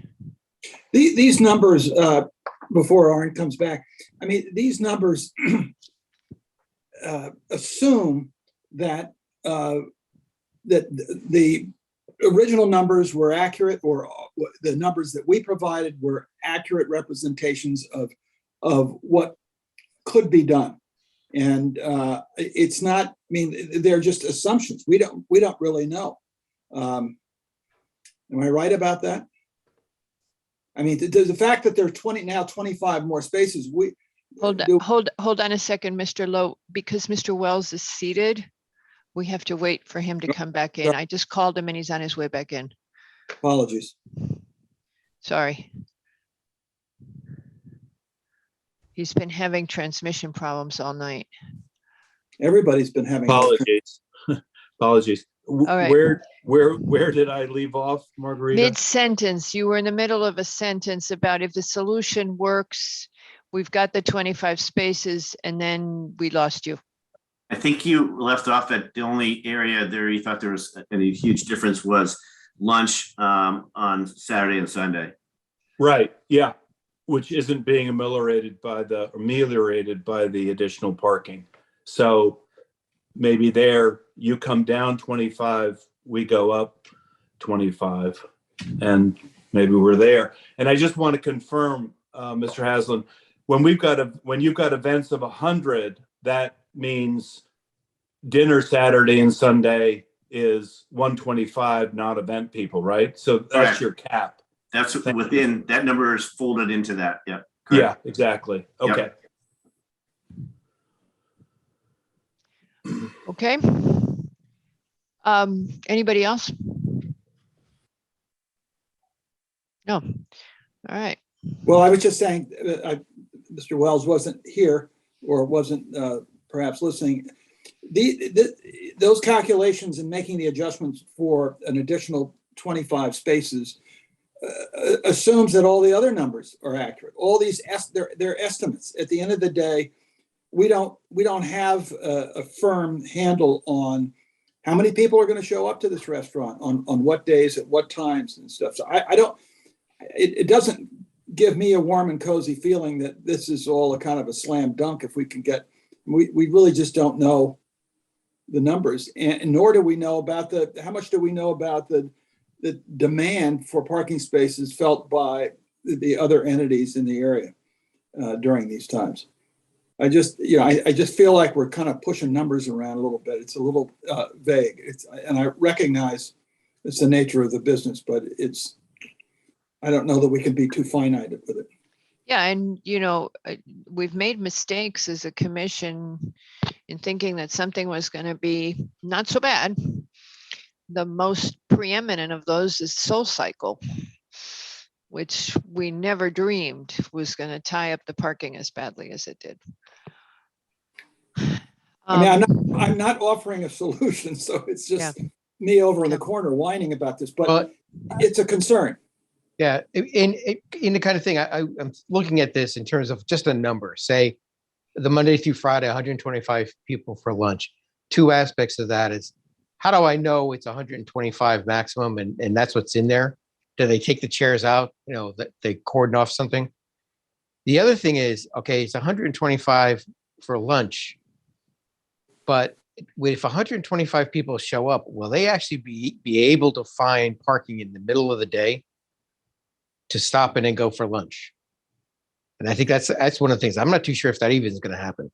The dinner issue is probably not so much, but I think wandering around in the middle of the day looking for a parking space might be a little bit more difficult at that time. The Sunday thing, the Sunday lunch, I think actually that's the one that's kind of a little strange, because Sunday has become more of a shopping day on the avenue as well, especially in the good weather. So I think out of the Saturday and Sunday, where I think is where as you were talking, Mr. Lowe, may be the real issues. And I think if it's one of those things, if people want to go to the restaurant or their bakery or something and they can't find parking, it's not going to be a success, because if they just like, oh, I'd love to go there, but I can never find a place to park. That's the problem. We would expect, though, that a lot of the traffic that we'd get would be people that would be coming to the avenue to do some shopping, do some errands, and then go have lunch at the restaurant. I think I'm not a restaurateur, but I think that's just kind of logical. That's what would happen.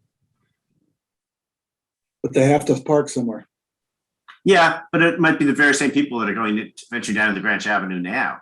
And it may be that the other restaurants are just concerned about the competition for restaurant business, not parking. I agree. I totally agree with that. It's very difficult, and I was about to say this, to consider, some of the resistance to this, how much of that is, not in my backyard resistance to an impingement upon my restaurant business if I'm, one of the two restaurants across the street, for example, or three or four. So it's difficult. It's not an easy slam dunk here, Mr. Haslam. No, I know. That's why you've been slogging away with the commission, working with us for the past year and a half. When we went in for the pre-app back in, I think it was March of 2021, we thought we were pretty favorably received. And then when we added the market and got rid of a good portion of the restaurant on the, really all of it on the first floor, we thought you'd really like it. And there seemed to be some positive feedback then. I think it was only really when we got into this conversation about special events when It was when we Googled the website for the Yeah. company, when we began to see that special events were big, when we began to see how many seats. When you came in for the pre-app, we were thrilled out of our minds because here's this empty building and it was finally going to get utilized, and we were really excited it was going to get a facelift. Then you come in and say, and you know, we're going to have lots and lots of seats because it's a really big space, which is logical. Right. And then we look up the place, the company, and credit to the owner, it's successful and has a lot of events. And then we got scared. So every time you say, well, how come you liked it in the beginning? I say the same thing back to you. It's because in the beginning, it was just a concept. I should say though, that my client does not own those restaurants. It's a franchise. Don't even scare us. No, it's not even a franchise. It's a concept is what it really is. It's even worse. I don't know if the legal thing, but it's the atmosphere, the food that has been very successful in these two other locations that he's adopted. I don't know what the licensing fee is that he has to pay, et cetera, but he doesn't own those other restaurants and he is not in the special event business. He wants to make that clear, the wedding business. He's a restaurateur and this is what he wants to do here. But I just want to clarify that again. Okay.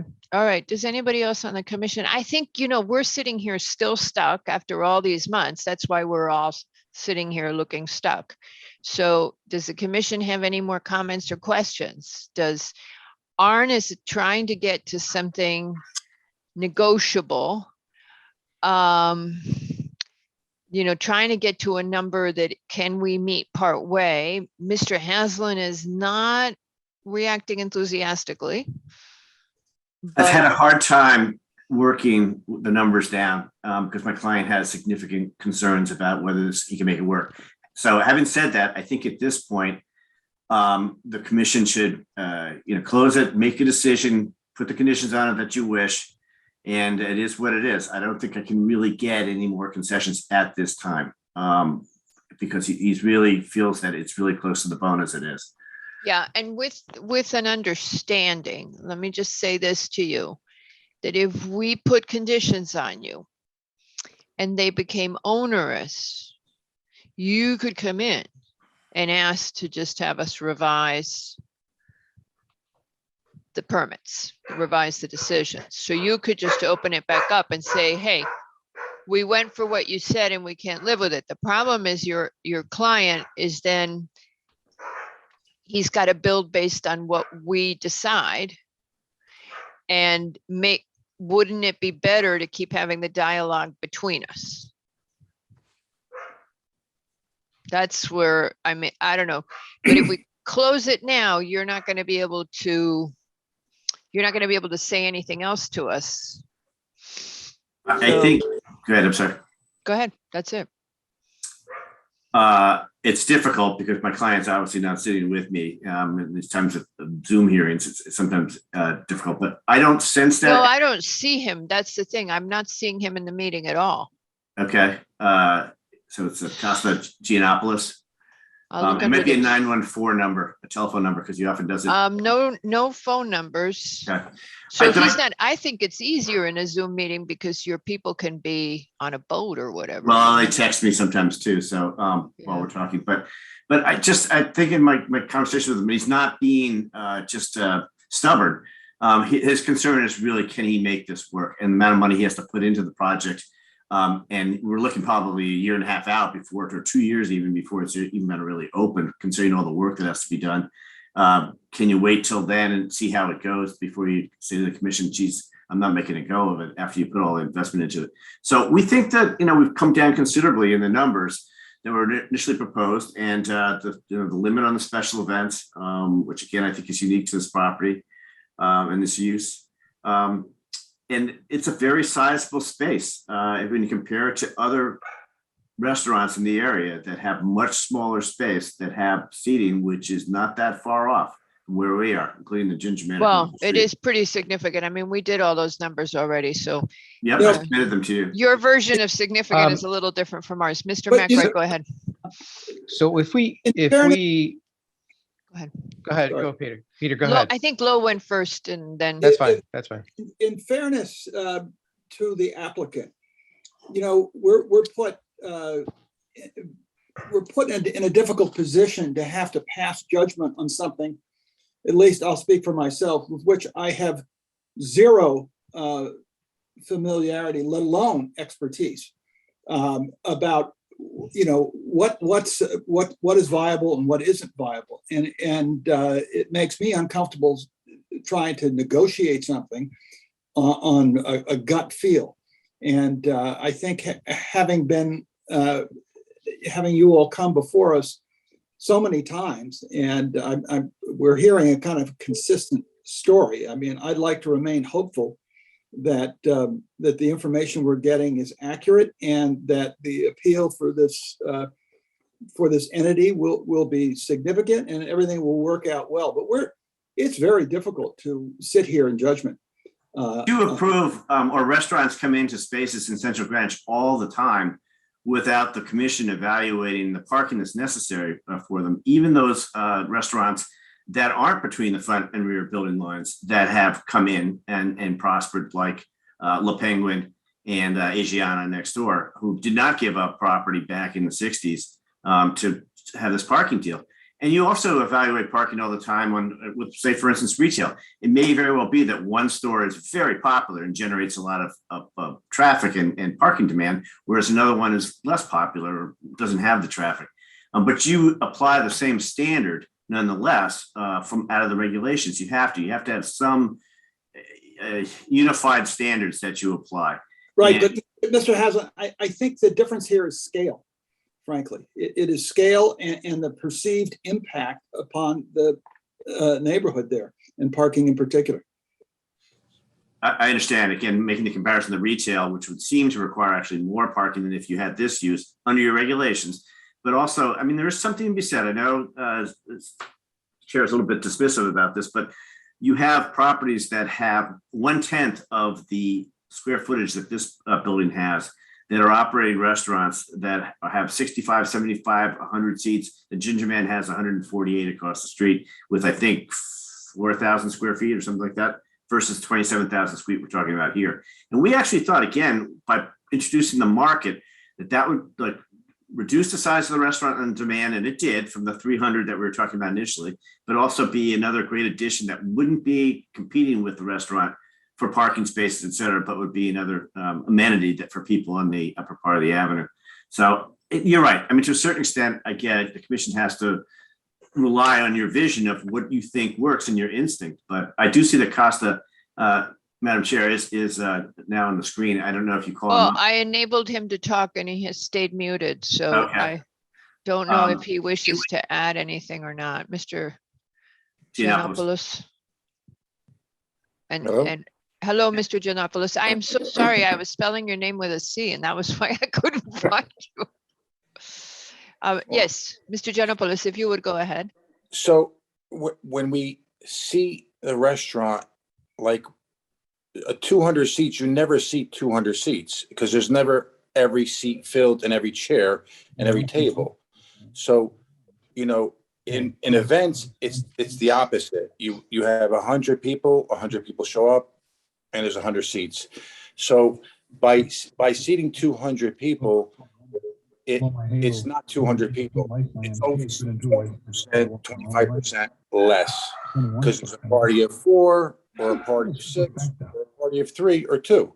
So More sluggish than is customary for her last start. we've lowered our seats because the cost to build the site is tremendous. It's about $6+ million we're going to invest there in Greenwich. So the economics don't make sense at a certain level, and we're trying to work out to a 9 to 5 on bipartisan. position. I'm sorry, Mr. Giannopoulos, do you have the TV on or something? Can you turn it No. off? I think it's Mr. Barilla. No Oh. TV. Whoever has their radio or TV on, can you shut it off? Okay, good. All Okay. right, go ahead. So we looked at the numbers in the seating, and at a certain level, at that capacity, the size of the space, it does not make sense with the investment. Like I said, I don't know if you heard me, that when you seat 200 people at one time, you're never seating 200 people. It's impossible. Every seat in a restaurant, go in any restaurant you see, and you'll see empty seats because there's different parties. There's a party of 3, a party of 2 that sits in a 4-top.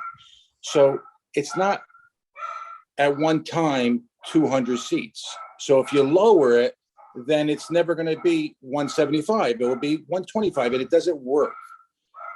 Economically, it doesn't work to invest over $6 million for the project and not be able to use a space. And you can't compare it to other restaurants because this space is much bigger than all the other restaurants. It's a big space. And for the size, we're not asking for that many seats. And Chip said something, there's never going to be more than 20, 25 people, employees parking. I mean, a lot of people take buses. All the kitchen staff use transit. They don't have cars that come in. So at the 25 level, we will be accommodating all our employees. Okay. One question I hadn't, I'm curious about as we're talking about this is how are you going to accommodate during construction the vehicles? Where are you going to keep your construction vehicles? Are you going to park them in the municipal lot? Well, we can park them. I haven't talked to the general contractor, but we'll find a space to park it. I mean, I don't think we're not looking to put it in the municipal lot. We're going to try to find off-premise parking. All right. Yeah, because have you been on the avenue during the sidewalk sales this week? Absolutely. Absolutely. You know why we get crazy worried about the parking. We want to make a positive for the town. This is not for, we want this. It's a number that if we don't have a certain amount of seats that we can turn tables, it won't make sense. For this space, it would never make sense. And we've came down quite a bit from the beginning, and we understand the concerns of the board, and we appreciate it. But this is not going to be like, you have 200 seats, there's 200 people at the chairs. Impossible. It's impossible. It's a party of 2 that has a table of 4. You don't have tables that fit exactly the amount of people that are sitting down. So we need the ability to seat tables and turn tables. And that's, and at that number, it's not much more than like you said, Ginger, and basically they have outdoor seating. We don't even have outdoor seating. We're going to have all our seating contained in the space. So for the size of the space, we're not looking to have, so many seats that, that we're going to be a burden to the town, I believe. Okay. All right. Mr. Levy. So I'm going to say something that we probably talked about more than 2 or 3 or 4 times, but so Giannopoulos, is there an opportunity to do some valet parking so that there's like a stopgap way of dealing with any parking issues that arise? So people can request valet if they want. Isn't there some, isn't that some kind of option for you? Isn't there, I'm sure you've looked into this before, but I'm just bringing it up again. Well, because the problem seems to really be, when you get down to it, and you boil out all the water, parking. No, I understand, but if you go there right now, I guarantee there's over 150 spots, today. At nighttime, there's not, the restaurant business is more generated at nighttime, and at nighttime the parking lot is not busy. I live in Greenwich, I'm a Greenwich resident too. You don't have the parking demand, especially up on the top of the avenue compared to the lower part of the avenue. At lunchtime, people are going to be shopping. They're already parked. They're already at Saks Fifth Avenue. They're already somewhere else, and they're going to come and have a dinner, a lunch. Exactly. So,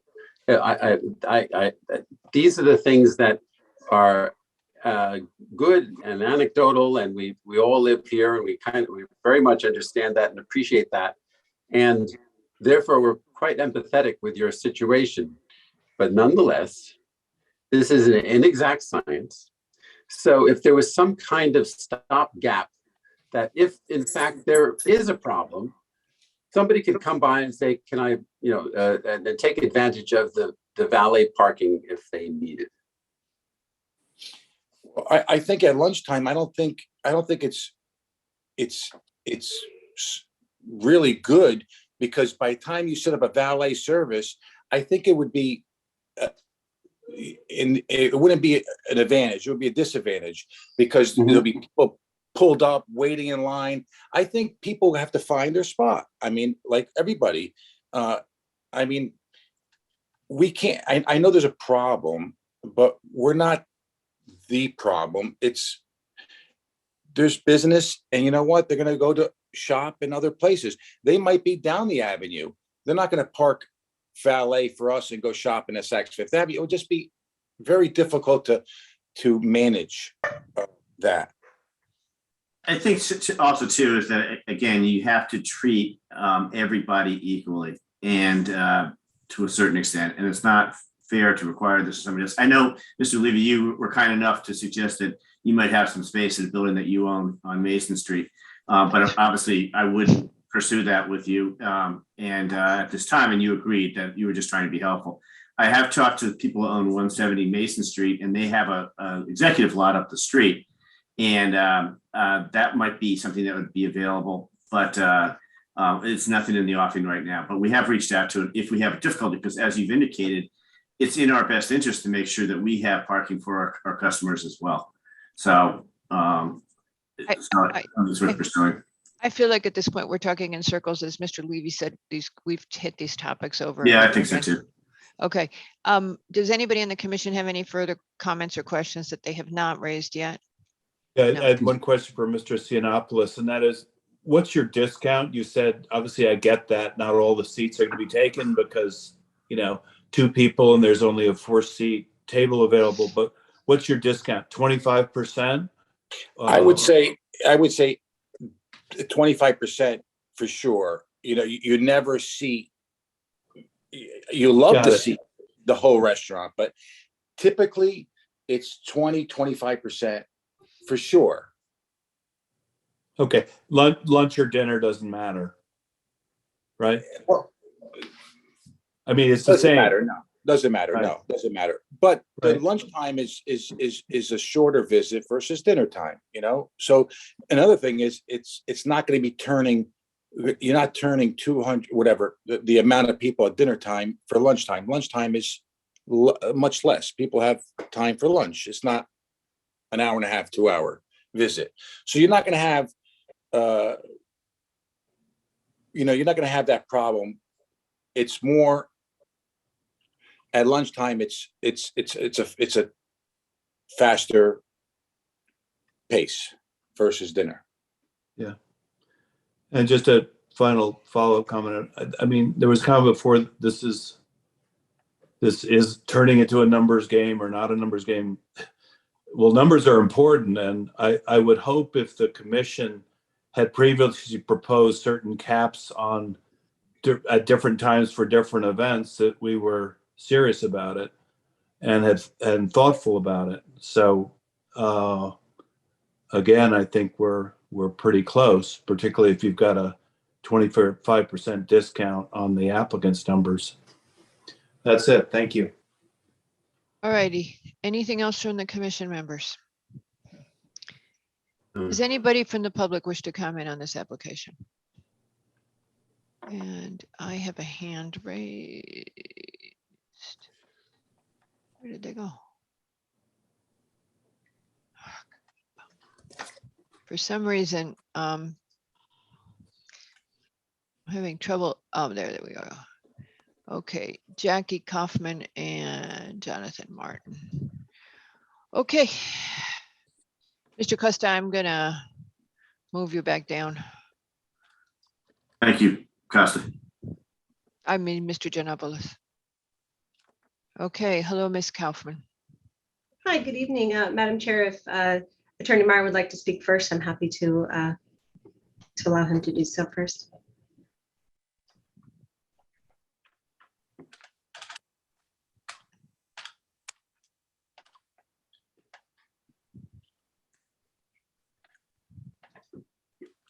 Attorney Martin, if you would unmute and you can go ahead.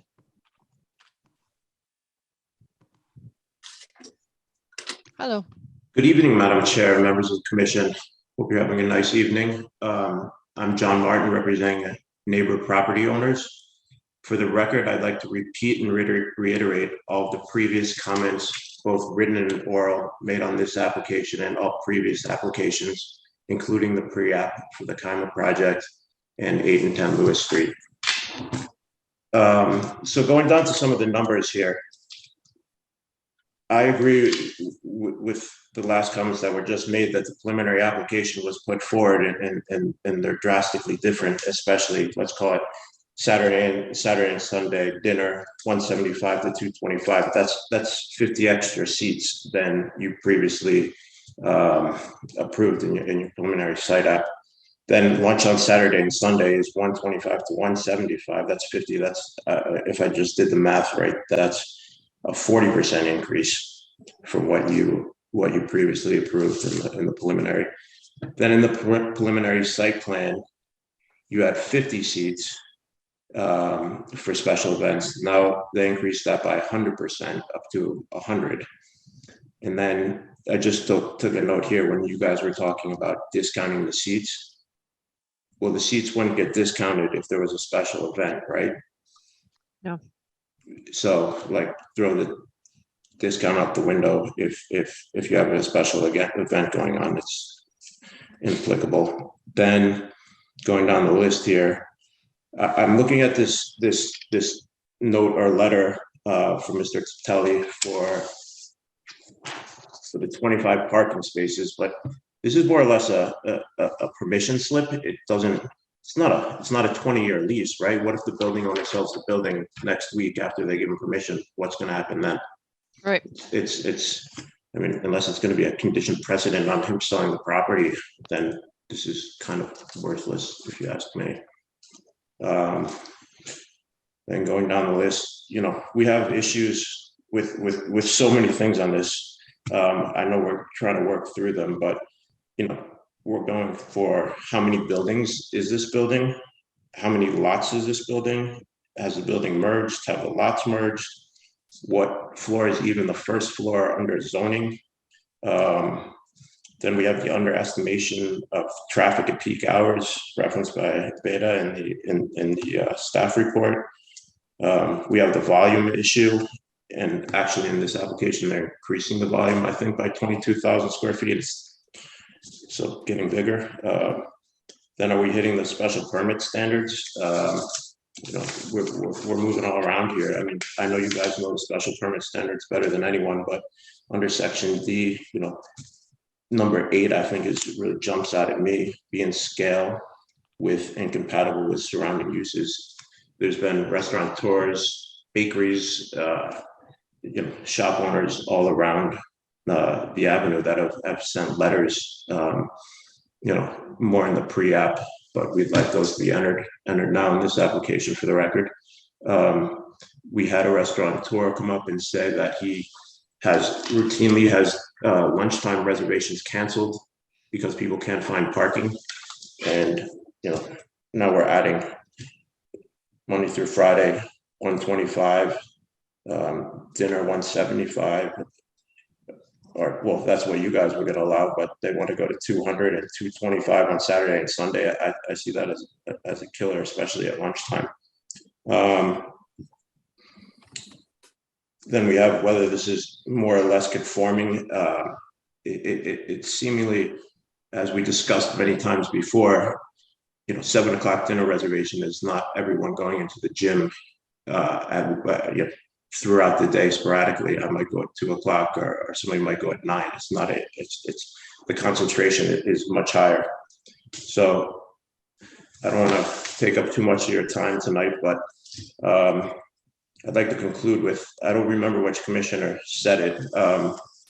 It was a couple months ago, but it was more or less something like this.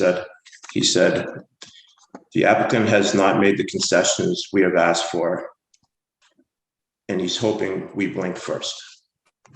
I just hope you guys don't do that. Okay. Thank you very much, Mr. Martin. I'm gonna go ahead and step you down. Ms. Kaufman. Hi, good evening, Madam Chair, members of the commission. My name is Jackie Kaufman, and I'm an attorney with Carmody, Torrance, Sandak, and Hennessy, and I represent one of the applicants, MH Cohen Realty, also the owner, and have been working together with Attorney Haslam and the applicants in preparation for the public hearings.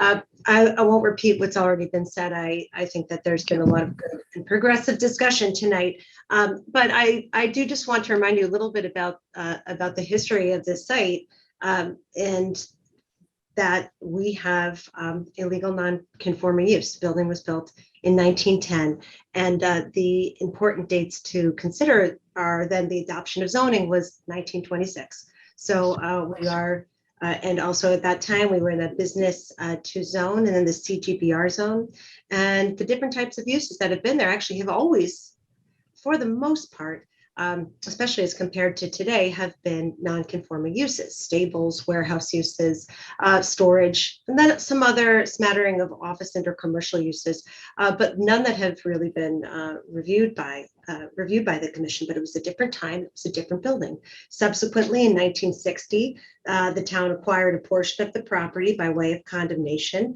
and that triggered I think a new way to look at the property too, because subsequently, as we see, or as I saw in reviewing the old 60 and 1970s versions of the regulations, there was a section of the regulations that were adopted that specifically acknowledged that in consideration for giving up property, that the property was exempt. Not to mention that the section of the regulation then also honored that where a property was within the rear building line map, that it also had the exemption for parking.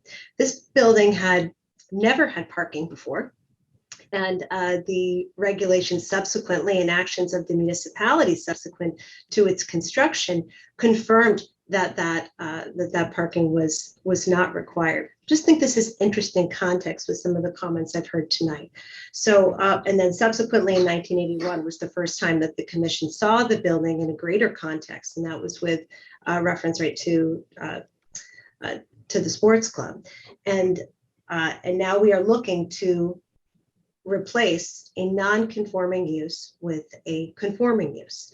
And it's very critical. Number one, because when we speak to some of the zoning questions that even Attorney Martin just brought up, and I think that you and Mr. Haslam have worked through, we think all of those regulations are satisfied. You have determined that the building is within the rear building line. We've established that the building is non-conforming as to its size and based on when it was built, and also therefore exempt from parking. And I think those are critical to this decision. When you were speaking to earlier about the success of the building, and success is success of the building is not necessarily a criteria, and these are moving targets with numbers. But something that this applicant has done is that it has responded very specifically to each of the commission's questions with expert testimony. They've provided a traffic report. They've provided subsequent answers to your questions of the traffic report. Mr. Adler has spoken on both during the pre-application and during the application process, and we have provided you with those numbers. This is a large space.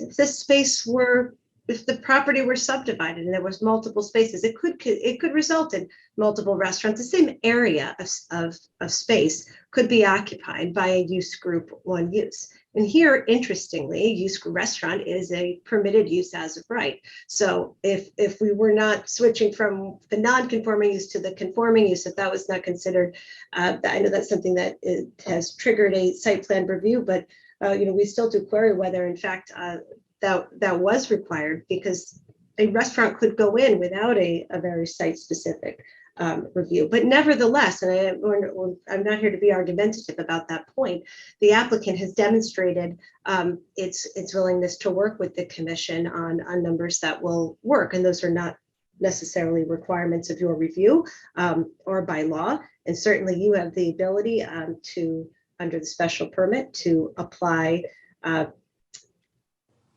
conditions that make sense. And we are not disagreeing with that you can do that. We provided you with those numbers. And I think that, and also going above and beyond to provide parking where parking is not otherwise required for the employees. And I think that's critical and certainly does demonstrate compliance with the special permit standards.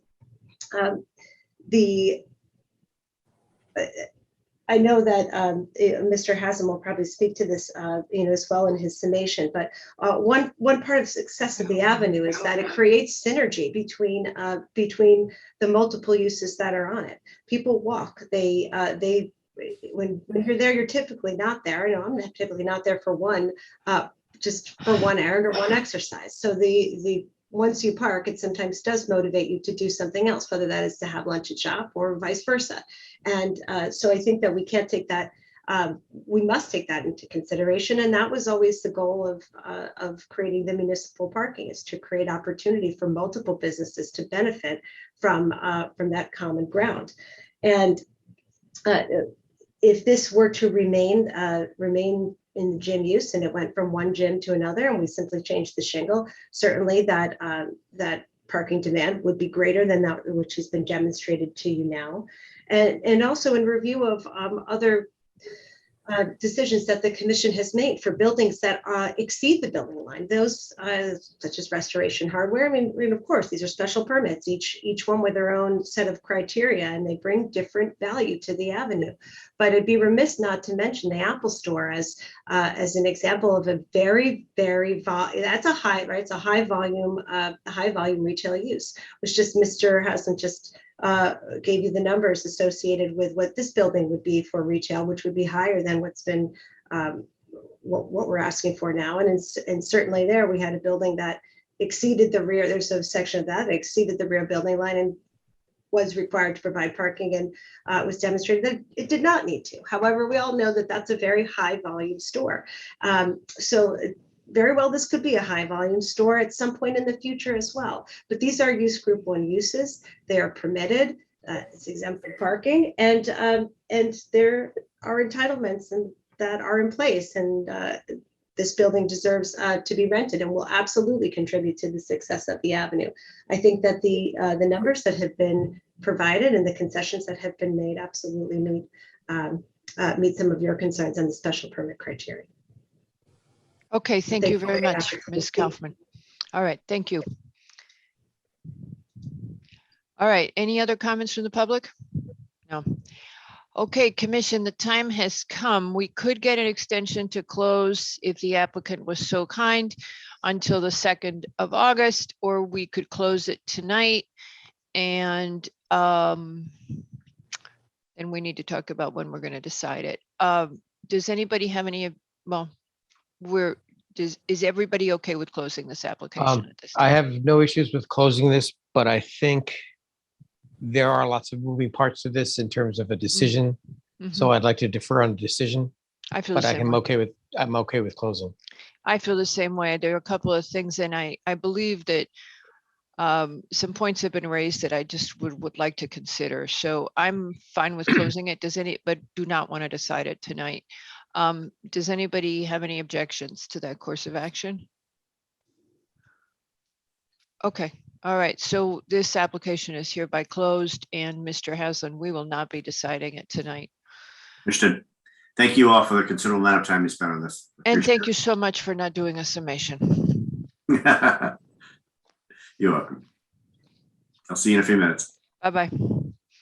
All right, our next application is 240 Greenwich Avenue, GA LLC, for a final site plan and special permit for an 830G application at 240 Greenwich Avenue. And Mr. Tessie is representing the applicant. Oh, Mr. Basili, did you get the spelling of Mr. Giannopoulos' name from before? Are you okay with that, or do we need to provide it to you? I think I have it from a previous time, so. Thank you, sir. If not, staff is happy to provide it to you. Okay, Mr. Tessie, if you would go ahead. Yes, thank you, Madam Chairman.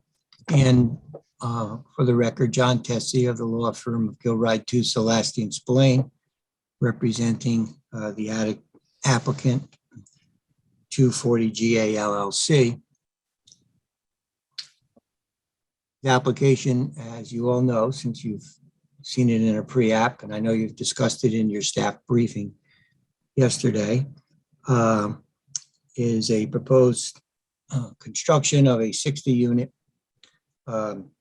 residential building located on the 240 Greenwich Avenue property, that being the post office address. The property, as you know, is currently improved with a commercial building and contains we'll call primarily a parking lot on its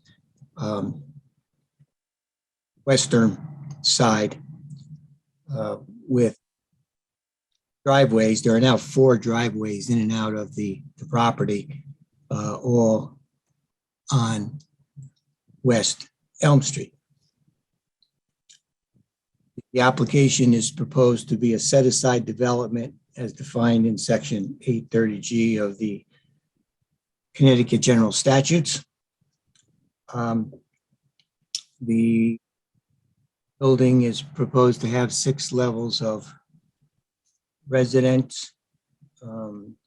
units, 10 units per floor with a mix of 3-bedroom, 2-bedroom, and 1-bedroom units. I know yesterday there was some discussion about efficiency units. Well, you've got efficiency units in your write-up.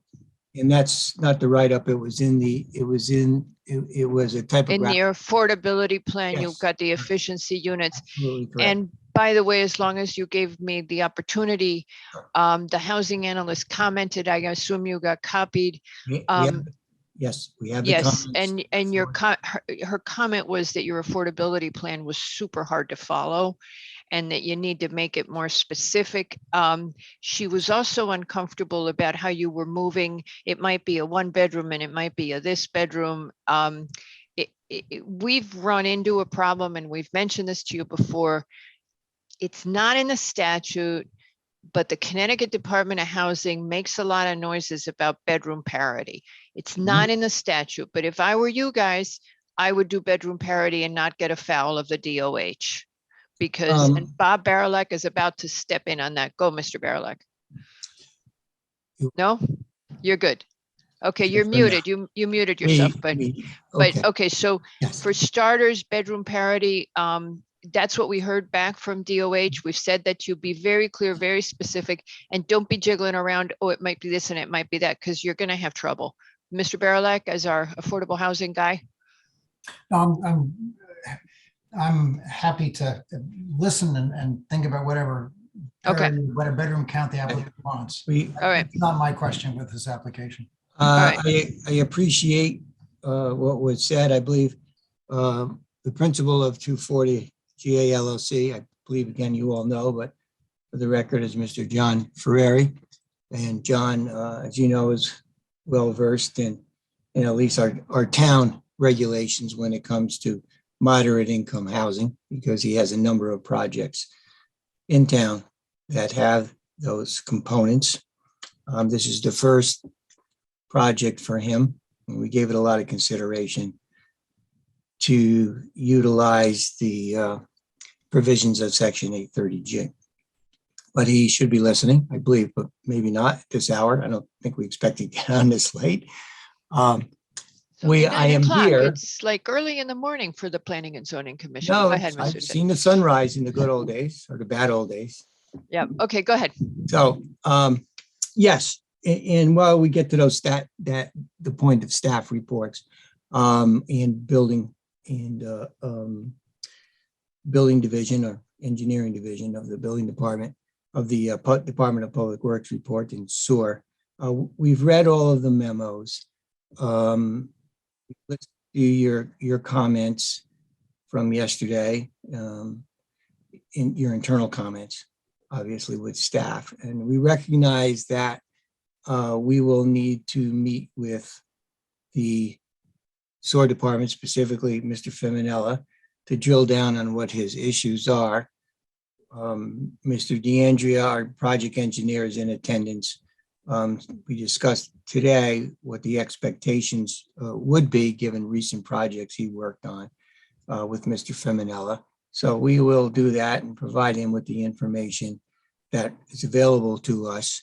And then he can share with us the information he may have about any problematic issues with his SOAR main that would serve this property that we're unaware of at the moment. So we do plan on meeting with Mr. Feminella, as was suggested by the commission members during their discussion.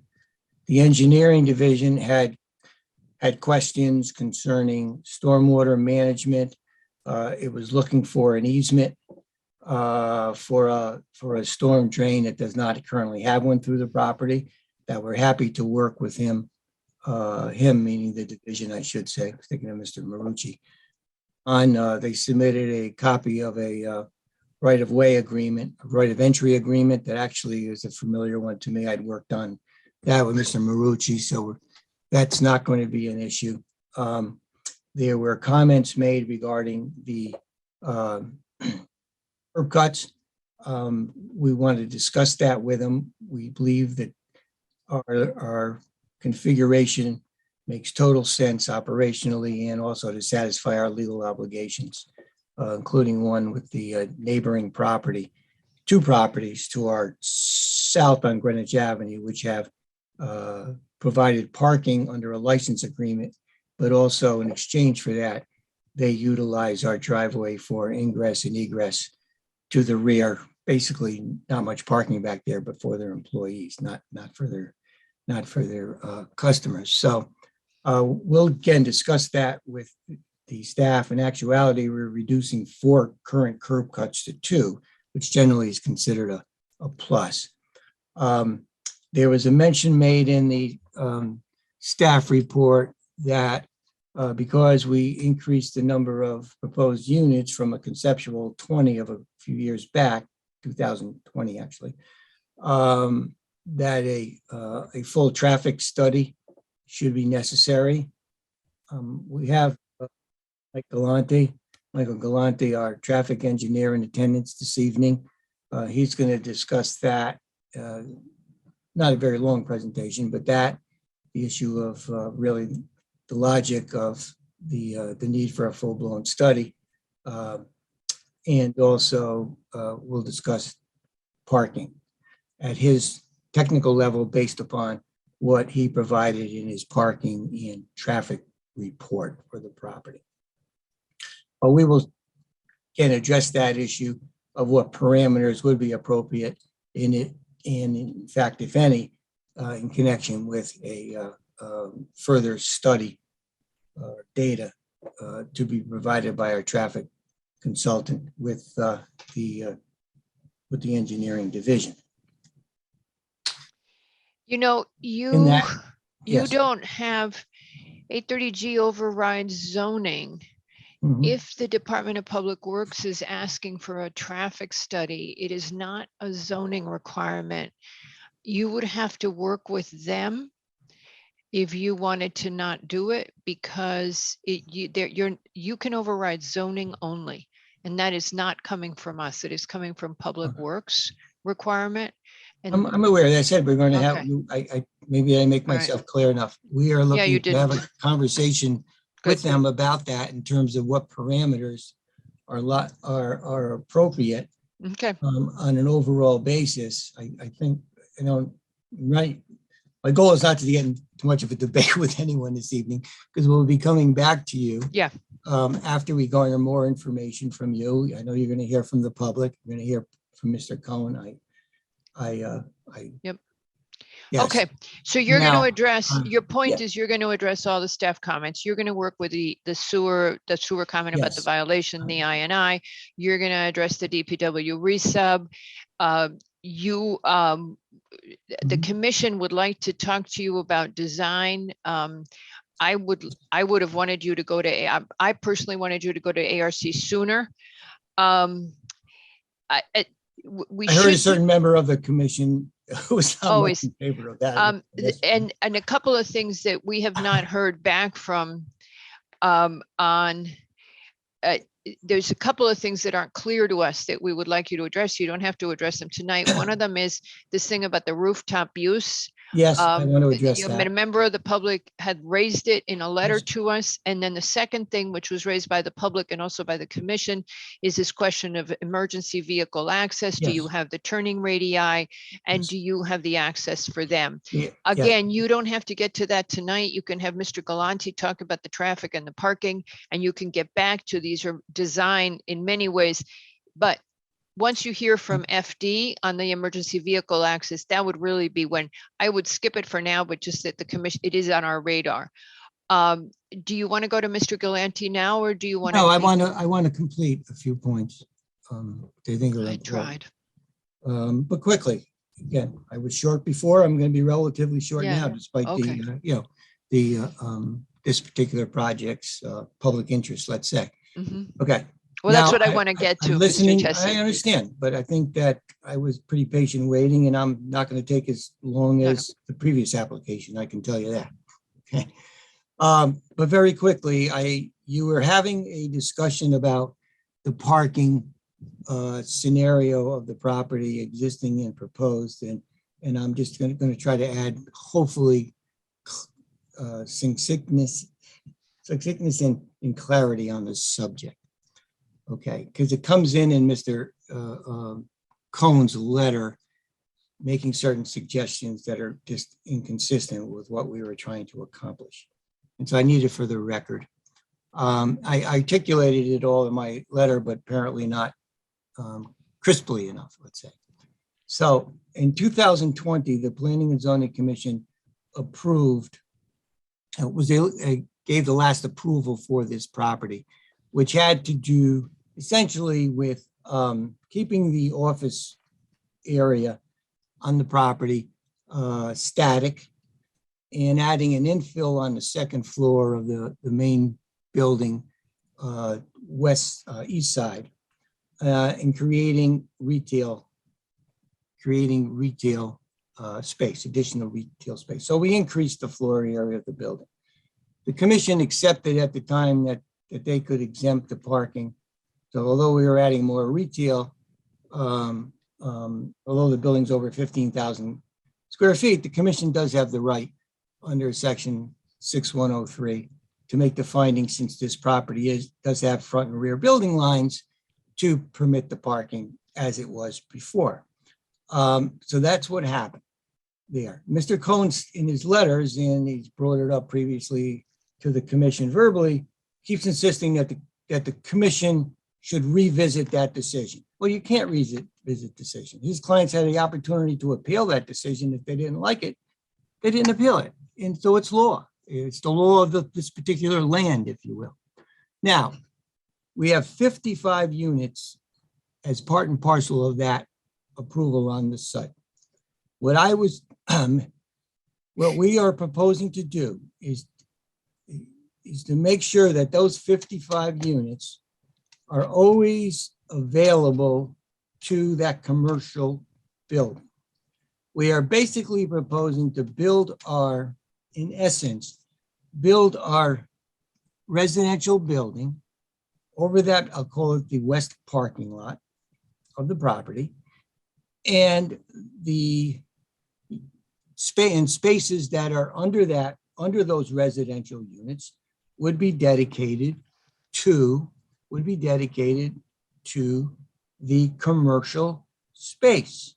It will always have its 55 spaces. We need to do that because we would have no right to reduce that number of spaces. In that instance, if we did, we would create a legal nonconformity. The number of parking spaces dedicated to the residential building, this is where Mr. Galante is going to take over after I finish, okay, is not an issue under section 830G. We can have as many, we can propose a limited number of spaces, which we do. And we noted that there are off-site opportunities. Now, that is where we are. What I suggested in my letter, I said, look, here, we'll make sure that those 55 parking spaces are always available. We will have a parking attendant always on site. We will have proper signage. But what I also said is this, and it's up to the commission, that section 6158 of your regulations specifically states that the required parking means that it be made available for the commercial uses during their business hours. So those parking spaces could be made available to residential users of the property during those off hours, which makes total sense. Now, that is your decision, okay, how you want to handle that. I can't believe the commission would turn around and say, no, sorry, Mr. Tessie, when those spaces aren't needed for the commercial tenants because it's the weekend or because it's the evening, you still have to leave them fallow. We always want them there, and we don't care about the residents, be they market units or below market units. That makes no sense. That's not the kind of people you are.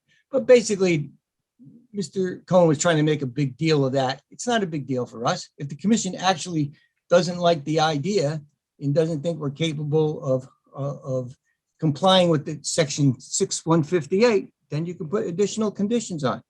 But we think it's a practical solution. It's one well recognized when you have by this commission and others. And certainly Mr. Cohen has done it too, because we all have represented clients who have mixed use sites at the end of the day. This is not a mixed use application at all. It's solely for the residential building, proposed to be built over the parking. I don't think the Well, court but can have Mr. any Tessie, problem if we have to go to Mr. court. Tessie, Go ahead. you are mixed use by default because you have two uses on the site. Oh, we're a right? mixed use site. I said that. We're a mixed Okay. use site, but this is a proposed residential development. Okay. Mr. Cohen himself has mixed use sites that he brought before the commission, but I don't want to keep bringing up his name. The point is, I'm highly comfortable. I read his letters. If you want me to get into his letters in the private agreement, because I've responded to it in writing and made it crystal clear, there's no issue at all in terms of in terms of this application and our client's right to bring the application. The prohibition that he refers to is a prohibition against the residential use inside those kiosks for remote tellers. That's what the agreement said.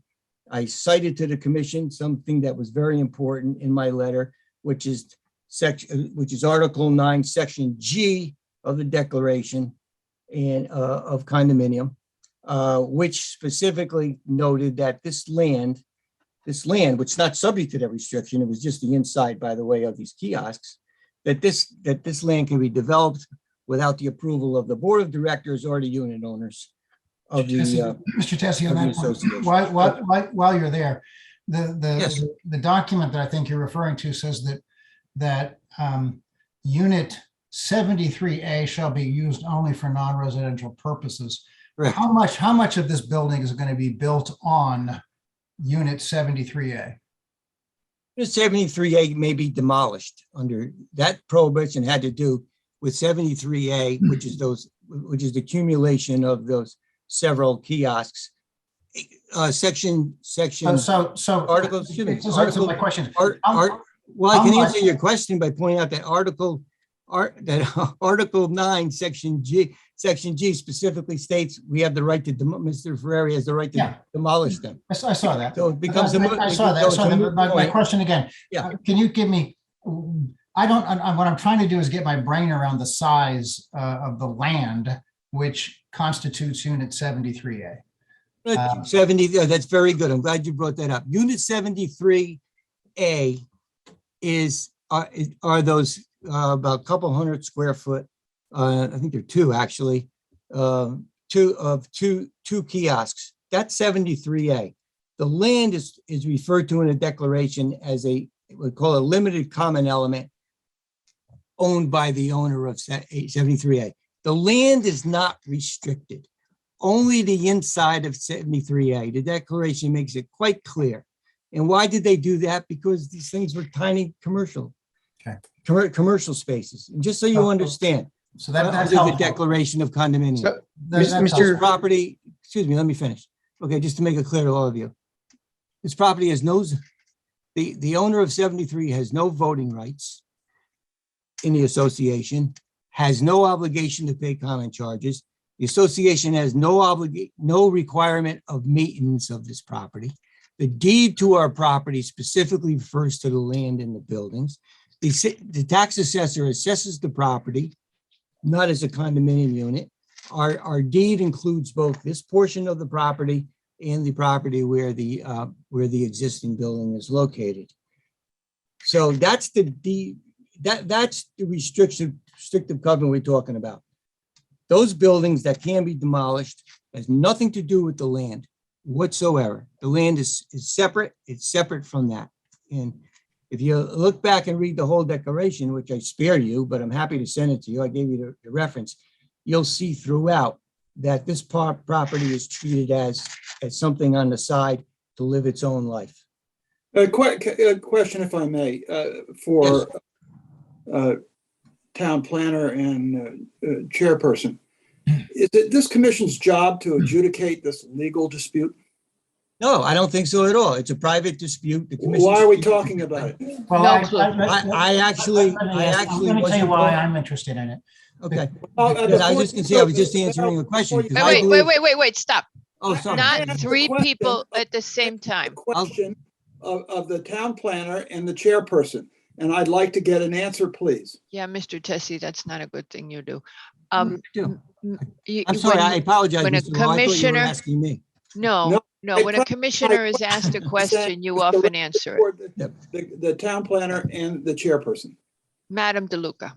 You're correct that there's no, it's a private property right. The only reason that it was in question at one point, however, was if both property owners, so to speak, had to be a party to the application. That was a question. And I think that's been asked and answered, that it's not one piece of land that is condominiumized, because if it's one piece of land owned by two owners, then both owners would need to be a party to the application. That was the question. So Mr. Tessie, if you could clear that up, whether or Yes, not.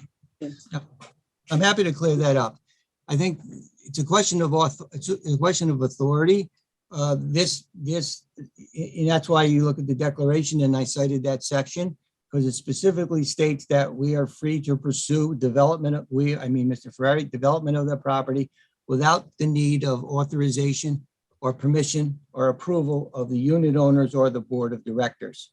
So we have built into the declaration the right to do this. Secondly, as I said, we have deeded ownership that's been passed on to I say us again, Mr. Ferrari here. So in your records of your assessor, the land records reflect that and have for a number of years. This is just a private restriction under an agreement that was crafted at a time, I think it was 30 years ago, to satisfy the needs of the party at the time. but the relationship between this property and the condominium has been non-existent for over 30 years. We've brought, and we've never, as I said, we've never invited it to a meeting. And that's consistent. So insofar as the authority of this applicant's concerned, you look at your deed, you look at your assessor record, you look at the document, and you can even look at the declaration, and I provided you with the operative information, and there it is. So it specifically provides for this authority. I mean, you consult with your attorney on, you know, obviously your town attorney, but they're bringing it up. They're throwing a bunch of things against the wall, which I understand. They're opposing the project, but this issue is based upon the legal documents that exist in the land records. Okay. Exist in the land records and exist Okay, Mr. Tessick. other town records. Okay. Okay. All right. So Okay. we may hear more on that. So with that, we'll answer any other questions because Mr. Barlick had that. Yeah, well, we're going to get to design. Let me just consult with the commission. Do you want to do traffic and parking with Mr. Galanti, or do you want to talk about the building itself first? I'd like to understand what's the concept on the two curb cuts? I'm still at a loss as to why there's 4 lanes going in and out. Yes, the one lane is dedicated lane for, then I can turn it over to either Mr. Molnar or Mr. DeAndrea. One is a dedicated lane for the tenant, which is Fleet Bank, for an ATM. It's a requirement of our. No. What is it? Why are there two curb cuts for the one site? If you have an ATM drive-through?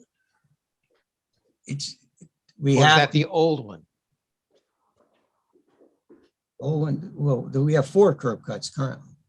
We're reducing. it Yes, to I'm 2. talking about the proposal in front of us. Yes. You have one large curb cut with an Right. ingress and access for the 2 buildings, if you would. What is Yes. the concept behind that? I think the concept behind that was to provide appropriate flow, both to the residential building and the commercial building.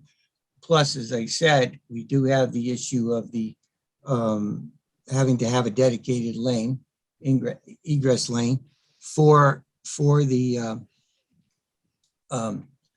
ATM for I say Fleet Bank, dating myself, Bank of America. And we also need to provide ingress and egress for those other 2 buildings. So this was the design work done by Mr. DeAndrea and Mr. Molnar. So perhaps and I know questions have come up in this regard from the engineering division, and that's one of the subject matters of the discussion we're going to have. But Mr. DeAndrea can, I guess, preview what he's going to discuss with Mr. Marucci and Mr. Paris with you, if you'd like. But I would defer to him on that subject.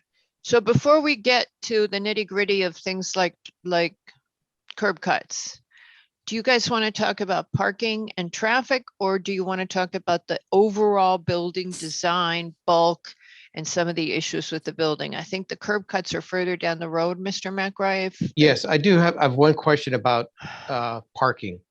I'm just, wait, let me just ask this question one more time.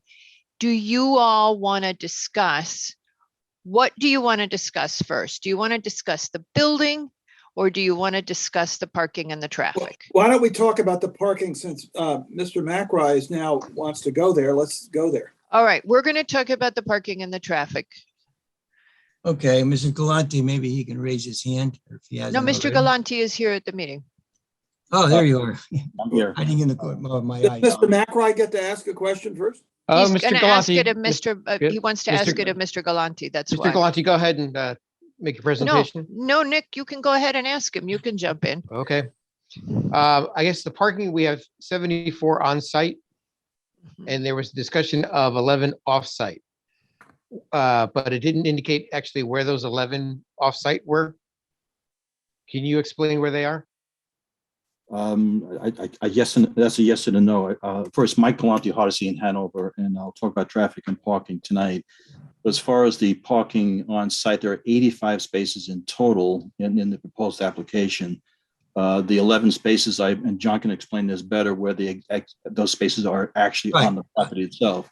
Yeah, I can answer, maybe since Mr. Macri raised that, if we could bring back the site plan. Pat.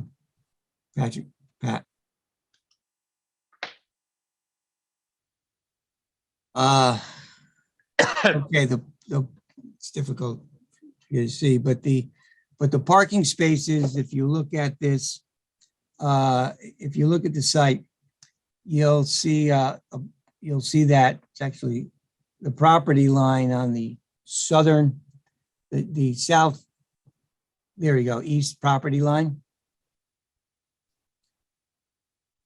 You see that?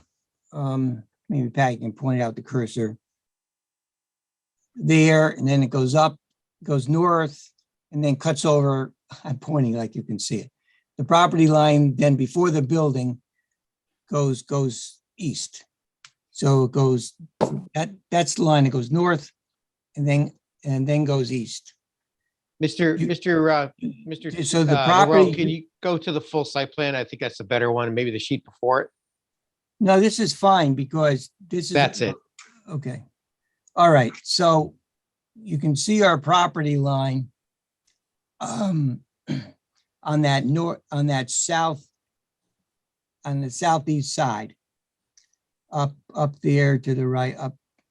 Yeah, that's the south. Go east, go right, and then up. And you see the jog. That's the property line. And when you get, then you have to go toward Greenwich Avenue. So that if you see that blank spot there to the right of the parking, that's not our property. Cursor to the right, and then you'll keep going. There, that area there, that's not our property. That's the neighbor's property. And it's in there, it's in that box. It's in that box there where the 11 spaces exist. So it's a carry-on of what we have on our property, but the spaces are over on that side, on the neighboring property. Building 244, and then there's building, I think, 242 or something. Right, and you have an agreement with those two property owners to use those yes, spaces? there's a license agreement that we submitted. We submitted previously and submitted again. And what it is, it's a cross license agreement. It states that those parking spaces, which were never counted for zoning purposes and never proposed for zoning purposes, but those spaces can be utilized by the owner of the subject parcel 244 in consideration of those two properties having an easement, having a license to ingress and egress the back of their areas to get onto West Putnam Avenue, because you know that, as you know, there's just a line of stores there. So it's reciprocal license agreement. So we'll really never lose the parking spaces, because if they wanted to cancel the parking spaces, that have no means to access the rear of their buildings. So that's why it's been in existence for like 40 years, 50 years. And inherited it when we bought the property. So so for 830G purposes, we were just trying to point out, not a zoning compliant issue. We do have an additional 11 spaces to take into account. Does that agreement provide for them to be using the space, any parking on your property? No, those are exclusive.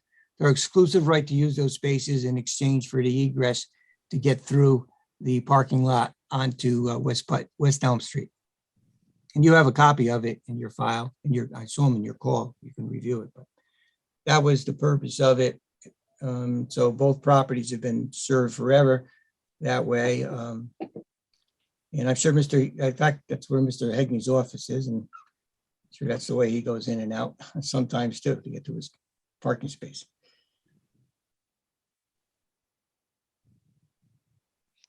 All right, does anybody have any comments?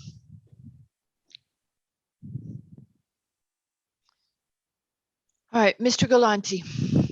Okay, once again, Mike Galante from Hardesty in Hanover. And before I start, Patrick, can you bring up Steve Sapola so he can share his screen? And then if I may, everyone, I'm going to talk about traffic first and then parking. And then we can certainly chat and I can answer questions on either one. But I want to do traffic first because quite frankly, that's how the figures are set up and just be easier for Steve not to go back and forth.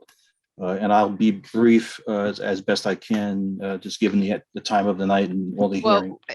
Really, I just would like to say that what we wanted to do tonight, and maybe I should have been clear with Mr. Tessie firsthand, is make sure that you were addressing all the major staff issues and the staff comments.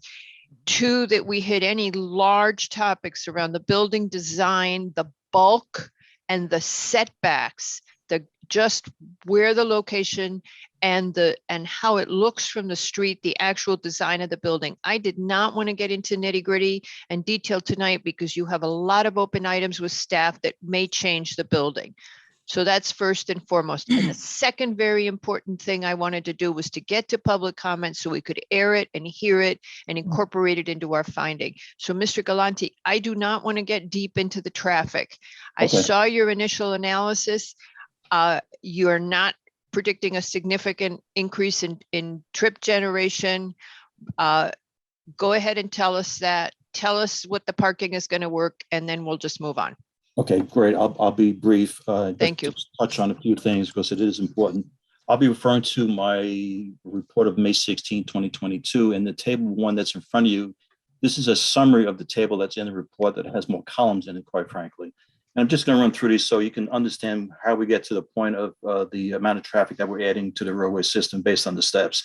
Top of the chart is existing building, 42,000 square feet of space. That's what's there today. That ITE standards would generate 82 to 144 trips, morning and afternoon peak hours. As you go down the chart, we have the approval that was mentioned. That's about, I guess, from 2020. That's about 45,000 square feet, or an increase of about 2,500 square feet of gross. Okay, but wait. You can't, wait. No, Mr. Galante. Yes. You're comparing this application's trip generation to a site plan approval that was never built? I'm just bringing you through a process. Okay, but I'm questioning your process, Mr. Galante. You are comparing the future, what your projected traffic increase is versus a figment of people's imagination. That site plan approval has not been built and never will be. That's for the. I'm sorry, Madam Chair. I know I'm interrupting you, but for the sake of moving forward. Yes. That site plan approval has been implemented. Absolutely. That's the approval that I described earlier. For the infill development, not the 2020 development. That's the 2020 approval. That's all it was. 2020 is the infill. When did you do the 20 units? What was the date on the 20 unit? No, he's not talking about the 20 unit. Okay, good. Okay, got you. Got you. Okay. At that time, and we only settled on the commercial portion of the project. Gotcha. Okay, go ahead. I just want to bring you through a process so you understand. Yeah, we're good. We're good, Mr. Anyhow, Galante. the approval, no, that's fine. The approval was about 45,000 square feet of floor area, different types of commercial land use in there, and using ITE standards again, that would generate 66 trips during the morning peak and 117 trips during the afternoon peak. So I'm providing a comparison to existing, the commercial approval, if you will, and then that shows a net change in this case, decreasing site traffic on that site, that commercial site, 16 trips in the morning and 27 trips in the afternoon. The next chart, which is table 2 in the report, again, is a summary of the process that we go through in the document. We're proposing 60 residential units in a 6-story building, as was mentioned earlier. That would generate, and I'm looking at the primary trips on the side, and that takes into account transit use, someone walking to the train station, the location on Greenwich Avenue, and so on. We're saying that would generate 19 to 24 trips during the same weekday morning and weekday afternoon peak hours. Taking into account that difference from the existing conditions to the commercial approval, if you will, that's where we reduce, again, the trips 16 and 27 that I showed on table 1. The net change in total traffic for the site, if you go through the process, is 3 additional trips in the morning and a reduction of 3 trips in the afternoon. I just wanted to show you where those numbers come from. They're not just pie in the sky. They're based on ITE trip rates, because that's what we have to use. That's what the town engineer and Beta would use, and that's what Conduct would use. So we're just going through a process. And my conclusion is, from a traffic perspective, is that this development, from a traffic perspective, is not really generating any new traffic. And the comment from the town engineering was that we should do a full traffic study. It's their policy. I'm sorry, Mr. Galante. Well, we may be doing it, but I'm just saying, we did a traffic evaluation for a reason, because of the little traffic generation. Okay. The next chart should be table 3, going to parking, which I think might be a bigger issue as far as reference. As I mentioned before, we have a total of 85 spaces proposed on this site as combined for residential and the commercial space that's there. It was mentioned that 55 spaces need to be set aside for the commercial space. That has to be provided all day long. And that would be generally 8 a.m. to 6 p.m. Monday through Friday, that the residents of this development could not use. Next step is that we start looking at, well, what is the impact or need of the residential residents? Again, we looked at the general office, which is in the recent approval, if you will, a couple of years ago, the bank and retail space, and we generate traffic on an hourly basis. And that traffic fits into the 55 spaces on site. But we do show that we have a limitation where we're over by 11 spaces around about 12 or 1 o'clock in midday. But the residential we don't need to provide parking on site for the residential. So we know that the town hall parking garage, if you will, is a block and a half away. We did actual studies at that facility 4 days in March, 7 a.m. Steve, you can go to the next chart. These charts are in the report, but I'm just going to reference 2 of them. We did hourly counts for the parking garage there. And on the Monday night here, there was a meeting on Monday night. That's the 8 o'clock time period, which shows the peak parking demand. That lot, that garage has 272 spaces. We found that the max utilization, if you will, was about 155, 160 spaces. On the Monday with the night meeting, there was an evening. The next chart shows a weekday where there was no night meeting, and the peak demand was midday, about 1 o'clock, with about 162 spaces. All these charts show, and we have 2 more charts for 2 other days, is that there is more than adequate parking in this parking garage for residents to park. Now, the option that we are proposing, which would be part of a parking management plan, would be valet parking. So a resident comes to the building, if you will, that car could be parked for them by a valet person, or they can drive to the parking garage or another municipal parking lot and park and walk to their site. So overall, we're saying that the resident would park if they're home during the day, and in some cases, people who work from home these days, they can park in the municipal parking lot and maybe the town parking garage, and there's more than adequate parking spaces. In the evening after 6 p.m. or overnight, those residents could park in the parking spaces on the site itself. So all I'm trying to say simply is we show that we have enough parking based on the standards that the town follows, where we don't provide parking on site for residential, but we have to provide parking on site for the commercial. And I'll leave it at that, and then I can certainly answer any questions, whether it's traffic or parking tonight or another Yes, night. Mr. Galante, Yes, when sir. you did when you did your parking counts for the municipal garage, did you count all of the spaces in the garage? Yes. Okay, even though that the lower level is restricted and so is the middle level, and actually by permit as well. So actually parking, assuming the parking in the lower level and the middle level is open to the public, I think is maybe an incorrect assumption. Okay, I'll ask Steve, who actually did the walk Okay. of the garage. And I find it that actually a kind of on page 4 of your report, you're actually indicating that the result of the analysis says there's not enough on-site parking for your uses. Yeah, and I mentioned that. During Okay, the- and then it goes on to making the assumption, but there's the overflow can go to the town hall lot down the street. Yes. I find that actually a little disconcerting, because what you're saying is that it works if somebody parks in a municipal lot someplace else. We had a discussion about another project a while back where the same assumption was made, and we had significant issues with that. To say, I don't have enough parking in my property, But there's a municipal, site, there's a municipal parking lot next door that I can assume I can use all the time. Okay, no, okay, fine. I find that kind of an indication of that you're kind of taking advantage of parking dedicated for town hall Yeah, and okay. residences for your own personal or own, for You the would private use of the be- property. You would be correct in that, Mr. McRae. If this were not an 830G and having this concern, if this were not an 830G application. And I would say to you that although we would never let a traditional applicant do that, our concern with what they are doing has to exceed our need for affordable housing. Now, Katie, do we have any restriction on someone deciding of their own free will that they are going to avail themselves of municipal parking at night? No, I mean, if there's a municipal lot available and it's parking available at night, fine. But if it goes to someone's parking demand, that's obviously a very different issue. It is a different issue, except that, is this a threat to is it so significant a threat to human life, safety, or an environmental consideration that exceeds our need for affordable housing?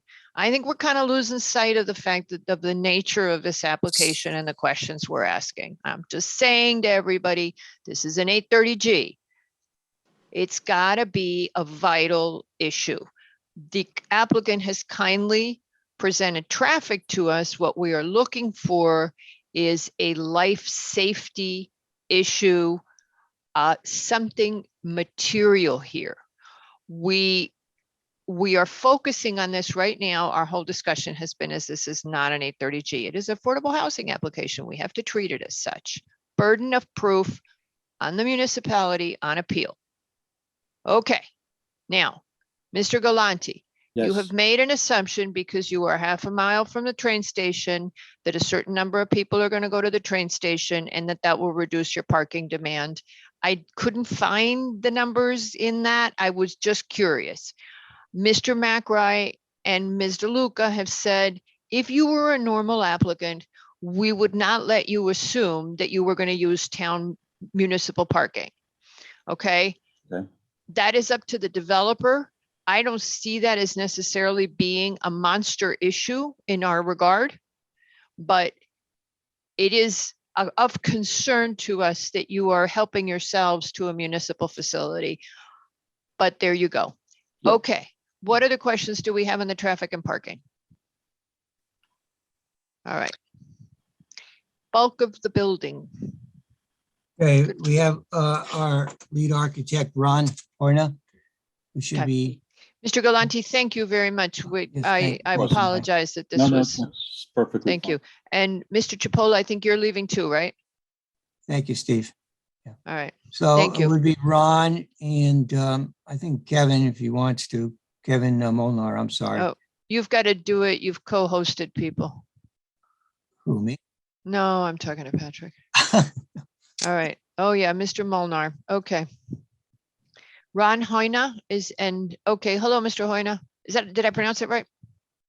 Okay. Can somebody share the, He's muted. well, he can unmute himself after he No, notices he that we don't. Now. Okay. That's what I told him. Patrick, can you put up the building? First, just to address the setbacks, there's a question I have on setbacks that I think is sufficient here that I do want to raise from the public.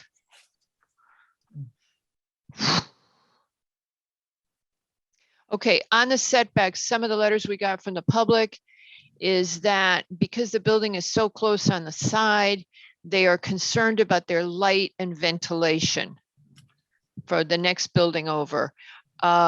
Also, that concern comes up with the properties to the rear of this building.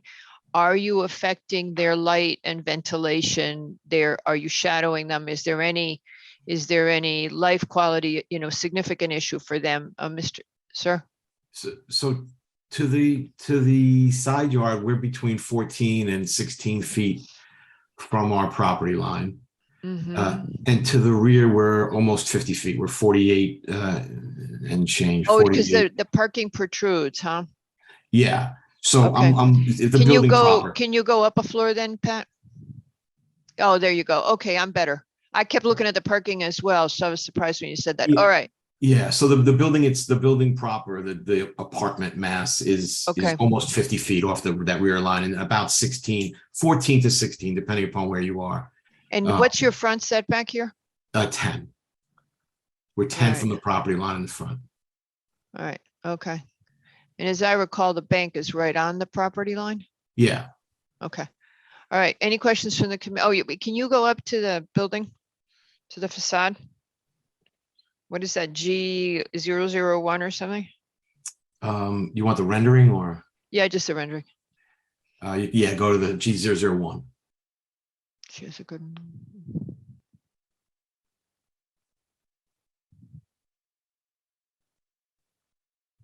I can't see it anymore. What happened? I think Mr. LaRoe's working on it. Oh, okay. There Yeah, we go. One down, there you go. There you go. Okay. Now, we had comments, and of course, this being an affordable housing application, the applicant can do as they see fit. However, we would very much like it if people listened on this. Commission, would you go ahead and comment? Mr. Hoyna, this elevation that we're seeing here, this is the same on the opposite side. Yes. So we have terraces Similar. that look into this side of the other building, correct? Yeah, we do have terraces as well on the other side. Okay. And I'm counting 7 floors here, starting with at grade. Yeah, it's 6 floors it's 6 floors of residential with that parking base. Okay. So I'm looking at really a 7-story building from the street. Yes, you 10 Okay. foot 4 to floor, so you're looking at like a 76-foot building. Okay. In the floor plans that I have in front of me, I did not see a roof plan. Can you tell me what's going on the roof? No, there's no scheduled use for the roof other than roof. Okay. Mechanical systems, et cetera. Yeah, we'll have normal rooftop equipment, but we will not have, if you're asking about like an amenity use, there is no amenity use on the roof. Okay. Okay, great. And just There to is understand, no amenity use on the roof, did you say? No. All right. Yes, I did say that. Yes. Okay, because there was a great deal of confusion of that. I would like some sort of shadowing number. Okay, go ahead, Mr. McRae. okay, so understanding the facade that we're looking at actually faces east. Yes. Yeah. East-west. So actually, it's conceivable that actually the space in between the two buildings would get limited sunlight. Yes. Yeah. Yes, you're going to have reduced sunlight between the two buildings. Yes. Okay. I can Okay. do shadow studies if you guys want to see what that looks like. Yeah, I think we'd be interested in that. Okay. And as I'm looking at it, I just understand, we've got brick with some kind of a banding, and as an example, the porches, the terraces, that's like a concrete slab that continues through kind of a delineation of each floor. Yes, it's a concrete element a ribbon that would run around the building sort of to strike the floor line. Yes. Okay, and the window trim upper and lower, is that a stone or is that actually brick as well? It'll be a precast concrete piece. We looked at stone sills as well, but we're envisioning that as precast concrete. Okay. And then the garage floor is what material? Stucco, direct applied down there. So And brick around the front entrance as well? yes, at the front garage entrance that faces the street. And then Yeah. the cornice is just painted something? The cornice it will match the window mullion system, which is going to be a dark Duranotic. It'll be similar to, there's actually a building down the street that we tried to pick up from that color scheme so that it feels like it's part of the neighborhood. Okay. Okay, and then there's actually 2 entrances. One is the lower one and is upper one. Garage. The garage areas, okay. Yep. And then the south facing and the north facing, the south facing has terraces, but the north facing does not elevation. Correct. Okay. We just thought on that main street, they didn't make as much sense as they did on the backside of the building. Okay. Have you done street studies to compare your building with the adjacent buildings, starting from Greenwich Avenue all the way to East Elm yet? Only cursory. We haven't done full-on studies for that, and we can when we do the shadow studies to make sure that we know what that relationship is like. Okay, and maybe even a reference to the building across the street. I think one of the issues that I've had is that I'm looking at this rendering and kind of I'm standing what would actually be inside a building across the street. Yep. And I think actually, I'm glad that you actually rendered this portion of the building because this is the one that's really key because I think everybody will see actually both elevations at the same time. So this is the one that's going to be, significantly important. Agreed. Okay. Mr. Rains is doing your landscape, correct? Yes. Okay, and he's done a lighting plan as well. Other than that lighting on the ground, will each one of the terraces have lights as well? Yeah, I'm envisioning a small light outside of each terrace door. Yeah, but not, we'll control the lights so that there'll be a low temperature, 27 Kelvin maybe, and low lumen so that we're not daylighting that whole space. Okay, and your mechanical systems are in closets inside, so we'll have louvers and things on the outside? Yeah, yes, we haven't really dug into mechanicals yet. That's part of our next go round. Yeah. All right. Okay, any other comments from the commission? Just a couple of quick comments on the energy side. First of all, thank you for submitting the energy narrative. Staff, I don't think we've had comments from EMAC yet. Is that true, staff? Did they have a chance to comment on this? Not that I believe they did. Hold on a second. I thought I think saw we something got some this afternoon, Mr. Wells. Let me double check. Yes, came in today. I think, wrong one. Okay, well, I don't want to hold it up for that. It's late. Okay. I'm just going to make some general comments. Looks like Thank you. you're targeting basically to meet code. Just a suggestion, you're probably familiar with Passive House, which would be much more highly energy efficient than what you're targeting. We've received information, the cost of highly efficient buildings is, I don't know, 3 to 5%. Whereas you're coming in at code, just want you to keep in mind 30% of your tenants are going to be in the affordable housing category, and they would benefit greatly from reduced energy costs. So if you could give some consideration for being more aggressive in terms of energy efficiency, certainly your tenants would appreciate it. And again, I haven't read the comments yet, but I'm sure they're consistent with these. Thank you. Thank you. We'll absolutely look deeper into it. And, we're also looking at stretch code now in New York. So we'll. Oh, fantastic. That's great. That's fantastic. We're glad to hear that because it's going to be, the cost of energy is going to be a huge deal. Yes. Okay, does anybody else have any questions of the applicant? I just have a comment or two. Looking at the inset balconies.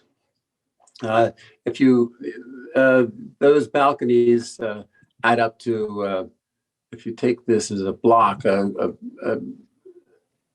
some percentage of the square footage of the floor. Mm-hmm. And if that were to be used to reduce the bulk of the building, you could do something with something maybe substantial to with the stepping back the facade or doing something, and the balconies could be more traditionally cantilevering off the building instead of inset.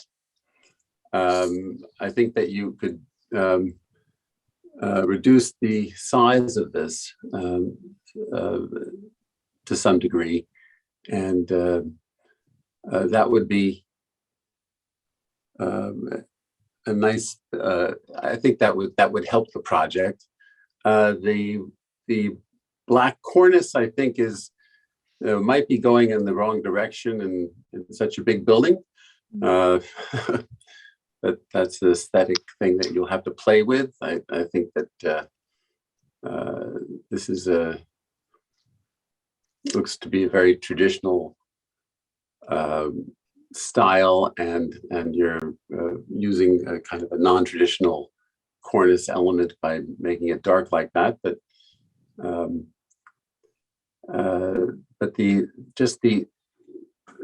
I thought that if you could play more with the carve out of the balconies in your floor plan, and just to use that to reduce the mass a bit, and cut back the top floor and create a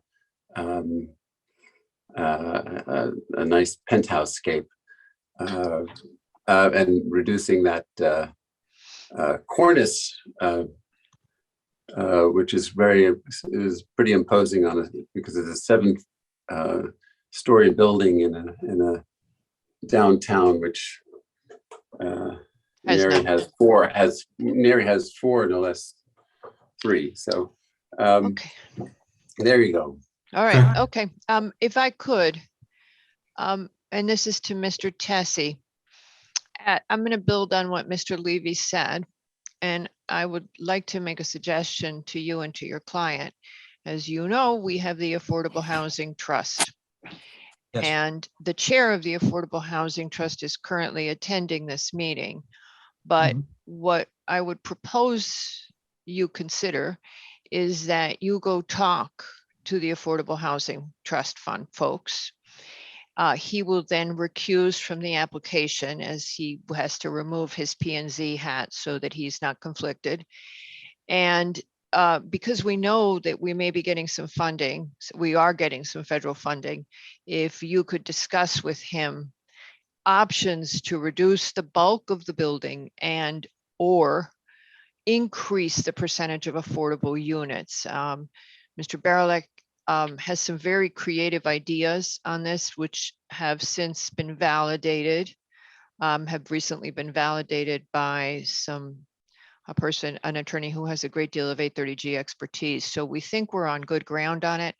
We're in this iffy place right here because we're about to make Mr. Barilek someone who has to disappear from P&Z for this. But if you guys would be willing to, we'd love to have you talk about it with the trust board. Obviously, Barilek wishes to recuse himself, though we think it's too many hats to wear at the same time. Yeah.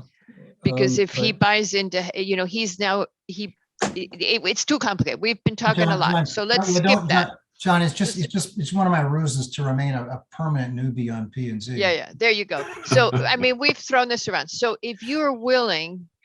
Absolutely. I appreciate all of his dedication and also his expertise. I know Mr. Ferrari is certainly a fan of his, and so we got to have at least one, Bob. Got to have at least one. So John, seriously, we know how hard we would welcome. Okay, so maybe Bob, if you guys would just take this conversation, Katie is also on the trust board, so it would be, you guys would be off and doing your thing, and we'd wait to hear how it goes. But if you want to jump on together and talk, you guys, Mr. Welcome.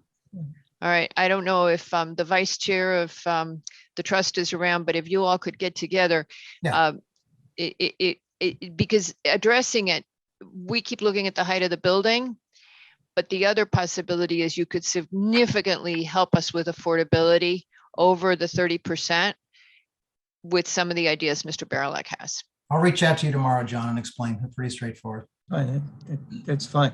Fine. All right, Look forward great. to it. Okay, Does that mean you can go home now? Yeah, hardly. he gets to go home. We'll put it last on the agenda in the future. Okay, I believe that I wanted to get to that bulk question because I kind of wanted to introduce this topic of at least having the conversation with the Affordable Housing Trust Fund. Sure. And that's the best way for us to address it. I think infrastructure wise, you're going to address all the sewer comments and DPW, and we can now, if with you don't object, Mr. Tessie, we could quickly get some public comment. No objection. I'm not too sure Thank you for if the 4 lanes of traffic were completely discussed, but we can come back to that later. I'd like to come back to that because we don't have comments. We need full comments from DPW, Beta on the traffic. Yeah, but analysis. it doesn't really matter about their comments. I don't understand what's going on there at all Okay. and why there's 4 lanes of traffic. Okay. Yeah, Mr. DeAndrea, I see, I don't know if you want to do it now. All Mr. right. DeAndrea is up. No, we can come back to it if we want Oh, to. it's Somebody up just here. has to explain it to them. Isn't this a level of detail that might be better served to be discussed at another time? I think we could wait for another time. I'd like to get to the public comments so we can get the big issues out that need to be discussed. Mr. McRae, this building may look a bit different the next time we see it, so let's Oh, I get agree. to that. Yep. Okay, all right, Mr. DeAndrea, I'm gonna ignore you, okay? All righty, okay, but I'm gonna bring in our first public speaker. So we're turning now to public comment, and Mr. Cohen, you had your hand up and you've disappeared. There he is. And then everybody else who wishes to speak from the public, kindly raise your hand and we will call you as 3-minute limit, except for Mr. Cohen, who's an attorney. If you're on the phone, it's *6 to raise your hand, *9 to unmute. All right, Mr. Cohen, if you will unmute, we're ready to go. Evening, Madam Chair, members of the commission, Bruce Cohen representing the Harborview Condominium Association, which is a condominium association representing the owners of 72 condominium apartments located in the building next door to the subject site. The building, the Harborview building being at 40 West Elm Street. There are really just a couple of points that I'd like to make, I guess, of a technical nature. I think some of the residents at Harborview have more substantive comments, and you have heard from them in writing. You may hear again from them. I'd like to pick up first on one issue relating to this condominium issue that has been commenced by the applicant in court and is now pending in court. And essentially, it's for the purpose, as John Tessie described, of determining the applicability of the condominium declaration and the restrictions in that declaration to the property, which is the subject of the present application. John has made the statement in his presentation that the unit is owned by the applicant. And then he began to discuss a little more the issues that were raised, that has been raised by the applicant in the litigation about why he's right that those declaration restrictions don't apply to him, and why my client, the condominium association, is wrong. And that's a critical threshold issue because it relates to the issue of land ownership. If John is right, or if his client is right, they've alleged in their pleading in that case that Unit 73A, which is how this land, this 100-foot wide strip of land is described in the original condominium declaration, Unit 73A is a unit in name only. And therefore, my friend Mr. Tessie would be correct that the property is owned by the applicant. However, if he's wrong, and we believe he's wrong, then it's not owned by the applicant. It's owned in equal or in proportionate shares by all of the unit owners, because it would be considered a common element of the condominium. Now, Mr. Lowe has correctly said that this is not something that this commission decides, and it is not. Despite the fact that John has his arguments and I have my arguments, it is ultimately going to be decided by the court as to who owns the land. Is it owned by Mr. Ferrari's LLC, or is it owned in proportionate shares and in undivided interests by the condominium owners? And the unit owners are provided by in the condominium declaration an allocation of those interests. And unit 73A, which is our parcel, has a 0.52 proportionate interest in the common elements. Common elements includes the land. The Connecticut statutes provides that the common elements, including land, is owned in undivided interests by all unit owners. This application would therefore be highly defective in light of the fact that if we're right and John is wrong, the owners have who are represented by their association have not agreed to this application. So as my first, let me call it technical point, which I would appreciate the commission taking under consideration, I believe that this application is premature. We cited the Stefanoni case in a letter that we addressed to you last week, which is authority for the proposition that an applicant may not avail himself of the procedures established under 8-30G if a court has not yet decided the applicability of a restriction. In this case, it's even more telling because the real issue is who owns the land, which is the subject of this application.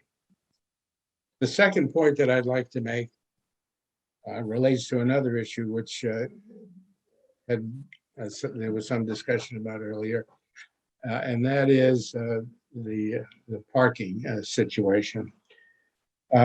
It's my belief that this application does not constitute a valid 8-30G application under the applicable law. The applicable law that I'm familiar with, and I know that the commission is familiar with, is the 65 Marshall Road case and the decision by Judge Berger in which he stated that 8-30G does not apply to mixed use developments. Well, as we have noted, in this case, we have a mixed use property. It is a single lot. It cannot be legally divided. All of the zoning calculations which the applicant has submitted are based upon the fact that this is a single zoning lot. So the commission, in light of the 65 Marshall Road case, has made a prior determination that you could have a mixed use development qualify under 8-30G, provided that the commercial component did by itself fully comply with zoning. And in this case, we know that the existing development on the what I call the bank property is highly deficient, legally so, in a non-conforming way. They now have 55 legal spaces, full-time legal spaces, in lieu of what would currently be required as 216. They are proposing to build 60 new residential units, which would normally require something like 128 spaces, and they're providing 20 additional spaces. So that the number of total parking is going to be 75. The additional 11 spaces you've heard about off-site are under a license agreement, as John has told you. It is a terminable right, however, though, so that's why he doesn't expect you to take consideration of that for zoning purposes, because you may not, either party may terminate it at will. So we've got a total legal requirement with this new development of 440 odd spaces, where 75 are going to be provided. How do they do that? They do it in a way that, in my view, makes the existing commercial parking availability more non-conforming. For example, they have taken a number of spaces that are immediately adjacent to the existing commercial building, which are above ground, nearby at-grade spaces, and they are moving those spaces underground in the new residential building. Now, I suppose with constant policing that that might work, but it's a far cry from having full-time nearby spaces available to the bank and the bank office building. More importantly, they're proposing a shared use of those spaces. So instead of having 55 full-time spaces available to the tenants and visitors of the commercial building, they will now have 55 spaces, some of which are being moved to an underground location, 55 spaces available part-time. And that's okay, because those spaces will be available for the business during business hours and the residential during non-business hours, but that's not completely true. For example, I know, and you all know, that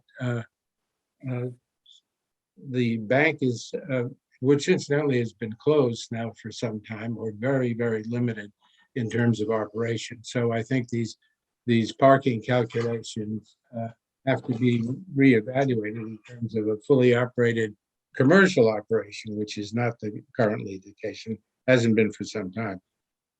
What happens on a Saturday morning when I know from past experience there are lines waiting to get a service at teller's booths at the bank? I guess that would mean that there would be no parking at all available for residents during Saturday time. I heard Mr. Glani say, that I didn't pick this up before, that a lot of their parking results are based on a valet service as well. And Ms. Albin, you did raise correctly the interest of the commission under 8-30G, assuming this were a valid 8-30G application, of life safety issues. And I can tell you that on a Saturday morning on Greenwich Avenue, with cars waiting to find spaces, back up out of spaces, and line up for spaces, there are life safety issues should there be a gang of residential owners looking for places to park on public parking spaces. So I raised with you two issues. One is, I'd like you to consider, under the 65 Marshall Road case and its subsequent reinterpretation by the commission, whether or not, in fact, this is an 8-30G application validly. And two, whether or not this application isn't premature in light of the pending litigation, which the applicant has brought to determine whether or not it is bound and a part of the Harbor View Condominium Declaration. So, Mr. Cohen, you yourself have said that the commission has no role in the outcome of that litigation. Whether this application should have been filed or not would thus be irrelevant to us.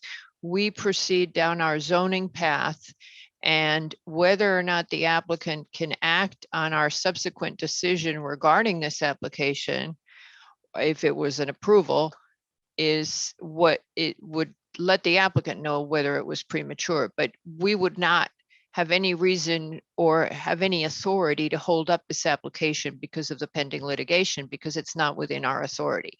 As regard to the parking, I was struggling with this issue yesterday, don't have my arms around it. And I think Katie and Patrick, what I'd really like to do is what Mr. Cohen has referenced, and I wasn't quite sure yesterday, but I would like Beta to look at this, is to take the commercial parking demand, take the proposed building and advise us where the commercial, I'd like a third party on this, a commercial, whether we are increasing the commercial nonconformity to the parking by this, because as the Marshall case that he cited several times, and as we decided in the Hamilton Avenue application, 830G app, an 830G cannot create a commercial, cannot bypass zoning regulations on the commercial side. It can only do so on the residential, and the commission has set that precedent for itself now. I'd like Beta to weigh in, and I think that settles it completely. Are they creating an increased, are they creating a greater nonconformity as to the commercial or not? And that's a Beta question. Okay, so that's it, Mr. Cohen, right? We will address, we're going to ignore your first point, which I think is appropriate for us to do, but thank you for the information. And on the second, we will act and explore. May I just make one comment on the first point?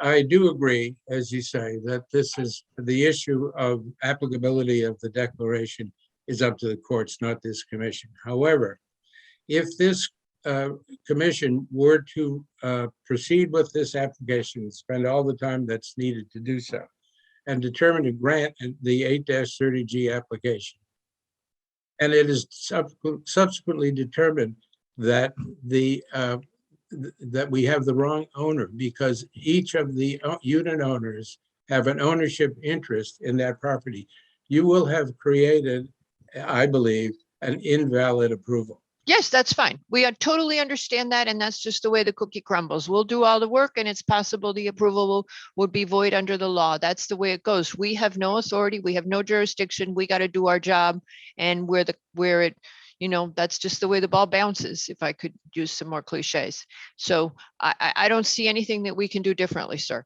not within our scope and our legal authority. Yes, you can do what the court did in the Stefanoni case and defer any action. By the way, I was unable to find that citation. I tried to find it. We were talking about it at the briefing yesterday. I didn't see the full Stefanoni decision. I can send it to you. I found it. Okay, great. And then you'll never speak of this application again. But in the meantime, yes, please send me the Stefanoni case because I couldn't find it. And I looked real fast at the briefing. I would like to read it, sir. And then I will look at it, Mr. Cohen. In that case, we'll share it. Mr. Barilak, if you would give it to staff and they can share it with the commission. I'll do that. Okay, if I may turn to the rest of the public comment. Thank you, Ms. Elbert. And Mr. Tessie, if you want to respond, boy, would I be grateful if you didn't, but I know you have that right. Let me go to the next. The next speaker is Christina, McAleer. And followed by Peter Malkin, who momentarily disappeared. Mr. Malkin, are you still there? Please raise your hand. Peter Malkin. Okay, Ms. McAleer. If you would unmute, you can speak. Okay, can you hear me? Yes, ma'am. Okay, great, thank you. I just wanted to ask for clarification, please. With regard to the 16 to 17 foot distance mentioned prior between the proposed new building and 40 West Elm Street, is that measurement the distance from the 40 West Elm Street property line, the fence for the outbound driveway to the new proposed building, or is this the actual distance between the two buildings past the driveway? I'm not, oh, there he is. Mr. Hoyna, if you wish to answer that question. Yeah, I'm sorry. I was just trying to unmute. It is from. You weren't allowed. That's why. Now you can. Okay. It is from our property line to the building. So I'm not sure of, until we do the next set of studies, I don't know what the distance is from our property line to your building. So it would be from the corner of our building in the front to our property line is 16 feet. And then if you're in the, I'm assuming you're in the next property, you're some additional distance further left in the plan view. Okay, Ms. McAleer, do you have any other questions? Yeah, just to clarify, then there's only 16 to 17 feet between the two buildings. Yes, ma'am. And that's why we were asking for the shadow analysis. Madam Chair, not between the two buildings. The applicant has said it's between the property line and the proposed building. There is a different distance between the property line and the existing building. Right. But isn't the property line the driveway where the fence is? Yes, and it would be that distance west is what the applicant is stating. I mean, excuse me. So then it is 16 to 17 feet between the two buildings. No, it's a greater distance. Because the two buildings are. You want to put the plan up, Pat? You have to put the survey up. Neither building goes up to the property line. Ms. McClure, this line here is the fence line that you're talking about right here. If you see the cursor on this, and the building starts in this direction this way, and that's the distance, the 16 to 14 that they were talking about. Right. The existing building here, it's not drawn on the plan, but you're right, there's a driveway. So there's the width of that driveway in the building. So whatever that is, 10, 12 feet, that distance plus this distance would be the distance between the two buildings, again, larger than 14 or 16 feet. Okay, thank you so much. You're very welcome. Thank you, ma'am. Our next speaker is Mr. Peter Malkin. Mr. Malkin, if you would kindly unmute. Thank you. Hello, Mr. Malkin. Hi, thank you very much. And thank you for this opportunity to speak. I want to raise what I think is a serious safety and security issue, which I do think is relevant to 830G.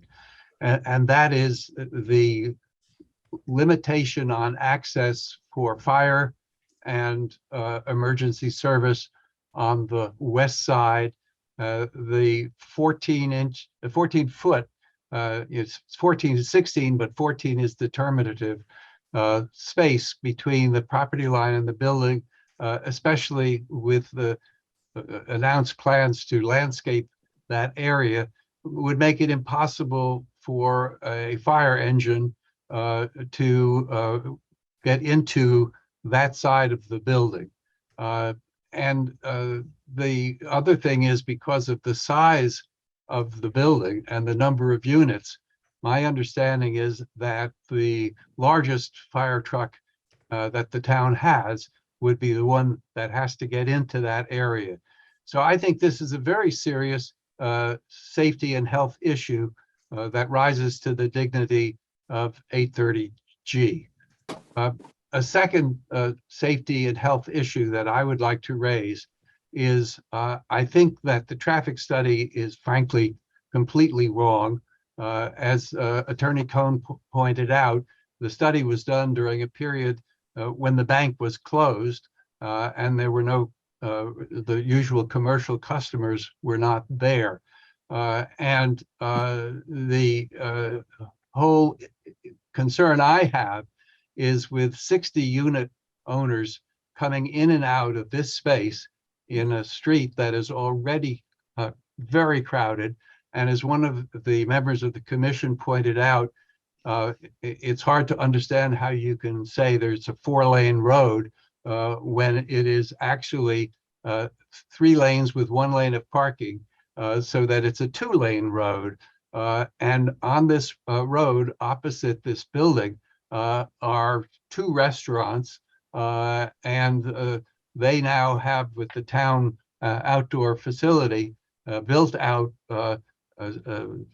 sections for outdoor eating, which may not be physically in the street, but come right out to actually go into the parking area. They come in and they come out. So I think it's a very serious health and safety issue with cars turning in and out, tying up the traffic with the likelihood of accidents on the street. With as it is, we have, maybe some people say they're all New Yorkers, but we have a lot of impatient people blowing horns on that street right now without traffic being held up for turns against the traffic. So I think that these are two very serious health and safety issues that must be considered by the commission under 830G. Thank you very much for this opportunity. Thank you, Mr. Malkin. I believe it was also in your letter. Were you also the one who raised the shadow effect? No, I think that was another resident from your building. But we've also asked that question. Thank you, sir. Right. That is the raised by the president of the condo association who has 2 apartments facing this building. Yep. Okay. Thank you very much, sir. Thank you. Okay. Anybody else from the public? This is your last opportunity for the night to speak. I'll just Yes, remind the hold on, public. hold on, one more. No, I'm just reminding the public that *6 to raise your hand if you're on the phone. We don't have any phone people left, I don't think. We have one. Oh, he disappeared from my screen. Okay, Mr. John Hiltz, if you would unmute and go ahead. Hi, good evening. Can you hear me? Yes, sir. Yes, hi, John Hiltz, resident of 25 West Elm Street. Just looking over the application and, going through the testimony tonight, there do seem to be some deficiencies, obviously, in the traffic study. And empirically speaking, as someone who works from home and witnesses all kinds of untoward activity during the daylight hours, I think that needs to be revisited, and particularly when the commercial aspect of 240 Greenwich Avenue is fully in operation. Currently, to my understanding, there's only 1 floor of tenancy there right now, and the 2 other floors are undergoing renovation. So that should be kind of factored into the decision-making process here. And also that rendering that you showed earlier today, where I guess that would be the northeast corner. That's an interesting perspective given the fact that the street is not that wide, and it appears that the building that I live in isn't there. So I'd kind of like to see a more accurate rendering from the sidewalk, directly opposite, showing the scale of the building as it's currently proposed to, have a better understanding and a more realistic perspective in that regard. Thank you very much for those comments, sir. Thank you. All right. Okay, that's it for the public comment. Nobody else is raising a hand. I now see the phone person is back. Mr. Tessie, I think you pretty much know the next steps. You're going to fix the staff comments. You're going to meet with the Affordable Housing Trust Fund. We are going to take a look at this parking nonconformity question on our own, although if you are working with the trust on the size of the building, I'm not sure we should do that immediately. We might want to hear where you are with that. Anything else, Mr. Tessie? Yes. Response to Mr. Malkin and the view of safety regarding essentially a fire in the building. Obvious, well, not obvious to everybody, but our architectural team, development team took that into account when they were designing the building. Other projects, we've worked with the town fire marshal, specifically Mr. Molnar has. So far as we know, what we've created here is compliant with what our fire marshal is expecting and relevant provisions of the fire and the building code. But obviously, we don't get a building permit if we don't have a building that will comply with those codes. So it's not really a zoning issue per se, because at the end of the day, the fire marshal is going to make the call on that issue. With respect to the comment Bruce had made, I'm just going to say that I've written a letter. I've read both of the cases cited. I think we're in total compliance with both the letter and the spirit of the Mansfield case. I don't think there's any question of, not Mansfield, I'm sorry, getting a little. Marshall. So the Marshall case parameters The prohibition had to do specifically with a proposed mixed-use project. As you know, in that case, there were two specific buildings proposed to be constructed, and that was the issue. Our proposal here is to construct a property, on this property, a residential building. a But you're residential converting, use, you and have it has one to do lot. to uses. You have one lot and you have Because a in, mix. Madam Chair, I'm not gonna debate you on it. There could be one lot. Suppose the lot were 25 acres. I don't think that's the issue. The issue is not whether you're on a lot. That's not what the case said. I read the case very carefully. The Fine. case had to do with the proposal itself and the use. Well, we don't have to beat it to death. I'm just responding to him. That's what the case spoke about, and we're in compliance. That's our position. The final determiner is going to be the court if we wind up in court because we don't get an approval. The judge is going to make the decision whether it's a set aside case and we're allowed or not. It's really not at this level. You can say that you don't believe it is, but it still has to do with the end of the day, it has to do with what court we're allowed to go to and what the parameters are in terms of the burden of the respective parties. It's really a court issue at the end of the day, but we're very comfortable with it. Stefanani case, please read it. You'll see how irrelevant it is to this application. Fine. And in my letter, I specifically cite the relevant provisions of the declaration to make it crystal clear that our client controls this lot and we have, in essence, the authority to build without approval. Anything that's approvable and apply for any permits and obtain the permits and approvals. It's right in the declaration. That's all I want to say. I'm not going to beat any of these issues All to right. death. Okay. So we're looking forward to you speaking with the trust and Yes, to we it will. resolving, We'll provide an resolving your extension interest. Yeah. to You don't staff need an that we need. extension. You don't need an extension. This is only being, it was a must open on the 11th No, of I know August. that. It's open and we have time till October. Yes, sir. And I suspect we won't see you for a month or so, probably two. Right. But we will be working with Bob and we'll be working with the town departments as you suggest. You need to work We on haven't the seen any infrastructure. beta comments yet. I don't know. No, we if have they're not. Coming. We have But, not seen any beta comments and I am going to send the additional question to beta. That way I have a third party opinion. Yeah. And again, just so you're clear, the precedent that the commission has set in its own decision for its own 830G decisions is that 830G statute applies to residential only. And Right. on a mixed use lot, it cannot create a commercial nonconformity. Okay, we're done. Mr. Tessie, we're done. Well, we're not that done. I just want to make it clear that's not what that case stands for. But we'll find out if Doesn't we have matter. to go to court. I'll leave Mr. it at that. LaRoe, Have a good evening. Mr. Mr. Madam Yes. Chair, we do need an extension to leave this open to the September meeting. no, we don't. We just opened it today. We only have 35 days, so we need an extension.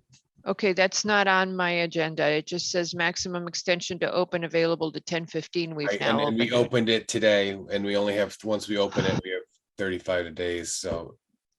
I did Okey-dokey. extension, Mr. LaRoe, not a All right. problem. And No, I can you have need it Thank you all that- for later. your time. Have a Okay, good can you evening. have that on the agenda the next time so the chair knows? Thank you.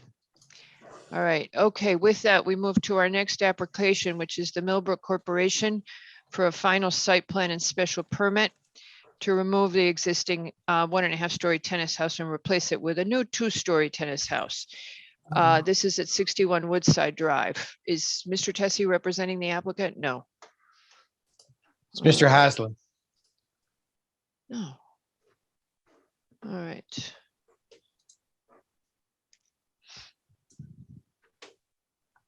All right.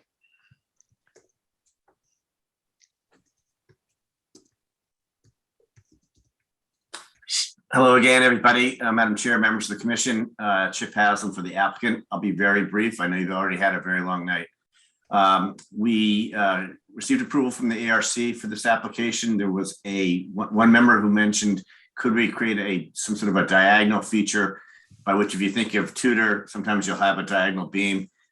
We don't have any diagonal beams in the existing main clubhouse, and it's not a structural issue, so we prefer not to do that. I know what the deal was. They wanted to make you consistent with the primarily Tudor architecture of Millbrook itself, but Millbrook has been changing and a lot of the structures are not Tudor. Understood.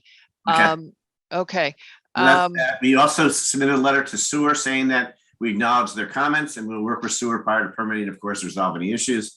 And lastly, there's a comment from the CEO saying that Mr. DeAndrea hadn't called out the setbacks for the tennis hut. He will do so. I can tell you that we need a 40-foot front and rear setbacks. We have 74 in the front.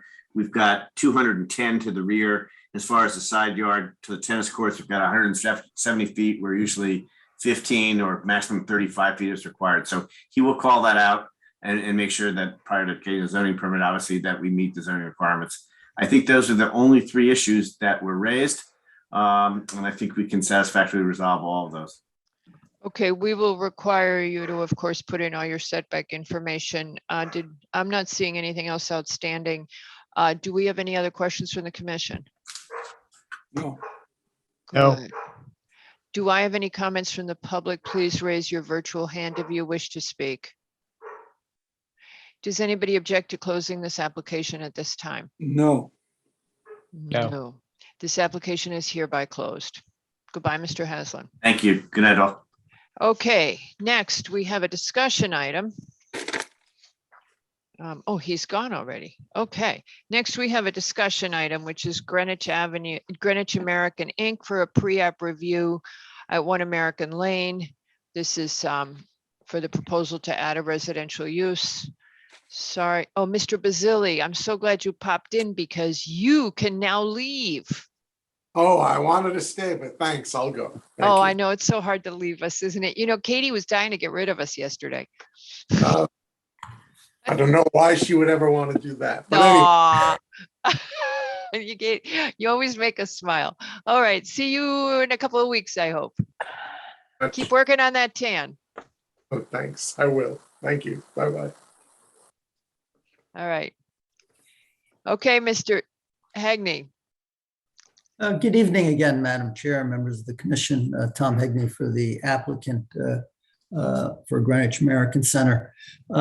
At the last meeting, which we had with you, we talked about a number of units. There was a concern expressed that the number of units was too great. We have amended, after walking the site and looking at the appropriateness of some of the unit locations, we've amended the architectural site plan to provide for 108 units less.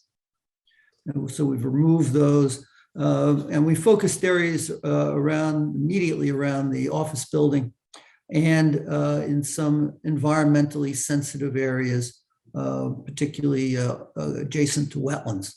So we're now at 348 units versus the 456 units that were presented to you previously. I just wanted to touch on that, but the focus that I want to have this evening is to talk about the amendments that we're proposing for the BEX 50 zone. Pat, if we could bring up the presentation material and start with page 8. And Nick, I'm just checking that you're there because you just went dark. Yeah, I'm here. Okie dokie. Whoa, dude. Oh, my eyes, even with my new glasses, are not able to focus on this. Well, we did send it as a PDF so that it could Yeah. be enlarged. And it's really that page on the left that we All need. right, there we go. Great. Thanks, Pat. All right. Even I can read it now. So in the You're a purpose- lot older than I am. Go ahead. All right, I'm just being, you know. And it's still a young evening, boy. Yes, go ahead. All So right. we have added to the statement of purpose residential dwelling units so that they become a part of what this zone is intended to provide. Kill the solar panels. Well, A separate use. No, it's separate. I would not allow, I think you're mixing apples and oranges here. Yeah, I just wanted to say primarily we were thinking of the roof of the office building, but we didn't want to preclude other locations. But it's a completely different, it's apples and oranges. Understood. That's fine. And also, I don't think you need to state it because solar panels can go on roofs. Yeah, exactly. I mean, it's just, don't bring that in. It muddies your conversation. Now, here's the big concern we had, is all the stuff you've got in here with all these different things. Okay, so first, in C, we are proposing as a special permit use, residential dwelling units. And then we tie that into a new section F, which is at the end of 6108. Now, in the permitted. It's D3 that's giving us a lot of hiccups. So this really comes out of some of the discussions we've had at the earlier hearings about what kind of amenities want to be offered with these residential units. I can say that, for example, in the office building, there is a very fine cafeteria that services the people there, and it permits the employees to stay on the site rather than having to go off-site. What we're looking for really here is convenience type uses. This is not intended to be a village center. These are really for convenience. So convenience store, place to work out, daycare, cafe, an ATM. It's those kinds of things. We are not looking to make this a commercial center of any kind. It's really how do we provide the kind of amenities that we have discussed at earlier hearings on the property. And if there are thoughts in terms of how we Special would permit. these, so incorporate that into the special permit process. That's my first reaction, just me speaking out loud. You know, we don't allow, in residential zones, we don't allow commercial uses. You've got a mixed use overall site, but how far we want to go, I think you should leave that to the discretion of the commission as you do it. I'm assuming that for the time being, you are not going to have any of these things in your initial development. We may have some of them. Then I would propose those, whatever you want to do right now, you add it to your application, or you come in with a second application. Maybe simpler if you come in with another one, but to have it as a customary accessory use, it is so at odds with the rest of our zoning regulations. And I understand that Euclidean zoning has its limits, that the separation of uses is passing out of style, but it is what we have. And I would like to retain consistency with our zoning regs. All right. This was very much in reaction to comments we've heard at the other Okay. meeting, but, we're more We than get happy it. to I get it. follow along the lines of what you're describing. I now. get it. You're trying to make a little village, and I think it's an interesting idea that we hadn't discussed, but I don't want to give it away. That's my take. If the rest of the commission disagrees, you know, I can be, you know, I'm only one voice. Mr. Hagney, where on the site would these potential uses be placed? Yeah, that's a good question, because we're looking at probably two existing locations. One is the Stone House, which is on the west side of American Lane. And then also there are appropriate pieces within the, thank you, Pat. The Stone House is the dark, it's right smack in the middle of the area between the property line, right there, and American Lane. And it's a really great location. It's an attractive building that we do want to keep and do want to utilize.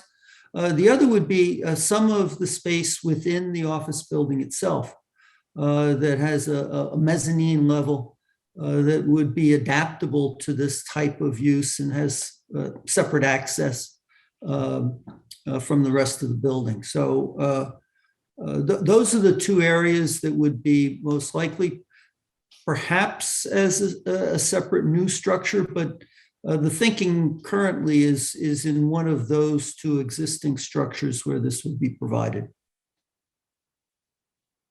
Okay, thank you. Okay, so I think we'd like to go to that. Yesterday at the briefing, there were still comments about all the buildings being attached and the overall height. I believe that was you, Mr. McRae, if you'd like to expand.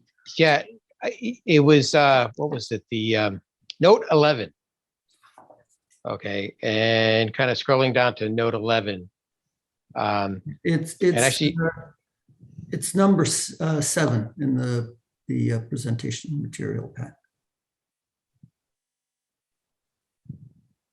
So these are on the left is, well, let's go to notes 11 first. It's on the right-hand side on that page. So currently, it's 45 feet that's permitted in the zone. We were proposing 3.5 stories and 50 feet. And this is primarily to deal with the various grades on site. This is not a completely flat site. We do want to work with those grades, which we're looking to have some flexibility. Now, would we be able to work with the existing 45 feet in the zone? Perhaps in many cases, but we're looking to see whether we can work with the grades rather than leveling everything out. And that's the purpose of making this particular request. okay, so with 3.5 stories and 50 feet, it provides you to do what with the buildings in the grades? It would be working with the grades. So you'd have your garage at one side of the building and your first floor entrance at the other side of the building at a completely different grade. That's the concept of working with those grades on the west side of the property. Okay, so these buildings have garages. Yes, yes. Where are the garages? Have garages. Inside the buildings in the lower level. Under the buildings. Under the buildings. Under the buildings. Under the buildings. Well, I would tell you, I would start out with Mr. Hegney. I'm just not clear who your target population is here, because if you're targeting for starter homes or step down homes, nobody likes doing stairs. So you build a tall, skinny building and squish them all together. Nobody wants to drag the stroller up a flight of stairs. And I know a lot of people who don't want to live on several levels as they age. So if this is a starter home community, I think the design is a little off. And I'm questioning the need for the height of these structures. Well, I think I'm getting the height of the structure is 3.5 stories. One of them is a garage. Right. Underneath the whole building. It's not buried underneath. It's basically, it's not buried in under the grade. It's at grade. Right. I know that, Mr. McRae, but my point is carrying groceries up a flight of stairs from your car when you have young children or when you're a senior is not an appealing proposition. These are not step down homes or starter homes, if that's what they're, I mean, that's what I'm saying, Mr. Hegney, is, again, we were looking for Havemeyer Park. We keep saying that to you. I know it's on steroids now, but think about how it looked way back in the day before it got, all the houses got expanded. Small homes, little bit of yard, 1 or 1.5 levels. And we keep asking you for that because my sense is that that's what your target population would want. Otherwise, you might be looking at doing an apartment in a 3.5 story building, but with bigger footprint in the apartment. And then you'd probably have to do an elevator. I'm not sure how you're marketing this, because what you're asking in terms of the zoning doesn't fit with how you've described it. It's also a bit strange because there's, the lot size for the BEX 50 is 50 acres. And then you've got a 0.3 FAR noted in the note 11, but in the 6-205, it says that buildings constructed post 1991 have a 0.0005 FAR, something along those lines. I mean, that's confusing. I think that needs to be reconciled. So Katie, what we're looking to do there is say the 0.3 is for additional residential square footage. So that's why I put note 11 in the table on 6205 so that it refers back to it. And many of the notes, the other 10 notes that exist now are doing that and modifying the conditions that are in the table. Yeah, I mean, I think just clean, I think you should do something with it because it still says buildings, so then it's confusing. Like, I don't know, like what office buildings, change that word to commercial buildings or something. Okay, all right. And then the other thing is with it being a 0.3, and maybe this isn't that big of a deal, but I mean, that gives strange flexibility because all of the residential buildings all together need to be at a 0.3, right? Because obviously it's not individually, because 0.3 of 50 acres is ridiculous. So how does that, so it's a planned unit development, so to speak. Mm-hmm. And I know it's all subject to special permit or whatever, and maybe I'm just tired and going into the abyss here, but I guess since it'll be one development, that's fine. But what if it's not? What if it's 50 houses now and then the next 50 is, I guess the special permit would cover it, but I don't know. It's a little funny. Yeah, the thought here is that it would be part of all one project that would essentially along the lines of what Granoff Architects is showing in their architectural site plan. That's the concept that we would be proposing. Yeah, but Mr. Haig, go ahead. I'm sorry, one more point. So 20 years goes by and someone wants to build another house. I don't know. It's just not to be discussed further now, but it's just this funny little thing. Okay, I had a question. In your previous application, it was going to be 456 units in, I think, 41 buildings, which is basically 10 units per building. How many buildings are you proposing with this lower number? I think it's 31. 31. So basically, on average, 10 units per building. So we're talking about apartment buildings, aren't we? These would be townhomes. So it would be attached townhomes. Oh, okay. So there'd be no one above then? So it'd be like, do you know what I mean?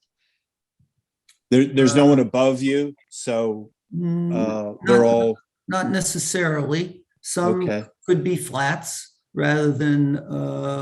so some apartment buildings. So within the 3.5 stories. Okay. Do you know how many apartments versus townhomes? No, we haven't gotten quite to that level of detail where, as you can see, it's really very preliminary in its concept. Okay. Thank you. I urge you again, we're amenable. It's not our job to help you to figure out the marketing and the target. And I'd like to see green space for the units. We've said that to you, more outdoor space, not attached, give everybody, some yard, those kinds of things. But the key is, how are you going to market this and who's your target? And that's what's going to make you decide if you're going to do standalone or stuck together attached. So what we have, and you can see on this architectural plan, is we have very large amenities within the clusters of units, particularly on the north or on the top page, you can see. And those would be providing recreation areas, picnic areas, for the residents, so that there is an awful lot of green space that's included as part of the plan that we have here before you. And although it is not, everybody has their own yard, it is leaving a good deal of open area for recreation use by all of the residents.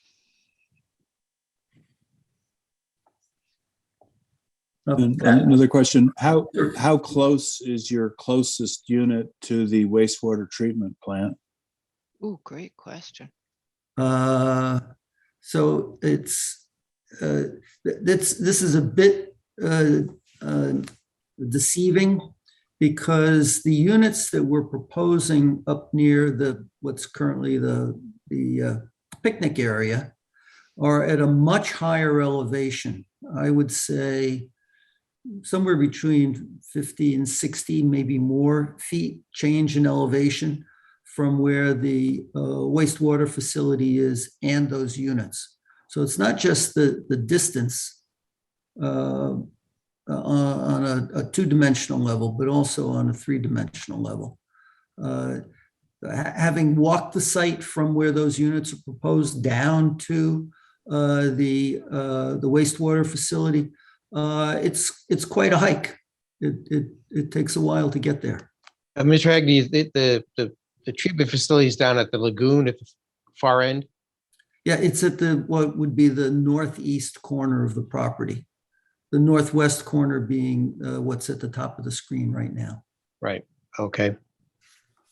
Actually, while you brought that up, I think one of the concerns I had when you were talking about the uses, understanding these uses here and how they would fit, and would the treatment plant be actually able to handle these uses? It would seem that, a restaurant is going to be feeding into a sewer treatment plant. Is that sewer treatment, can it actually handle it? Would it have to be modified? Those kind of things. And that was one of the concerns I had, is that, yes, if this was someplace else, it was on a sewer line to the main treatment plant in Greenwich, fine, different story. But it seems that we've got a kind of a package unit up there that's actually been trying to serve the office. Now we want to add in all these others. Can it handle it? And if it doesn't, how much does it have to be modified to handle it? So with the report that SE Minor put together about the existing capacity of the system, they used some very conservative figures. They said every apartment, which will not be the case, will have 3 bedrooms, and that there will be 2 people per each of those bedrooms. So they had 1,300 people as part of this. That was with the 456 units. And even then, with a safety factor added in, there was adequate capacity of the current facility. Of course, reducing it by 108 units will provide more of a safety factor than even what the numbers SE Minor put together. And of course, with any kind of facility like a restaurant, it has to have proper oil separator. Grease traps, et cetera, et cetera. Yeah, all that needs to be done so that you're not having a negative impact on your wastewater facility, just like we don't want to have it impact the town sewer plant. Right. Until the restaurant doesn't clean the grease traps, and then we're stuck. Okay. You have to have that in place so that it's done on a regular basis.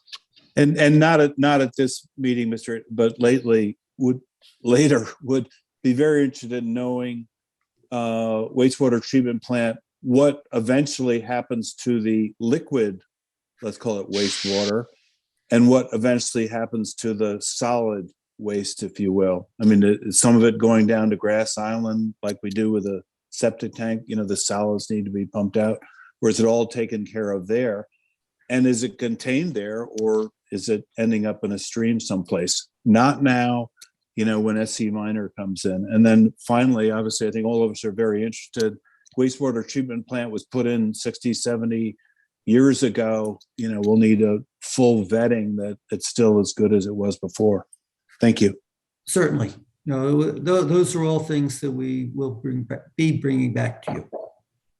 So keep thinking about this layout, what your ancillary uses would be. I get this whole thing about uses that enhance the residential experience, and maybe we do step away from our separation of uses, but if you leave it too wide open, Mr. Hagney, and it raises concerns about how far this is going to go. Yeah, part of bringing this to you and showing those accessory uses is really to get this kind of dialogue going, so that we know what it is that would be more acceptable and what the commission is thinking about these kinds of ancillary uses for the site. So we'll certainly be thinking about that more and going over that with staff as well. Okay. Anything else? Yes. right. If we could bring back the page 9 of the presentation material and blow up what's in red here, please. So when the Housing Trust Fund was established, and we also had approved the Affordable Housing Plan, part of that included referring to a fee in lieu of providing affordable housing as part of a residential project. And these paragraphs are part of providing for funds to the Housing Trust Fund in lieu of providing affordable housing in this location. This may not necessarily be the best location to provide for affordable housing, given its isolated location. So we're looking to be able to provide funds so that organizations such as Greenwich Communities would have the wherewithal to provide for affordable housing units elsewhere in town. And the question, of course, that we've been discussing is, well, what's the appropriate number? And it's really a good deal of a balancing act between what is economically viable for this particular development and what makes a significant contribution to the affordable housing effort in town. If we look at some of the alternatives that were suggested in Mr. Barilak's discussions with us, we were thinking more along the lines of what is in the Affordable Housing Trust Fund website for frequently asked questions, because when we looked at that, it uses as an example $55,000 to enhance the viability of a unit, an affordable housing unit. Now, that may or may not be the right number, but that kind of figure would work as far as the economic viability of this project in making a contribution. The other part of this, which is really very significant, and I want to highlight it to the commission's attention, is this would not be a one-off. This would not be you build a unit, you pay a tax at the time that unit is sold, or a fee, and then you don't do it again. This would be ongoing. This would be every time a unit turns over, there would be a fee associated with it. And to answer Mr. Wells' the question, normally it would be paid by the seller.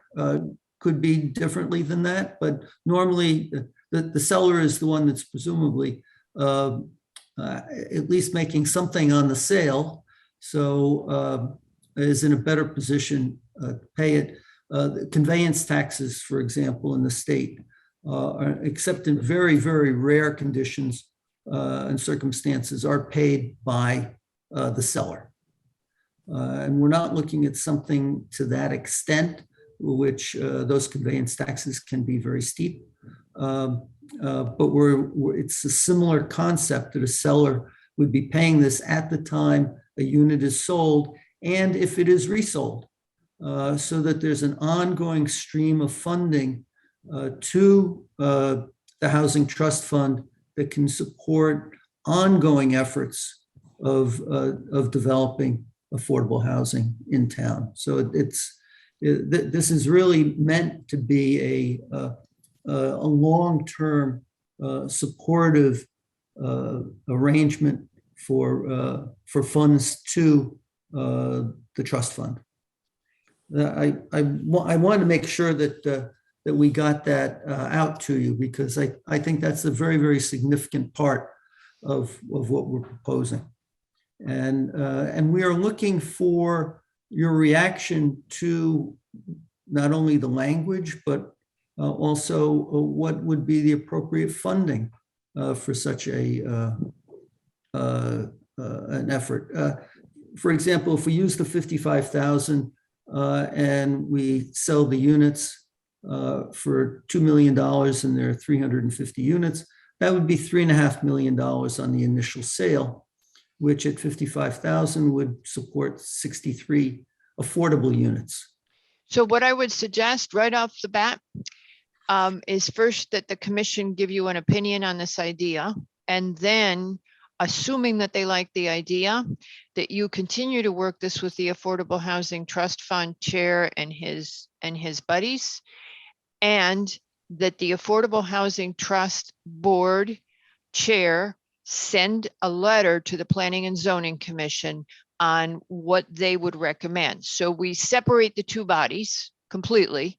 You work with them, and then they write us, the trust folks write us and say, we think this is viable relative to the goals, because remember, they're linked, they're tied inextricably, I can't even talk, tied to those goals in the Affordable Housing Plan. So whatever's in the Affordable Housing Plan, if the trust people say this is cool, we love it, and here's what we think you should do, they write a letter to the commission saying that for our consideration. And in the meantime, but before we go to all that work, commissioners, would you please react to the basic concept? I think the basic concept is good. I appreciate the fact that actually every time a unit turns over, it goes through the process and the trust fund gets a little bit of money. I think, yes, there's a lot of details that need to be hammered out as to how this is going to really work. But I think actually being able to, as Mr. Hagney had just said, to get about $3 million over the course of time into the trust fund would be a real benefit. Yeah, I would agree with Nick. And if I'm thinking about it right, the first seller is the developer. So the developer is also making a contribution. Now, obviously, after that, there's going to be another owner, but I like the idea that the seller is, or the developer is, got some skin in this game in terms of affordable housing. Anybody else? I would ask, I'm wondering about that, the contiguous nature of the design of these townhouses. Does that reflect financial concerns as much as anything? Well, they want to make money. Is that what you're asking? Are you trying to make more money by sticking all the houses together? Well, but I'm saying, cutting to the chase here. Yeah, well, no, I'm just wondering, again, there seems to be, the applicant seems somewhat unresponsive to the suggestions of a more open design, and aligning these all houses in a neat little row all attached to one another. I'm just wondering whether that is financially driven or is there some other reason for it? If you look at how this is developed, the topography of the site is such that on the upper left-hand side, or what would be the northwest corner of the property, that's fairly level. As you get to the stone house and you go south along American Way, you have some fairly consistent grades sloping down. So this design is really looking to work with those grades from one set of buildings to another. When you're off on the east side, on the other side of the lagoon, that area is fairly level. So you're not dealing with the same issues there. But from the Stone House south, that's very much looking to work with the existing grades on the site to reduce site disturbance and cutting and filling. So it's actually following the grade lines. You know, that's why the angles are kind of off. They're basically following what's happening out there with the slopes. Very, very much so. Okay, I think actually it's kind of, to me, I appreciate that, but you know, if the line of, you know, say the one right there south of the Stone House, that long line, you know, I know the other one. Yeah, the one that runs east-west. Yeah, east-west. If that one actually, yes, that's one line at one elevation.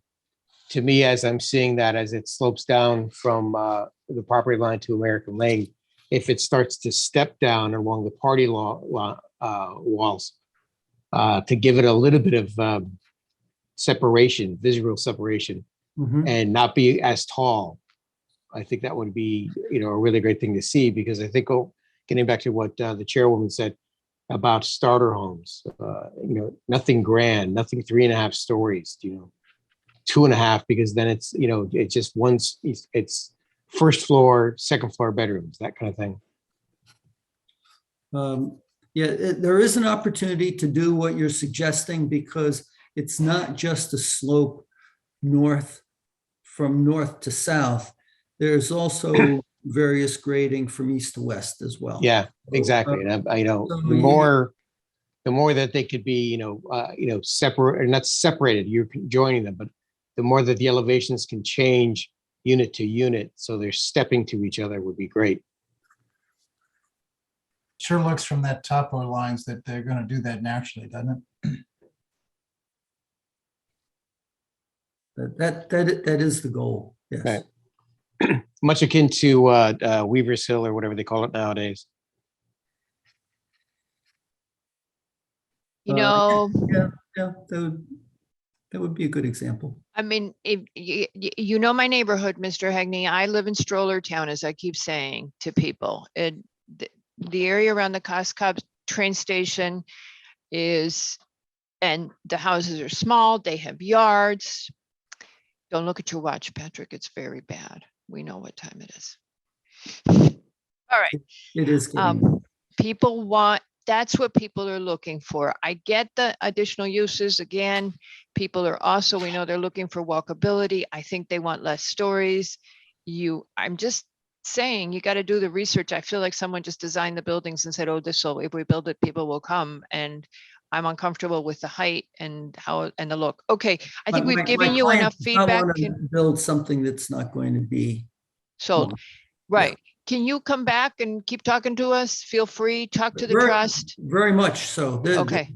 We'll just keep doing pre-apps. We want to have. Make no designs, don't spend any money, talk to the trust, keep thinking about this. The better we do up front, the better this is going to be. Okay. I see this as something that can be a real asset and a guide for the future. Yeah, think about noise abatement too in those buildings. Okay.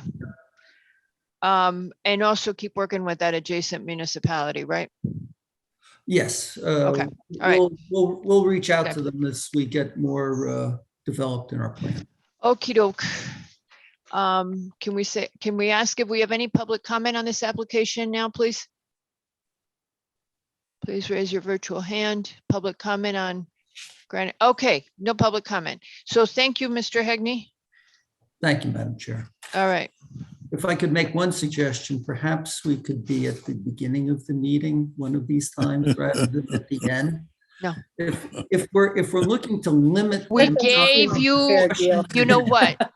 Mr. Hegney, I almost said to you tonight, you just blew your chance to get more than 20 minutes because you we burned a lot of time on your application that we didn't need to burn. So we gave you a lot more than 20 minutes. We were really good and we let go of all the previous friction. So I will endeavor to economize my time with other applications. Yeah. When you graduate from pre-app to regular, then we'll be put you- nice to you, maybe.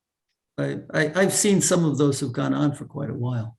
Yeah, and you know that you have significant objection from Northeast Greenwich, which I don't totally understand, but they're very strongly opposed to the BEX doing anything more than residential. And we've gotten several letters on that. I would just suggest to you that a tamer use is going to sell better with the community as well. And also maybe you want to go before them and explain what you're doing. That's a great. Yeah, no, that as we get farther meetings. into the development, Katie. Yeah. I think you should certainly, reach out I will be to reaching out. Round Hill, reach out to Round Hill and reach out to NIGA. Okay, it was Yep. nice seeing you. Thank you. Bye. Bye. Okey doke. Number 14. No, now we're gonna go to 13B. Oh. Sorry, guys. So we discussed What it I at the call for. briefing already. Would you guys be all right? This is our vote to opt out. Very important here. We are discussing the opt-out from Public Act 2129. We must hold a public hearing on it. If anyone in the public wishes to speak on the opt-out, please raise your virtual hand. All right. Nobody from the public is raising their hand. We are required by law to hold a public hearing on this item, and we have held it. We discussed it at the briefing yesterday. You know why we're proposing it. Might I humbly offer that I just put forward the resolution? As long as it's humble. Yes, that's All fine. All righty. So whereas Connecticut Public Act 2129 modifies section 8.2 of the Connecticut General Statutes to limit the number of parking spaces which may be required by zoning regulations for multifamily development, and also establishes specific provisions regarding zoning regulations for accessory apartments. Whereas, unless a municipality affirmatively votes to opt out therefrom, local zoning regulations would be required to adhere to the PA 2129 provisions regarding multifamily parking spaces and accessory apartments. Whereas no municipality may opt out of the accessory apartment provisions of section 8.2 of the Connecticut General Statutes as amended by PA 2129 on or after January 1st of 2023. Whereas the Planning and Zoning Commission of a municipality by a 2/3 vote may initiate the process by which such municipality opts out of the PA 2129 provisions. Whereas the Greenwich Planning and Zoning Commission desires to retain local zoning control over the regulation of minimum parking requirements and accessory apartments by opting out of the provisions of PA 2129 regarding parking spaces and accessory apartments. Now, therefore, be it resolved that the Greenwich Planning and Zoning Commission hereby opts out from the minimum parking requirement and accessory apartment provisions of section 8.2 of the Connecticut General Statutes as amended by the applicable provisions of PA 2129. That's the motion. Do I have a second? Second. Ooh, I think it was Wells. I do too. Okay. Mr. Wells has seconded the motion. Mr. Lowe, how do you vote? Aye. Mr. McRae, Aye. Mr. Wells, Aye. Mr. Levy. Aye. Albin is also aye, and with that, the motion passes 5-0. You guys have to publish this, Katie. I sent you the requirements. There's like, you have to issue a publication and whatever. Our next step, folks, is that Katie is going to do the presentation to the Board of Selectmen on July 28th. Following that, we will submit to the RTM.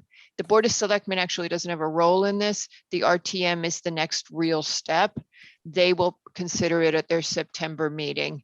And John Wetmore has signed off on the draft for them.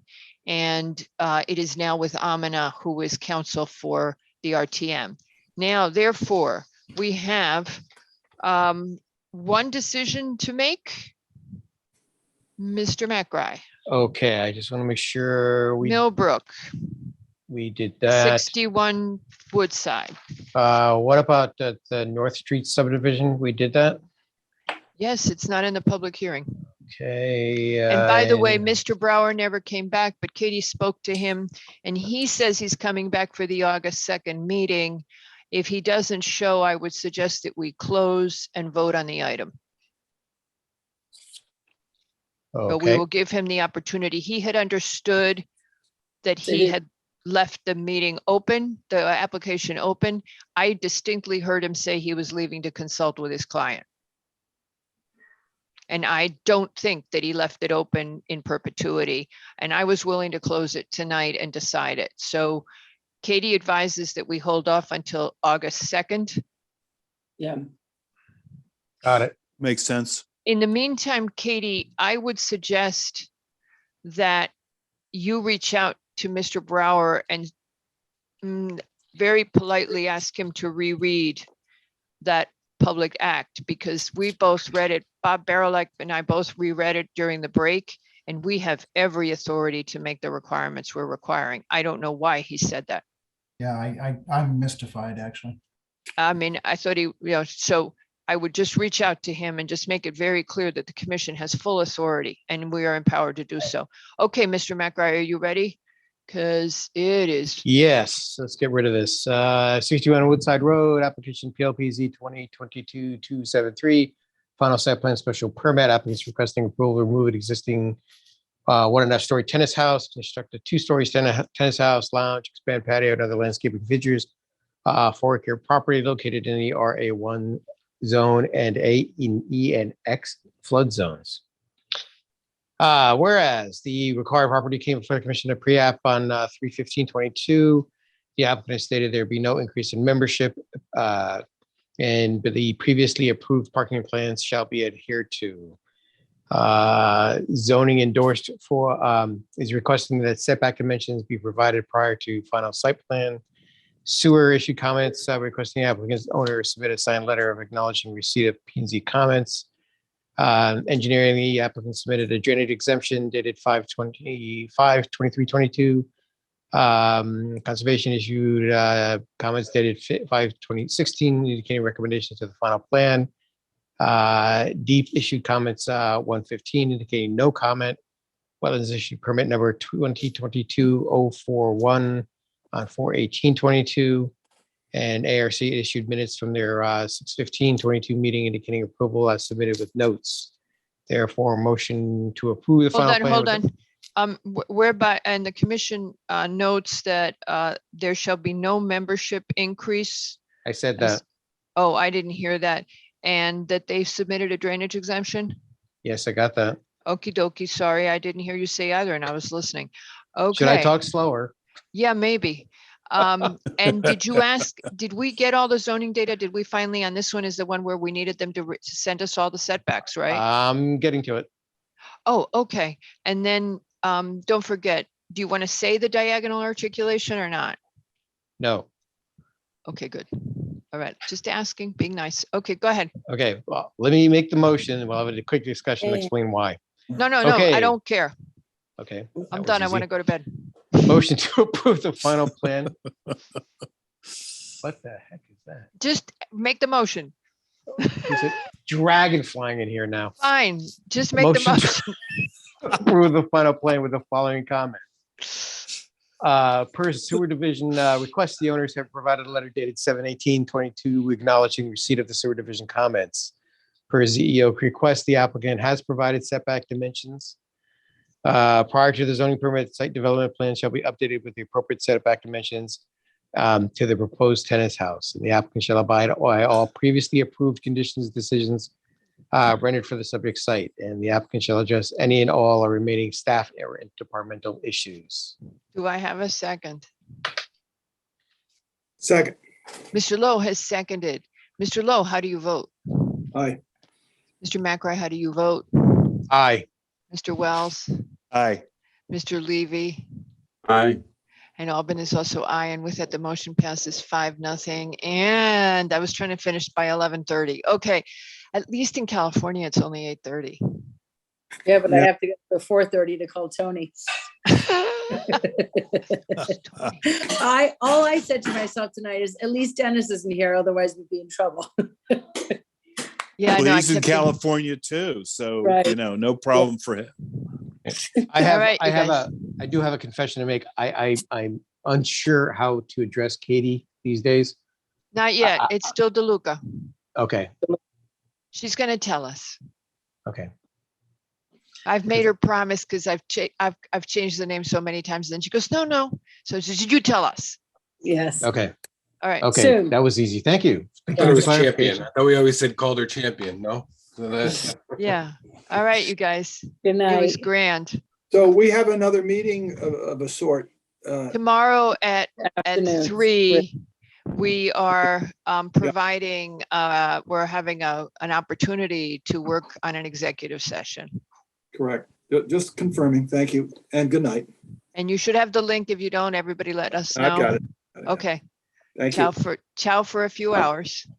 I'll look forward to any update that you want to give me on I'll that. call you. All right, bye. Okay, I will not be available tomorrow.